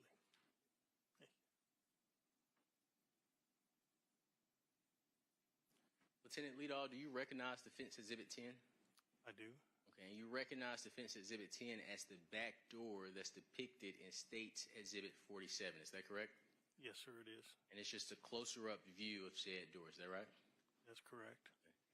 Would you have any reason to disagree that that photo has not been altered in any way? It doesn't appear to be altered that I'm aware of. Yes, sir. Is it a fair and accurate depiction of the back door as you remember it to be? Yes, sir. Thank you. Your Honor, I would move to admit Defense Exhibit 10 into evidence and publish same to the jury.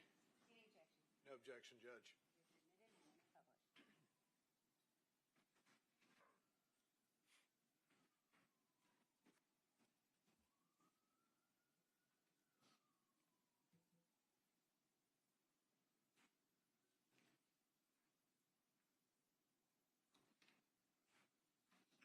Course indulgence, Your Honor.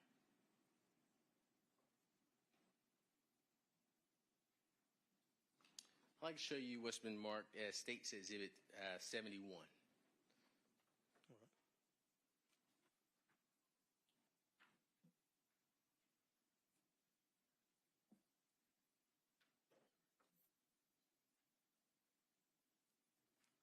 Now, in regards to State's Exhibit 71, I believe we saw a prior photo of material from the ceiling that was on top of Ms. Baker and on top of that item there. Is that correct? Yes, sir. Okay. And just to make the record clear, the item that I'm speaking of is the power transformer. Where the power transformer is located, once that debris was moved, is that the place that you found the power transformer located? Yes. Okay.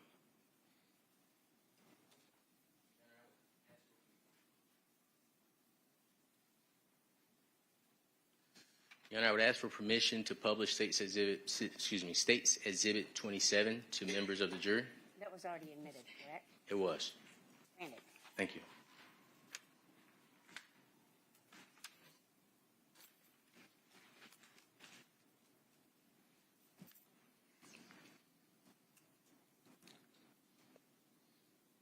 And we've already established that on January 19, 2001, you went to Ms. Baker's home and you had opportunity to view her body, correct? Do you agree? Yes, sir. In regards to the evidence located on and around Ms. Baker's body, there were hairs collected from Ms. Baker's left hand. Is that correct? Yes, sir. There were hairs collected from Ms. Baker's body. Is that right? That's correct. There was also a hair collected from Ms. Baker's buttocks. Is that right? That's correct.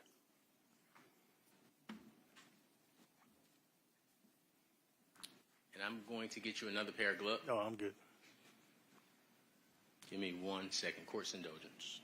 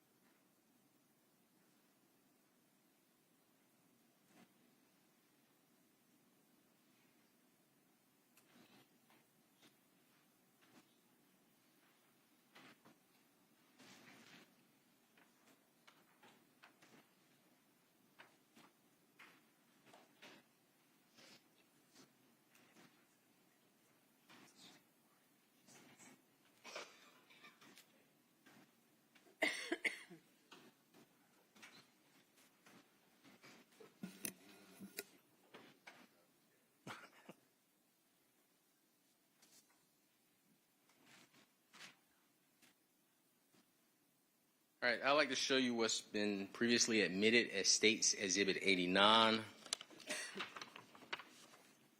which contains a envelope enclosed, documented as item number 8, hair from buttock. Do you recognize that?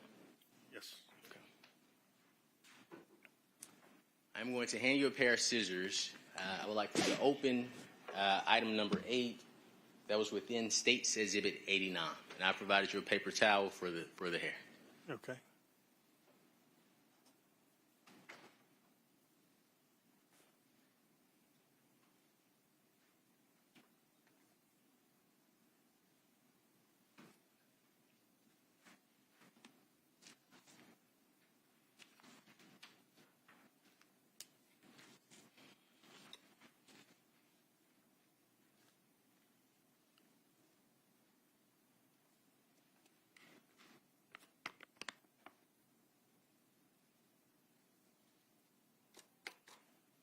There is no hair in it. Can you repeat that? There is no hair inside it. Thank you.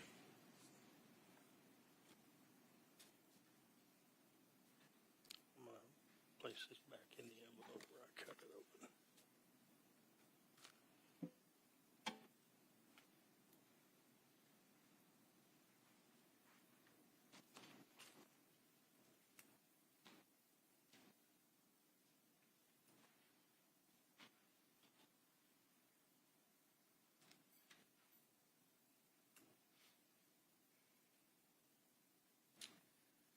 I'd like to show you what's previously been admitted as States Exhibit 88.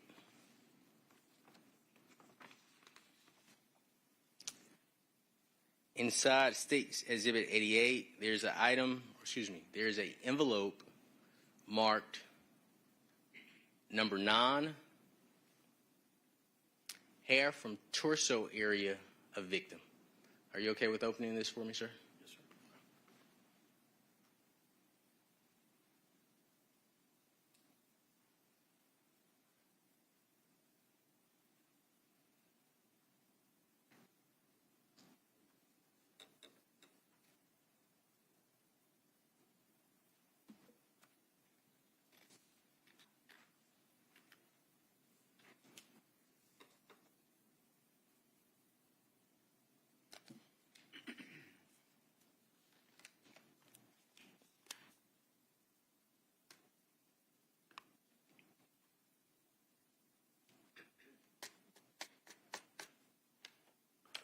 There's no hair inside here.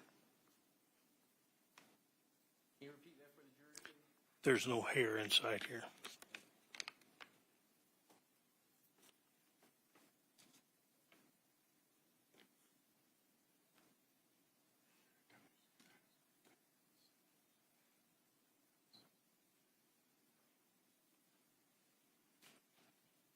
Can I take a break for a second? Bathroom break, if it's okay. Yes, you can. Ladies and gentlemen, I'm going to ask you to go into the jury room for a couple of moments. Please don't discuss the case.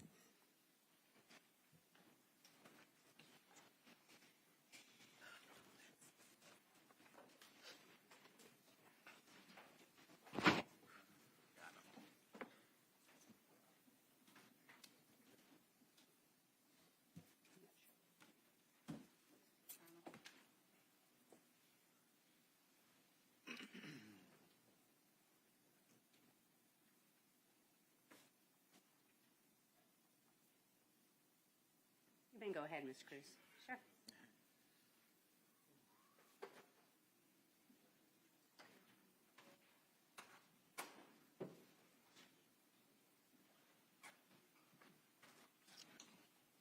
Shirley, we have a box for you.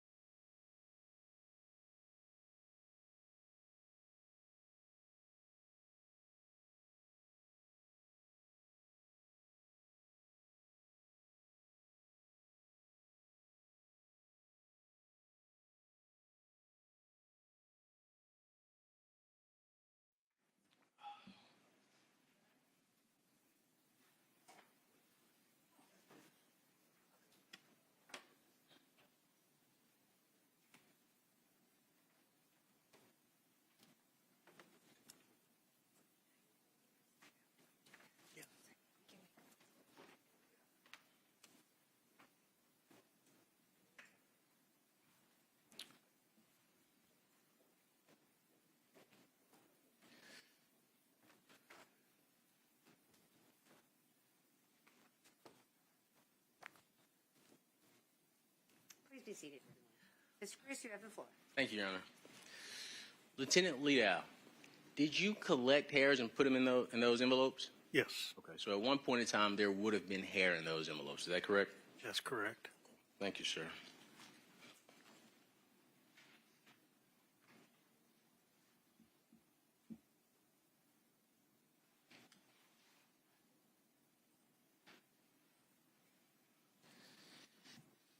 All right.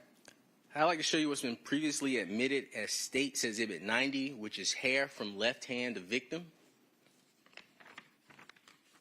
And inside State's Exhibit 90 is a white envelope marked number 10 with a description of hair from left hand of victim. May I approach? Can you open this for me?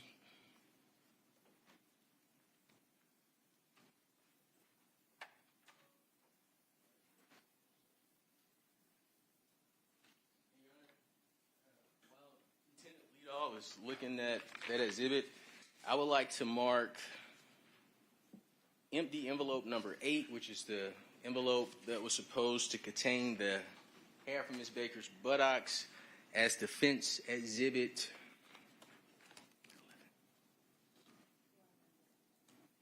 11.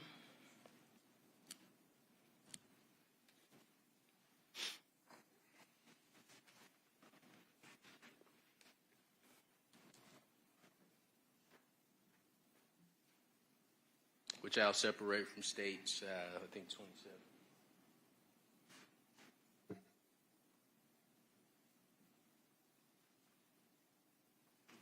Sorry, which I separated from State's 89. Are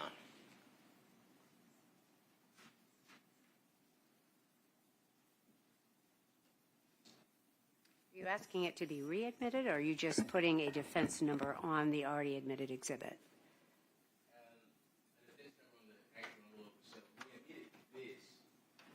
You want it on the envelope? Correct. Okay, and it's number 11. All right.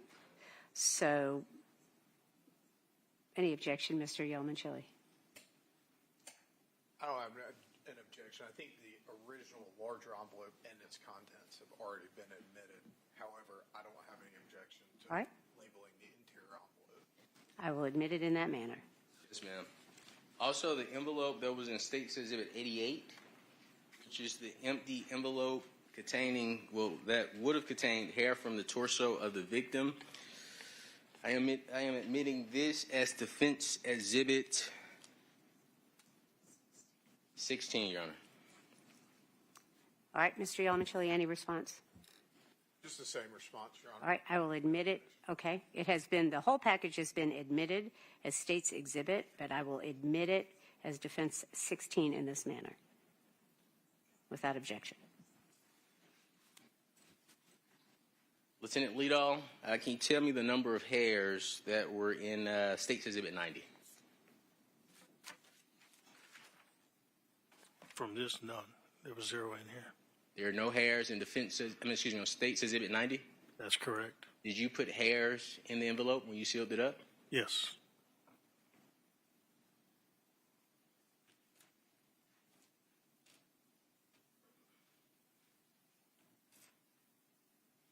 Your Honor, I would like to mark as defense exhibit 17 the empty envelope that would have contained the hair from the left hand of Miss Tara Baker. Any objection, Mr. Yeoman-Chili? No objection, Judge. All right, I will admit it in the same manner as before, without objection.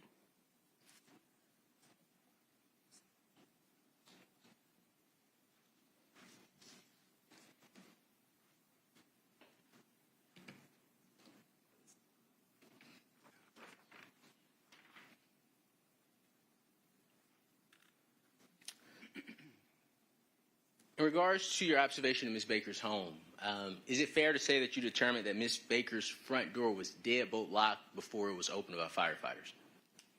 It appears that way, yes. You would agree that there were multiple bedrooms in Miss Baker's home, correct? That's correct. And they belonged to Miss Baker's roommates, Miss Ashley, at the time, Miss Ashley Peavy, now Mrs. Ashley Peavy Hall, and at the time, Miss Valerie Lowe, now Dr. Valerie, at the time, Miss Valerie Lang, now Dr. Valerie Lowe. Is that correct? That's correct. Based on your observations, none of the drawers in Miss Lang's room appeared to be disturbed. That's correct. Based on your observations, none of the drawers in Miss Peavy's room appeared to be disturbed. That's correct. Would you agree that Miss Lang and Miss Peavy had jewelry boxes, computers, and other accessories in plain view within the home? That's correct. There was. And, of course, I'm sure we agree on this, none of those items were taken from the home. That's correct.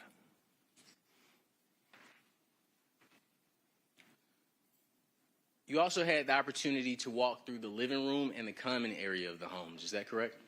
I did, yes. Would you agree with the statement that nothing was that nothing appeared to be stolen from the living room or common area of the home? I can't say that with any certainty since I don't live there and don't know what is actually there, but there were items still present.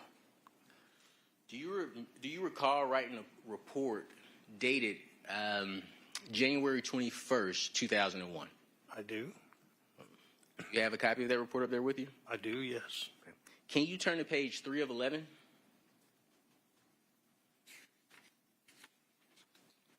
Okay.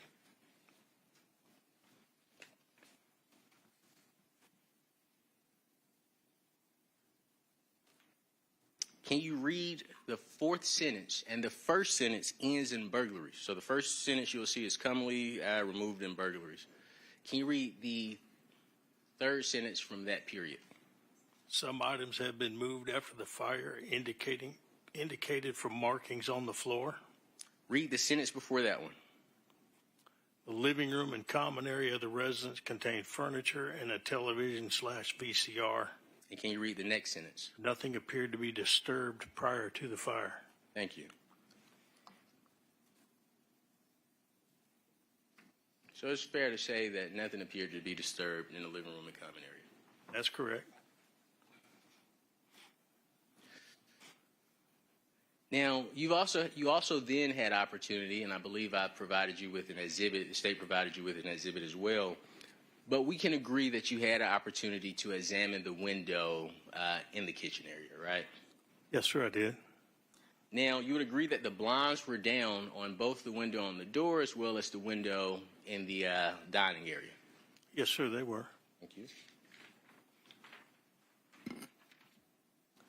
And I believe you discussed this with the state, but during your examination of the home, you learned that several items had wipe marks. Is that right? The door area, the front door near the peephole, and other areas, white marks probably from just general cleaning throughout the course of that door being there. I can't say when the white marks occurred, but there were marks there that were picked up when I put fingerprint powder to those surfaces. So is it fair to say that we don't know if the white marks happened after Ms. Baker's murder, nor do we know if the white marks happened before Ms. Baker's murder? That would be correct, yes. And those white marks were present on the stove. Would you agree with that? I don't recall if there was any on the stove. Sure. Can you turn to page 9 of 11 of your January 21st, 2001 report, please?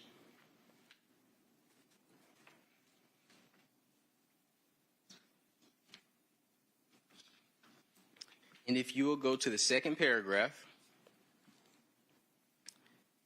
in the fourth sentence from the bottom, that starts with in processing the front door. Can you read that, please? In processing the front door, stove, and window sill, markings similar to one wipes the surface with a rag were found. The markings on the front of the door were consistent with a person looking out the peephole and placing left hand on the door. The white mark where the left hand would have been as well as along the door edge. White marks were also found on the window sill in the dining area. Thank you. Now, when Ms. Baker was found, you would agree that she was completely naked. That's correct. There were no clothes around her that were notated in your report. Is that right? That's correct. And a towel was not found near her body. That's correct.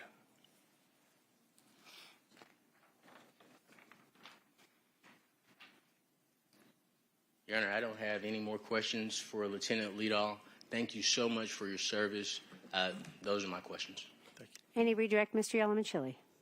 Briefly, Judge, Lieutenant Leadall, as it relates to the hairs you collected, did you package those hairs? I did. Did you send them to the GBI? Yes, sir, I did. Okay. And that would have been for some kind of analysis or testing possibilities. Is that right? That's correct. Okay. Do you have any idea what the GBI did with them once they received them? I do not. Okay. Does y'all have any other questions for Lieutenant Leadall? Thank you. Any recross, Mr. Cruz? No, ma'am, but I do have a motion. All right. All right. Or we could approach, if you don't want to send the jury out, we could approach it. All right. Okay, that's fine. I mean, I may do that anyway, but you come on up, that's fine. Yes, sir.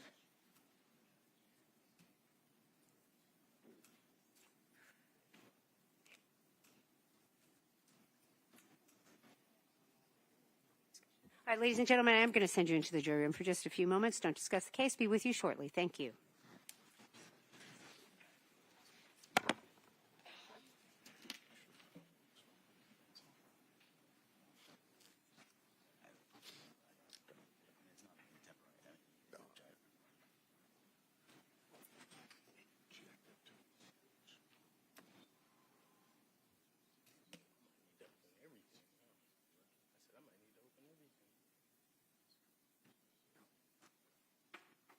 You all may be seated. Thank you. All right, Mr. Cruz, your motion. Go ahead, sir. I would just like to renew my motion in regards to, and I'll say motion to limine, to admission of testimony that the oral swab B is a vaginal swab. The additional information that I'm providing to the court is consistent with our prior argument that regarding the collection of that swabbing and the markings of that swabbing, and what Dr. Falzone testified to in regards to the procedure as well as the supervision of making sure items are properly marked and properly identified. As the Honorable Court saw, we just had, I believe it's 3 envelopes. One was supposed to contain, was marked to contain, hair from Ms. Baker's hand, and we heard testimony from the Honorable Lieutenant Leadall that he collected it, he put it in the envelope. It is now missing. We also had a hair that was identified that was on Ms. Baker's butt that the Honorable Lieutenant Leadall stated that he put in the envelope. It is now missing. And we also heard about the hair, you also heard testimony about the hair that was on Ms. Baker's chest that the Honorable Lieutenant Leadall secured, packaged up. It is now missing. I would ask the Honorable Court to consider that in regards to our argument regarding the oral swabs. And 23 years later, the state is going to attempt to introduce testimony that these oral swabbings are now vaginal swabs. Thank you for hearing me out, Your Honor. Thank you. Mr. Bolden, Mr. Yellowman-Chili, any response? Yes, Your Honor. I think Mr. Cruz is confusing the admissibility of the evidence versus the significance of it. It's hard to really understand. I would point out that we had the motion, motion in limine, whatever he characterized it as, when Dr. Falzone was on the stand. But then when I actually moved to tender the exhibit, there was no objection. So there's no contemporaneous objection to the admission of the evidence. I think, again... Hang on. Mr. Cruz, it's your motion. I'll let you respond when he's finished. Yes, ma'am. Respectfully to Mr. Cruz, I think he's misunderstanding the fact that there will be additional testimony about not only the items that Lieutenant Leadall just entered into evidence, but also those that Dr. Falzone entered. You know, you can't have one witness testify about everything as it relates to the piece of evidence. That's why you tender it and then have them testify. So I don't know what the grounds are that he's asking to move to exclude the exhibit relative to oral swabs A, but they're admitted into evidence, Your Honor. All right, thank you. And thank you. If I may, Your Honor, as I mentioned when I learned about the swabbings today, this is a motion that I brought up as this issue came to my attention.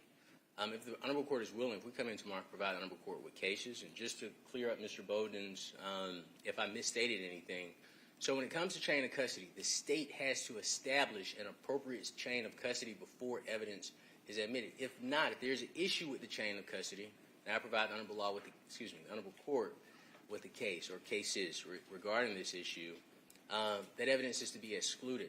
We have a chain of custody log, and one of the biggest issues with the chain of custody log is the same way those items were packaged here today. They're the same way on the chain of custody log. And I said, well, maybe because it was improperly marked, they just put it in this way. But actually seeing the packages ourselves, and I should have opened it. I didn't even think about opening it to see if something's actually in the box. I would just ask the Honorable Court to allow us to have a hearing. I'll present the case law pursuant to chain of custody. I'll be able to present the chain of custody report to the Honorable Court. And the Honorable Court has already heard the testimony from Lieutenant Liedall about what he collected and what's missing. And I think it would be appropriate, if the Honorable Court finds that it is appropriate, to allow us to present that issue to you in regards to suppression of any future testimony that is now attempting to relabel swabs that have been documented as oral for 23 years to now say they are vaginal swabs. Thank you. Thank you, Your Honor. All right, so I'm going to deny your motions, Mr. Cruz, and this is the reason for them. You are asking the court to kind of venture into the purview of the jury. There has, first of all, I agree with the state that the evidence you are complaining about with the doctor expert we had this morning was admitted into evidence. The issues that you're referring to right now with regard to any evidence that has been admitted with this witness goes to the weight of that evidence. And the argument you're making about about chain of custody is an argument that you are entitled to make to the jury if you choose to do that. But what you're arguing is the weight of the evidence. And so I'm going to deny your motion, Mr. Cruz. Yes, ma'am. All right, thank you. One question for you, Your Honor. Yes. May I follow up with a couple of questions for Lieutenant Liedall, separate from our motion, but once the jury comes back out? So hang on just a second. I'm trying to remember where we were before I sent the jury out. Did you finish your redirect? Yes, Your Honor. Okay. I asked a single question, Okay. single question, but 3 questions, I think. Right, and I have not yet asked you if you had any recross. Is that correct? He indicated he did not have recross and thanked Lieutenant Liedall for his service. Okay, that's correct. All right, I'm going to deny your motion, Mr. Cruz. Can you bring the jury out, please? I do remember that now.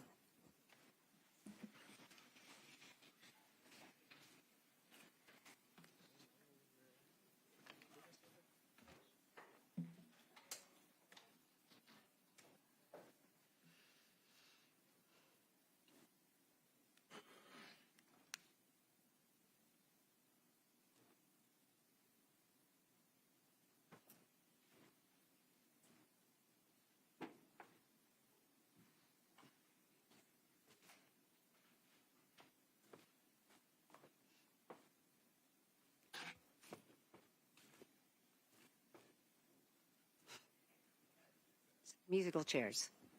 All right, you all may be seated. Thank you. All right, may Detective or Lieutenant Liedall be excused? We'd ask that he is, Judge. Any objection from the defense? I have him under subpoena. I would just ask that that he's subject to recall. I spoke to Lieutenant Liedall. He explained to me his schedule. Okay. If the Honorable Court will allow, if we have the opportunity to call Lieutenant Liedall back, we would just ask if he would prefer that we allow him to do it via WebEx. I can add to that, Your Honor. Okay. I have no objection to returning back. I would just need enough notice because I live 30 minutes away. Sure. And I'm also possibly testifying sometime next week in DeKalb County in a state court case, and I don't know the exact date. So other than that, I'm free and able to come at any time. Thank you, sir. So the answer to your question, Mr. Cruz, is yes and yes. So Lieutenant Liddell, you are still on call. You're still under subpoena. And I'll let you work it out with your witness if you need to ask the court for permission for a video testimony. I've already told you that you can do that. And so I'll leave that to you to just let the court know whether that's necessary. Other than that, you are free to go, sir. Thank you, Your Honor.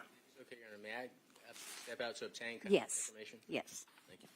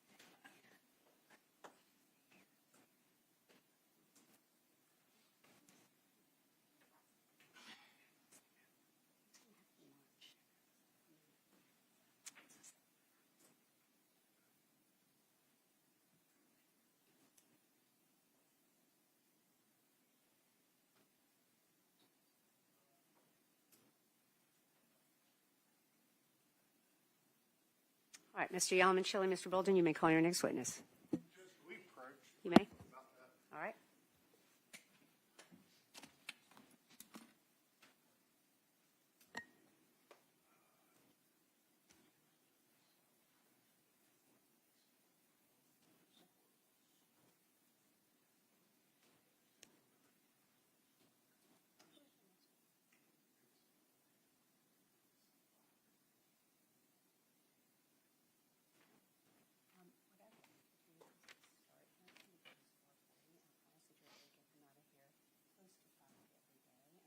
That promise. So do you have any problems with that when he's coming back? Is that any issue? Okay. I think we'll do that.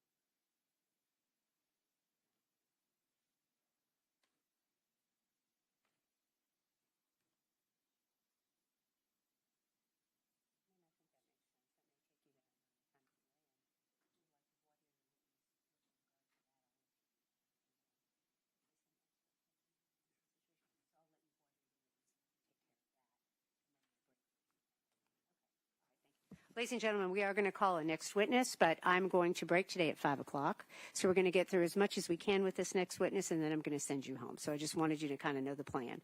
All right, Mr. Yalman-Chile, you may call your next witness. State calls Brian Grove. Could you get Brian Grove, please?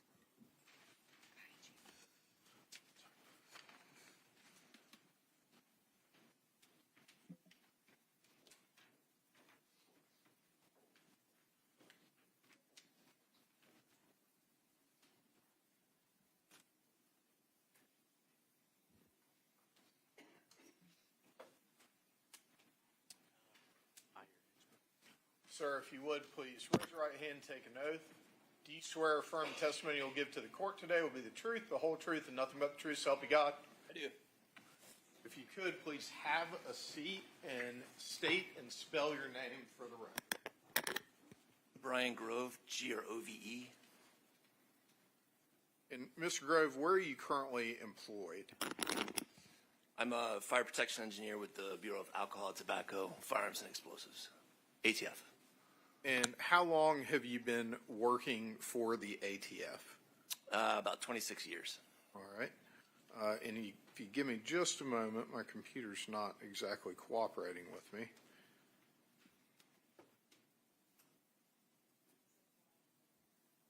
And I.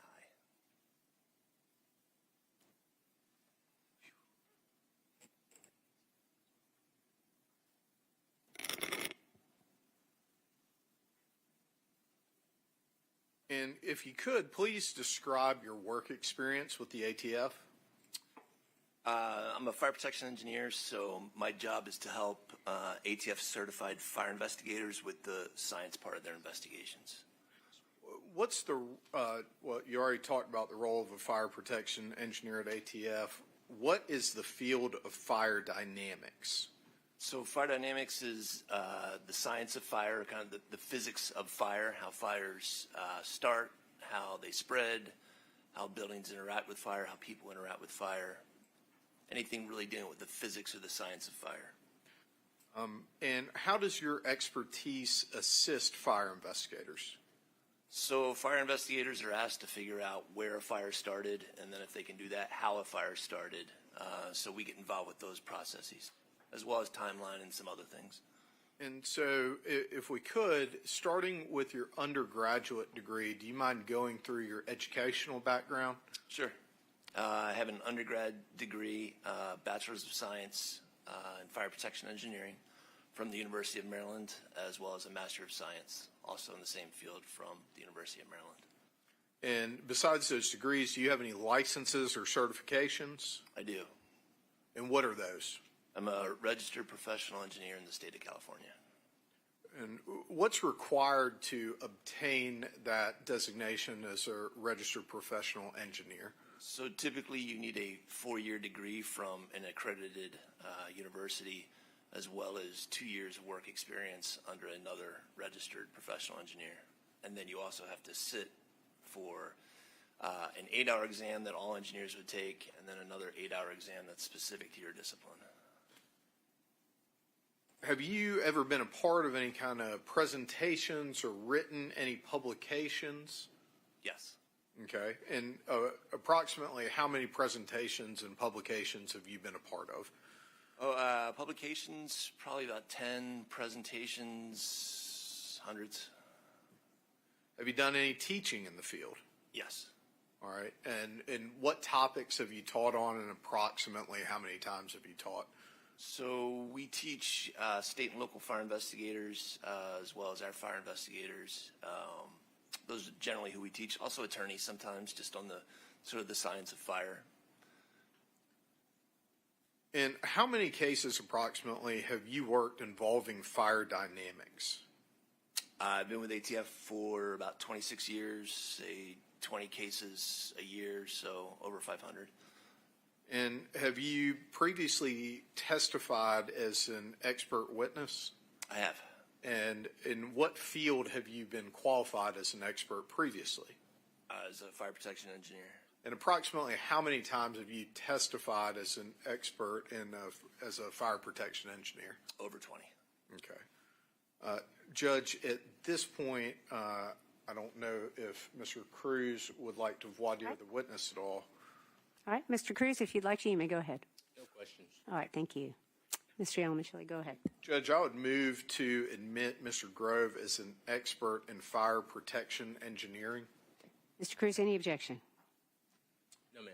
All right, thank you. This witness is an expert in the area of fire protection engineering. And, Your Honor, would you like me to continue, or? We have 15 minutes. I'm going to ask you to actually continue. I think it's, we talked about stopping now, but it's only 4:45, so we have 15 minutes. Okay, Thank you, and I sir. have Thank some you. more questions All before right. we reach that point. Yes, sir. How did you get involved in this case? Special Agent Will Perdue reached out to me and told me about the case. All right. And what was requested of you when you were contacted about the case? He gave me a brief overview of his knowledge of the case, sent me some photos of the scene, a couple of reports, a diagram, and then we talked about ways that maybe we could help with the timeline of the fire, as well as there was an issue of some burn material around the stove and whether or not it'd be possible to ignite textile materials on a stove. Okay. What is the fire triangle? So the fire triangle is a way for fire investigators or scientists to organize their thoughts in terms of what do you need to have a flame or fire. And there's three things, three legs of a triangle. One would be fuel in its vapor or gas phase, so this would be solid, but we're talking about like a gas phase. Another would be an oxidizer, which is typically oxygen and air, so we need air to have fire. And then lastly would be heat. Initially that heat might come from a lighter, and then at some point a fire supplies its own heat and you have a self-sustaining reaction. Okay. What is a fuel-limited fire? So a fuel-limited fire would be a fire that's limited only by the amount of fuel that can be vaporized. So if you think of a campfire outside, that's a fuel-limited fire. Okay. And what is a ventilation-limited fire?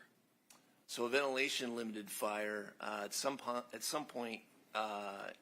if you take that campfire, let's say a couch, maybe you burn the couch outside, it's a fuel-limited fire. You bring that couch inside, and it gets large enough and it's burned for long enough time that it consumes the oxygen in the room, and then ventilation becomes the dominant factor in the size of the fire. Well, and that kind of dovetails perfectly with my next question. What is a ventilation-limited fire? So a ventilation-limited fire, the size of the fire is dictated by how much fresh air you can get to the fire. All fires start out fuel-limited in a room, and then at some point they typically transition. And they'll go out unless you open a door or a window fails or something like that to allow fresh air into the space. Okay. And if you could, would you describe the term heat release rate? So heat release rate is a term that we use.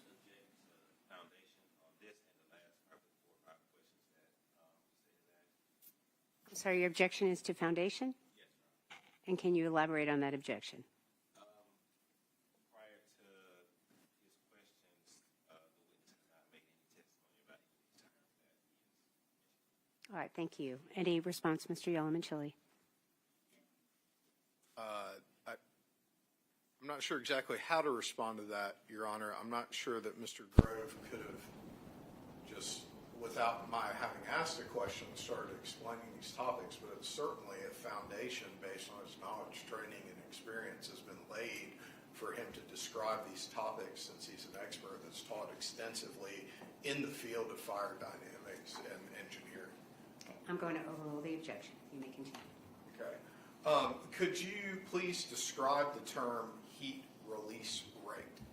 Heat release rate is the power of a fire, the intensity of a fire. Really, we're looking at its size. So if you think of like a 60-watt light bulb or a 100-watt light bulb, that's the power of that light bulb. We're interested in the same units for fire, but rather than dealing in watts, we're dealing in thousands of watts, kilowatts, or megawatts, millions of watts. Okay. Is part of your preparation for testimony after your work on this case, did you create a PowerPoint in order to facilitate a discussion of the Overruled. You may continue. Did you create a PowerPoint in order to facilitate your testimony as a demonstrative aid? I did. Okay. All right. Your Honor, before admission of the PowerPoint, can I have opportunity to review same? Yes. Or publication, forgive me, before it's Okay. published to the jury. Well, can I see both counsel at the bench real quick? Thank you.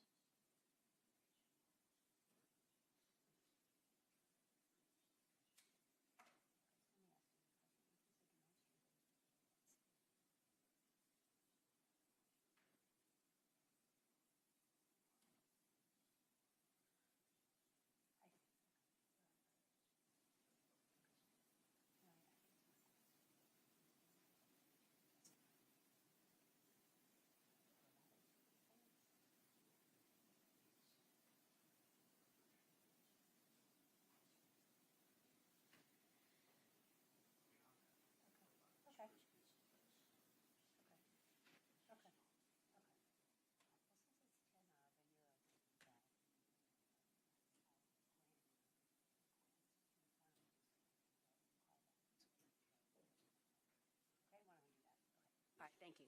All right. Ladies and gentlemen, we have decided this is actually a good stopping point, even though I was trying to make use of every single minute before 5 o'clock. I'm going to release you all to go home and come back tomorrow morning at 9 o'clock as scheduled. I want to tell you a few things. Obviously, the same instructions apply. I'm going to continue repeating those. It's important. Please don't discuss the case, of course, with anyone. Please don't do any research or go to any of the locations that you may have heard about. Don't go on the internet, of course, and do any independent research or study about anything you may have heard in court. I do want to talk a little bit about comings and goings of the courthouse. We haven't really talked about that. I really appreciate everybody wearing your juror badge. So certainly it is very important that when you get out of your car to come into the courthouse that you're wearing that. It's very important that everyone in the courthouse knows that you are a juror in a case and that no one can talk to you about the case. So it's very important to keep wearing those. Thank you very much. When you come in the morning for your 9 o'clock hour, please come directly to this courtroom, and we're going to have you go into the jury room. As there are snacks in there and drinks, and Mr. Terrell makes great coffee, and so there'll be coffee in there for you. But please come straight to the courtroom. Every day that you leave, you're going to be escorted on the elevator by a deputy. And so as soon as I release all of you, if you'll go out into the hallway, there will be a deputy there waiting to escort you to the elevator. Deputy will ride down with you, and then you can go to your cars. And that's kind of the process we're going to use. Does anybody have any questions or anything they need to tell the court before we go? Very good. Thank you for your service today. I'm going to release all of you. See you tomorrow morning at 9 o'clock. Thank you.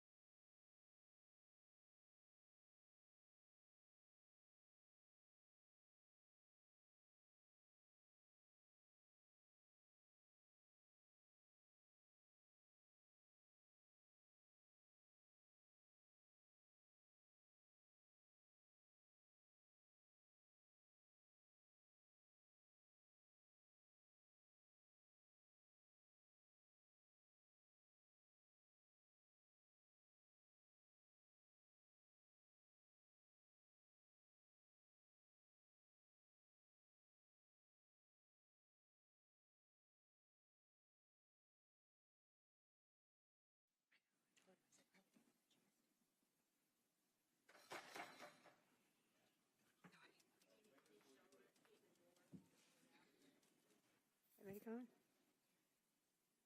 Everyone may be seated. Thank you.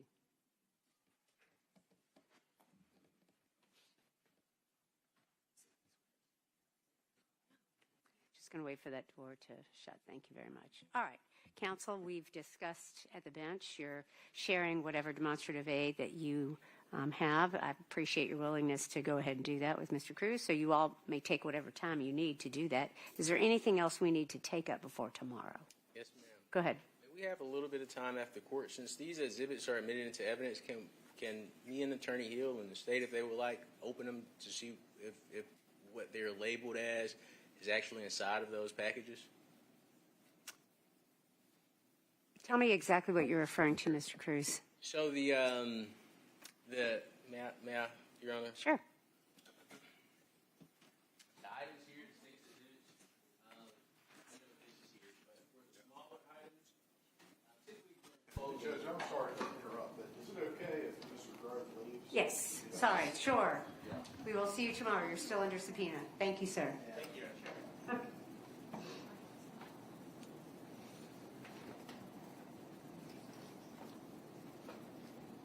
All right, go ahead, Mr. Cruz. I'm sorry. Oh, okay. No, that's fine. I mean, that's absolutely. So these items here, I'm just asking if we could just take time, since court is concluded today, just to open them up and see what's in them. Typically, we do it at closing. Typically, during closing, whatever exhibits are admitted, we'll open them. But in case I have any motions, Your Honor, is it okay if I spend time looking at these exhibits today, just opening them and making sure what they're labeled as and what they're identified as is actually in the package? Mr. Yellen, do you care to respond to that request? Yes, I think it would be inappropriate to open anything that's been admitted into evidence without the jury present here as part of the proceedings or with with the witness at the time that the evidence is tendered. I mean, I think that's the law, Mr. Cruz. You can't do that outside the presence of the jury. I don't know. I guess one of the things I wanted to ask you, Mr. Yellowman Chili, these have been admitted into evidence, but are you, well, I'll just say it this way also. One of the reasons for the law to be the way it is the state is entitled, since they have the burden and they've admitted those items, to open, if they choose, those items with another witness. I have no idea whether the state is, planning on doing that or not, but that's one of the reasons for the rule. So I would say no to your question. All right. Anything else, Mr. Cruz? No, ma'am. I Okay. just look at the demand. All right. Mr. Yamachili, Mr. Bolden, anything else we need to take up before I release everybody? No, Your Honor. All right, very good. I will see you all tomorrow morning at 9 o'clock. And Mr. Cruz, Ms. Welch is going to come on up, and I'll have her speak with you about a place for you to store all your items. Thank you. All right. Thank you. Court is adjourned. Hey,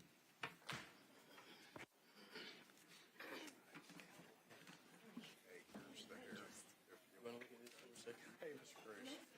So obviously, when Harris sent to the GBI, they